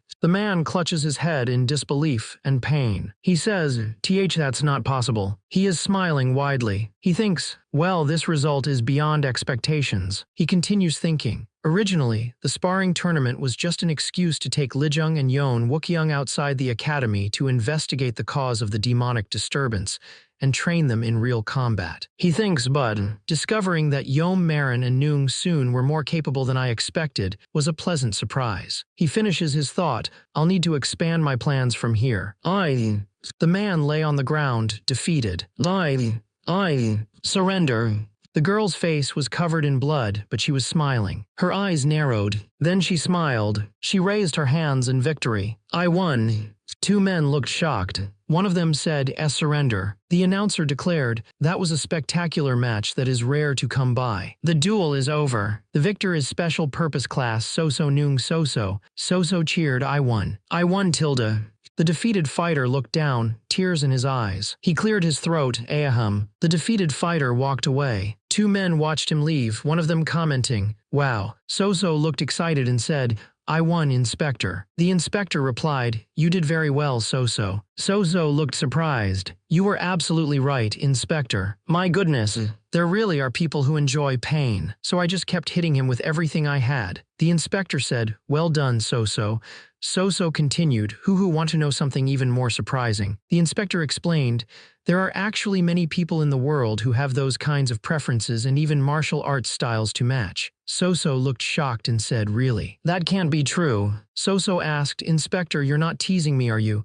The inspector replied, I told you, didn't I? If you don't believe me, just ask them directly. Soso looked surprised and asked, really? Honestly, how many martial artists would admit to being hurt when struck by a girl? The inspector told her, anyway, you've done enough. Go rest. Soso replied, yes, Inspector. See you later. Soso left. The inspector said to the man, you two seem to have gotten close. The man smiled and said, you were giving out terrifying advice like that too. The woman with long dark hair yelled, you, where the hell have you been? This was your job to handle. The man with dark hair tied back said, I had my own matters to deal with. Got interested in a rather peculiar person. The woman stared intently. The woman scoffed, don't give me that nonsense. I heard you've been giving Yeom Jaryong and Dan Lijung some secret guidance. So you thought those three, including Yeon Wookyung, could all win, didn't you? The man looked surprised and asked, my. The older man asked the swordsman in front of him, teach Dan Lijung. The older man is looking at his metal bracers. Dan Lijung looked nervous. The older man thought, I didn't A porcelain object shattered on the floor. A muscular man with bandages around his forearms knelt on the floor, head bowed, as another man stood over him. The standing man yelled, pathetic, useless fool. You strutted around so confidently, only to be beaten by that woman. He continued to berate the kneeling man. Were you planning to disgrace the family? If you have a tongue, at least try to give me an excuse. The man shouted, I went through trouble just to secure you a spot in the Heavenly Martial Tournament. The man shouted, I went through trouble just to secure you a spot in the Heavenly Martial Tournament. The Heavenly Martial Tournament was coming up. The Heavenly Martial Tournament is a martial competition held for the top talents of the White Martial Academy, Heavenly Academy, and Dragon Spring Academy. However, the most important criterion for selecting participants in the Heavenly Martial Tournament is not skill. It is the family behind them. Lee Bijeom of Lotus Sword Hall, Mok Danhwa of Sword Flash Mok Clan, Sang Chajin of Heavenly Tiger Martial Academy, and Gok Booke of Dragon Tiger Escort Agency will be competing. The Heavenly Martial Tournament is the standard by which candidates are chosen, and just having their children participate brings enormous donations from each household. People cheered excitedly. Someone thought it was utterly pathetic. The clan of my elder sister used me desperately, so I barely managed to open one extra slot. He continued thinking, yet he shows this disgraceful display. He gripped his sword tightly as he thought. The instructors were already brimming with dissatisfaction due to the Saw Bigang incident. If we lose the match and miss out on receiving donations this time, my position might collapse. He wondered who. A voice announced, the next match will have Gok Booke of Dragon Tiger Escort Agency. A man burst into the room demanding, who are you? The man continued, I heard the SFC runts are participating and you're the one deciding match pairings. He finished right. The instructor sighed, Gok Booke, you speak as insolently as ever. I told you to show respect to instructors. Who cares about that? Gok Booke demanded, just pair me with that guy named Dan Lijung. You can do that, right? The instructor said, you think you can arbitrarily change the match table. Stop spouting nonsense and get lost. Gok Booke slammed his fist on the table. Gok Booke leaned in and told him, if it's donations you want, I'll tell my clan and have them send as much as you desire. Just make sure I fight Dan Lijung. Gok Booke clenched his fist, declaring, I must be the one to crush that bastard. The man watching them said, I paired them up as you asked, but if anything happens after I do all this you'd better be prepared for what's coming. Gok Book's name echoed. The two fighters took their stances. Someone laughed, ha ha ha. Great, that's great. A man with curly brown hair looked concerned as he heard that SBC currently leads 2-1. A man with gray hair and a stern look wondered how they would overcome this crisis. The announcement rang out. Let us begin the fourth match. The curly-haired man gripped his weapon, looking determined. He panted, sweat dripping down his face as the match began. The dark figure stood ready, a sinister shadow looming behind him. It's been a while since we last fought. Let's do this again, he said. The fight got underway. The dark figure and the man exchanged blows. The man stood defiant against the dark figure. He focused his mind. Focus, he thought. Gripping his weapon tightly, he steeled himself. He thought no unnecessary thoughts. I will simply do what I must. He focused, thinking, gather my inner energy. The muscular man with the ponytail lunged at him, fist raised. The muscular man's fist was surrounded by a red glow as he prepared to strike. The muscular man's fist connected with the boy, sending him flying backwards with a burst of red energy. The boy's feet slid against the ground as he was pushed back by the force of the blow. The boy grunted as he took the hit. The boy gripped his weapon tightly. The muscular man with gray hair shouted, "Where do you think you're looking?" The man continued, "Just because you haven't been hit in a while, do I look easy to you?" The man swung his fist. Yelling, I said, "Do I look easy?" The man's fist connects with his opponent. He coughs "Kug" as the force of the blow hits him. He realizes that's dangerous. He's on a completely different level than before. His eyes widen in shock. The man stands tall, ready for another attack. He prepares to strike, readying the dragon tiger mountain splitting fists. His opponent is sent flying. He uses Crouching Dragon Rush. The opponent cries out, ugh. He leaps into the air to deliver another blow. He coughs, blood dripping from his mouth. He lies on the ground, his wooden sword beside him. The dark-skinned man stands over him, a red aura surrounding him. Get up, you brat. He continues, you got lucky winning a little practice match. Did you think you became something? He struggles to his feet, breathing heavily. The dark-skinned man with braided hair sneered, telling him, you'll always be beneath me even if you die and are reborn. Still kneeling on the ground, he said, is that so?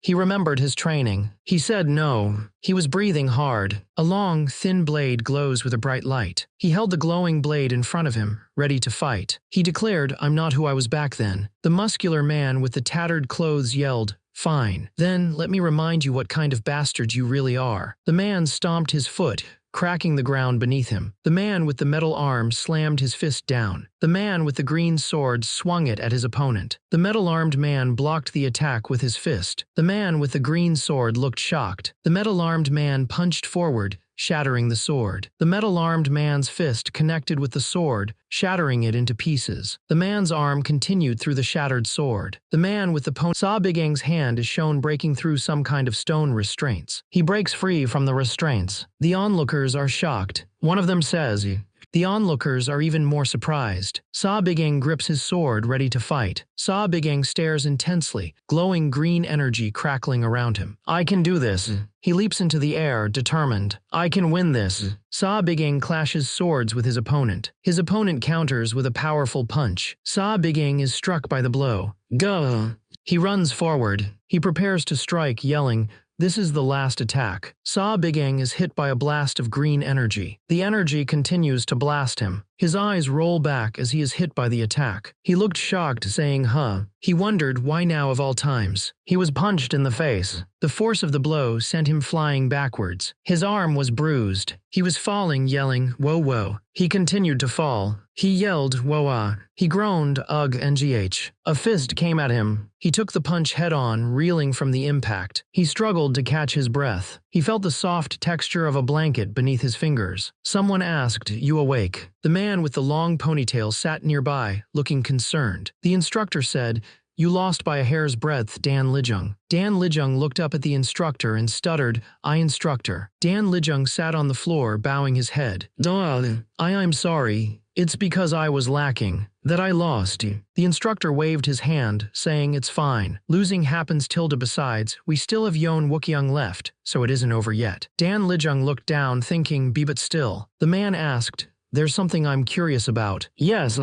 He continued, you haven't been cultivating your inner energy properly, have you? Dan Lijung was shocked. Dan Lijung thought, how did he? No, the man said, it's obvious I could tell from the amount of energy you were circulating. He added, if you had actually been doing the circulation training I told you to do. He continued, then in that last moment, your inner energy wouldn't have run dry. The student asked, then, you mean? The instructor responded, yeah, your match's outcome might have been different. The instructor asked, but you didn't trust my words, did you? The student replied, no. Instructor, that's not it. The instructor tells him, it's all right. It isn't your fault. He looks down. The instructor says, actually, the fault is mine since I failed to earn your trust. The instructor apologizes, I'm sorry. The student reaches out, calling, I instructor. The instructor told him to stop talking and circulate his energy, asking how many times he had to say it. He explained that if he wanted to grow stronger quickly, that was the only way. The instructor reassured him,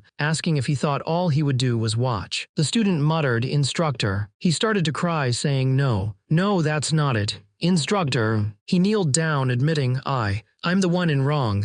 He realized I'm the one in wrong. He smirked, thinking good. He remembered Mi Xiaolin's words. It's just like Mi Xiaolin said. He recalled that even if Gok Booke had continued cultivating his energy, the result wasn't guaranteed. Gok Booke was a martial artist who used his fists to fight, dodging every strike at close distance, while building up energy is too difficult for someone at Dan Lijung's level. Well, if that final attack had landed, who knows what would have happened. Either way, this turned out better. He thought, I'll listen closely from now on, instructor. You should have been like this sooner. With this, Dan Lijung won't be able to refuse my teachings anymore. He planned, I'll continue him slowly guiding from here. Someone asks him, are you grinning foolishly again? Elder Jin Beek says, how many times must I tell you that it looks bad? The man asks, Elder Jin Beek, what brings you here? He continues, a physician belongs in the medicine hall. Where else would I be? Jin Beek asks, but what are you doing here? The final match starts soon. Shouldn't you at least go and cheer them on? The man replies, cheer? You mean for that arrogant brat, Yoon Wookyoung? I'll take care of myself. Cool. The instructor said, an instructor shouldn't call his own cadet that. Besides, wasn't it your idea for him to win the duel and enter the Heavenly Martial Tournament? The man smirked. He asked, shall I tell you a secret? The instructor replied, what are you suddenly saying? A secret? The man leaned in close and said, the truth is, the outcome of these duels, he finished, do not matter in the slightest. His face was tight with anger. He was shocked by what he just heard. What? The view shifts to a building. He was breathing heavily. He gripped his weapon tightly, asking, you've truly gone mad, haven't you? The man with dark hair yelled, are you? Yoon Wookyoung stood holding his weapon as the man shouted, not afraid of 8 minutes ago. A man with a ponytail grinned, saying, we've finally reached the last bout. The announcer declared, both sides are currently tied at 2 wins and 2 losses. So the result of this match will determine the victor. Begin the duel, the announcer shouted. The man with dark hair glared. You insolent brat, he muttered. It had already been over 10 years since the Lotus Sword Hall, broke away from the destructive Sword Yoon clan. During all that time, the martial artists of their hall had participated in numerous tournaments and built their reputation by cutting down countless unorthodox as well as unrewarded tours, raising the honor of orthodox martial artists. Even now, there were still fools who boasted that the destructive Sword Yoon clan was the greatest clan under the heaven. After the great war between orthodox and demonic forces, they achieved nothing. They're nothing but an old, withered tiger. This tournament was the same. It was all happening because that bastard went back on his word, which created the unprecedented situation of a selection match. The man with brown hair looked at his opponent and called him a despicable wretch. He declared, but it all ends here. The man with dark hair held his weapon, saying, I will show everyone gathered here today. He gathered energy as he said, that the likes of the destructive Sword Yoon clan have long since. He unleashed a surge of green energy and finished his sentence, been surpassed by us. Lee Bijom, surrounded by green energy, shouts, the Lotus Sword Hall and me, Lee Bijom. People watching the fight say, whoa, he's going at it from the start. Someone yells, you must win, Lee Bijom. Out of all the students, you're the only one who can face Yoon Wookyoung. Lee Bijom strikes, yelling, take this, Yoon Wookyoung. Lee Bijom unleashes a blast of green energy. Lee Bijom focuses, channeling energy into his sword. He unleashes a powerful surge of energy. Lee Bijom looks determined. He strikes his opponent with incredible force. The energy explodes on impact. The 2 men clashed, staffs meeting in a burst of blue energy. The man with dark curly hair gritted his teeth. HMPH. The other man with shorter brown hair raised his staff, ready to strike. They exchanged rapid blows, each strike creating shockwaves that splintered the ground. Their feet dug into the ground as they fought for dominance. The 2 fighters clashed, their weapons meeting in a shower of sparks. A man with dark hair pulled back in a bun looked shocked, saying, this can't be. Another man with spiky hair looked on in disbelief. Is this really a duel between students? One of the fighters prepared his ultimate move, Supreme Dragon Heaven-Severing Sword 3rd Form. His opponent countered with Twin Dragon Fang Severance. His opponent stomped his foot down. He spun around, swinging his wooden staff. The man watched the attack approach. The staff glowed green as he prepared to strike. The staff slammed into the ground, causing a massive explosion of debris. He stood firm amidst the rubble. The man with dark hair grinned, taunting,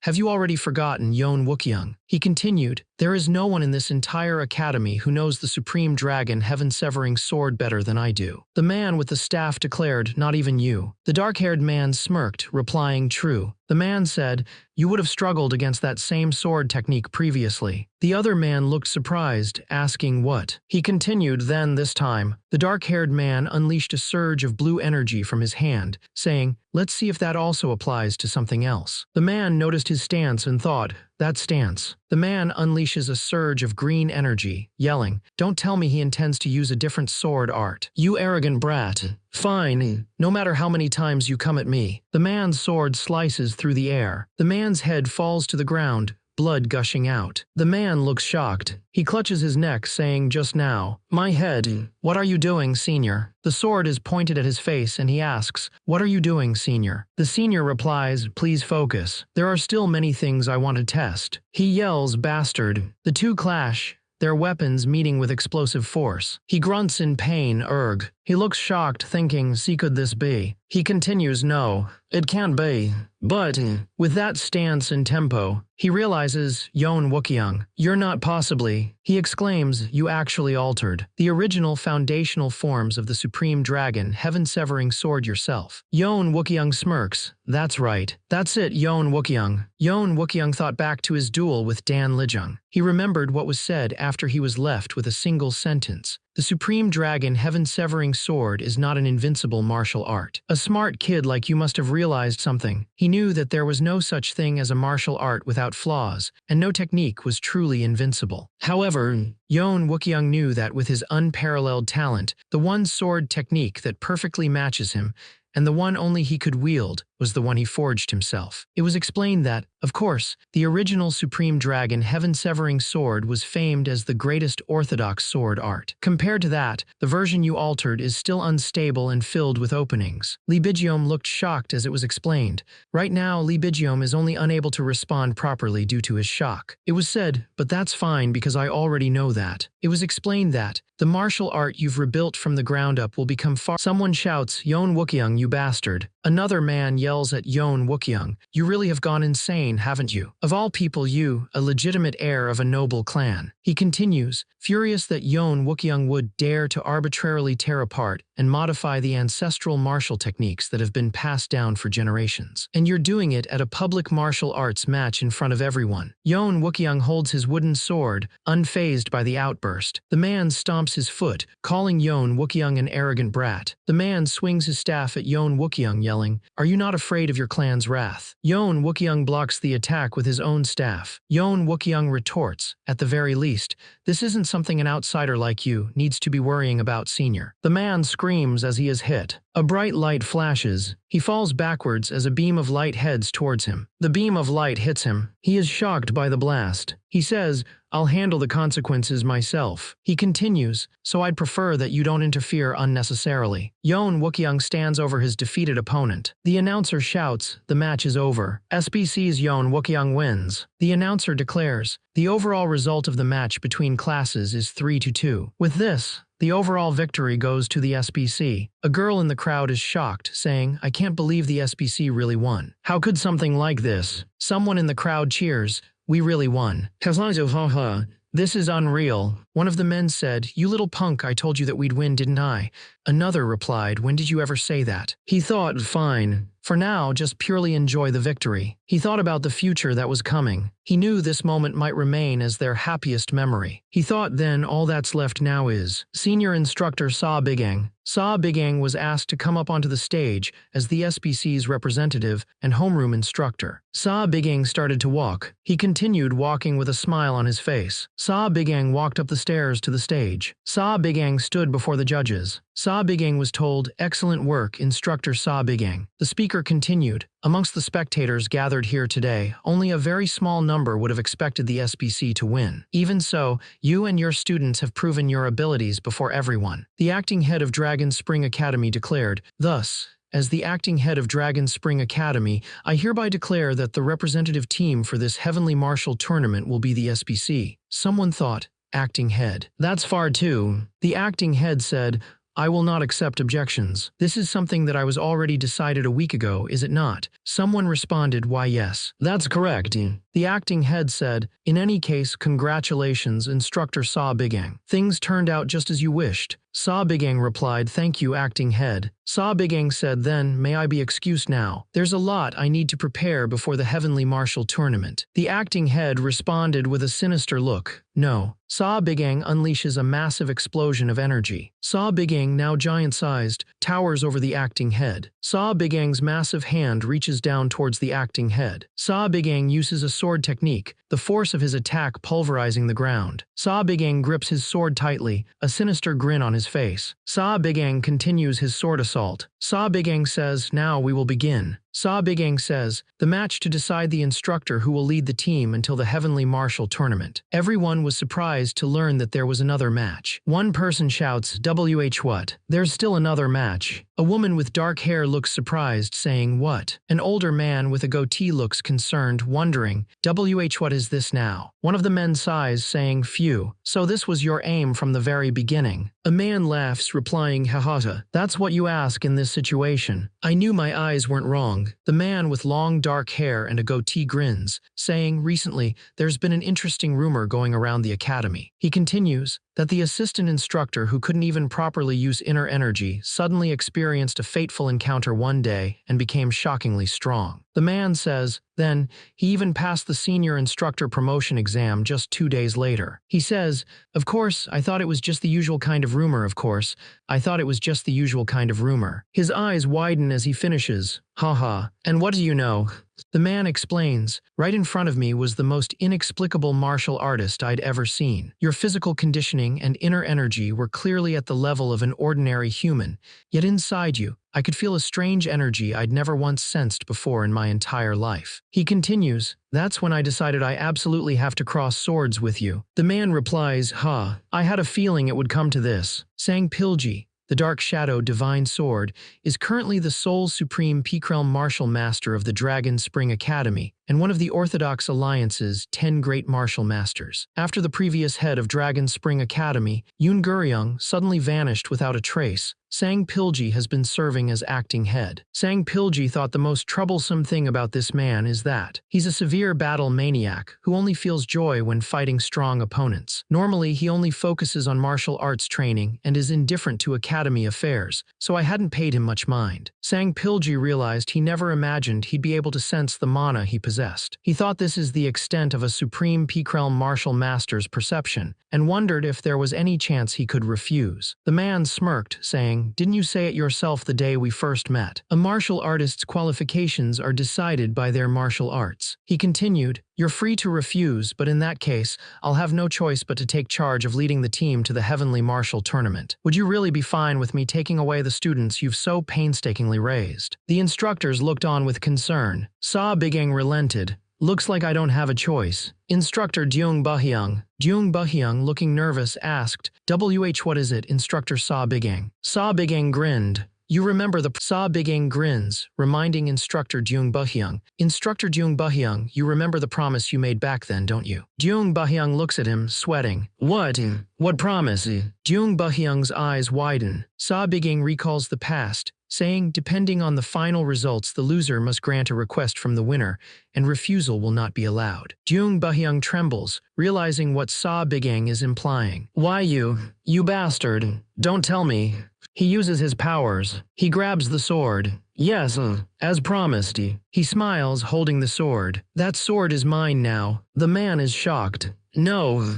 My Violet Dawn sword. The others look on in shock. WH what is that? He was using the sword control art. That is. Phantom Grasp.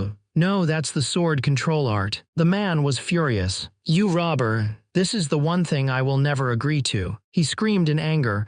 I went through so much to get this sword. You piece of... The man sighed. What a shame. If IT isn't that sword, IT looks like the spar will be difficult. He looked down at the man. So, what will you do, acting academy master Sang Pilji? You're going to tattle on me. Sang Pilji, held in the air, stammered, A academy master. Jeong Bahyung, eyes glowing, threatened. Jeong Bahyung, if you don't let go of IT right now, you'll be cut down by my sword. He swung his sword down. Sang Pilji went flying, crashing to the ground. Oh, he groaned. Jeong Bahyung's sword crackled with purple energy. The man grinned, holding the sword high. As expected, it's a splendid sword. Jeong Bahyung was on the ground, injured. Then I'll make good use of it, Instructor Jeong Bahyung. Jeong Bahyung cried, tears streaming down his face. I will never ever forgive you for this. The man stood across from Jeong Bahyung, his sword ready. The man smiled. All right then, may I begin now? The man with the sword stopped and asked, wait, what now? He looked thoughtful. Before we fight, there's something I'm curious about. He continued, why go through such a bothersome method to fight? The man spoke again. If someone at the level of an acting academy master wants to have a match with a mere instructor, there are far simpler ways to do it. More than anything, objectively speaking, there's far more for you to lose than I do in a spar. He finished his thought. Could it be that you think there's absolutely no way you'll lose, so you don't care what happens after? The man with the ponytail laughed. Hatahaza. He continued, I'm not exactly a humble person, but I'm not that arrogant either. Sounds like there's been a slight misunderstanding. There's a perfectly good reason for me to do this. He explained, firstly, if I had forced a fight with you, you would have merely humored me just enough and then surrendered since there wouldn't have been a reason for you to fight. He added, secondly, you could call it my own way of glowing sincerity. So you intend to represent our academy at the Heavenly Martial Tournament? Yes, and I want to personally select the cadets who will participate. He finished, I don't know your true intentions, but either way, it did seem certain that the Heavenly Martial Tournament was your objective. Now then, do you understand? The man grinned, holding his sword out. Even if I have to put up with this inconvenience, I want to fight you at full strength no matter what. He smirked, well, looks like I got caught by a pretty persistent man. His expression turned serious. You might really die, though. That is the exact thing I desire more than anything. He replied, as you wish then. He unleashed his attack, Phantom Blade. He shot forward, purple energy blades trailing behind him. His opponent turned to face him as the energy blades closed in. He rushed towards his enemy. A sinister grin spread across his face. He unleashed a flurry of attacks. The man grinned, surrounded by glowing sword energies. They are all sword energies with physical forms. Interesting. He held his sword, preparing to unleash another attack. But with only this much, he unleashed a freezing wave. The man smirked, watching the ice approach. An ice art this time. You're a talented fellow. The onlookers looked up in shock. Holy shit. He looked up, thinking really martial arts. He unleashed a massive fireball. He thought, I wanted to avoid using magic in front of martial artists as much as possible, but he realized, my opponent is the most overwhelming martial master I've faced since my time regression. He isn't someone I can beat while keeping my strength hidden. The fireball grew larger and more intense. The man grinned, saying, Hatahata, amazing, truly amazing. The fireball exploded. He drew his sword, declaring, Imana Blade. He thought, in the end, this too is something that happened due to the influence of my regression. He rushed forward, thinking, I'll finish this as quickly as possible. Dust and debris exploded outwards. He swung his sword, a purple aura surrounding it. The swords collided with a loud clang. He locked blades with the other swordsman. His opponent said, Splendid. I knew I had judged you correctly. He laughed, raising his sword, and said, Haha, but this is far from over. He grinned, ready to strike, saying, Want more content right now? Check out Dungeon Crawler Carl for completely free on Amazon. It's the highest-rated audiobook with over 135 hours of pure dungeon chaos. Grab the first book completely free with the Amazon link in the description.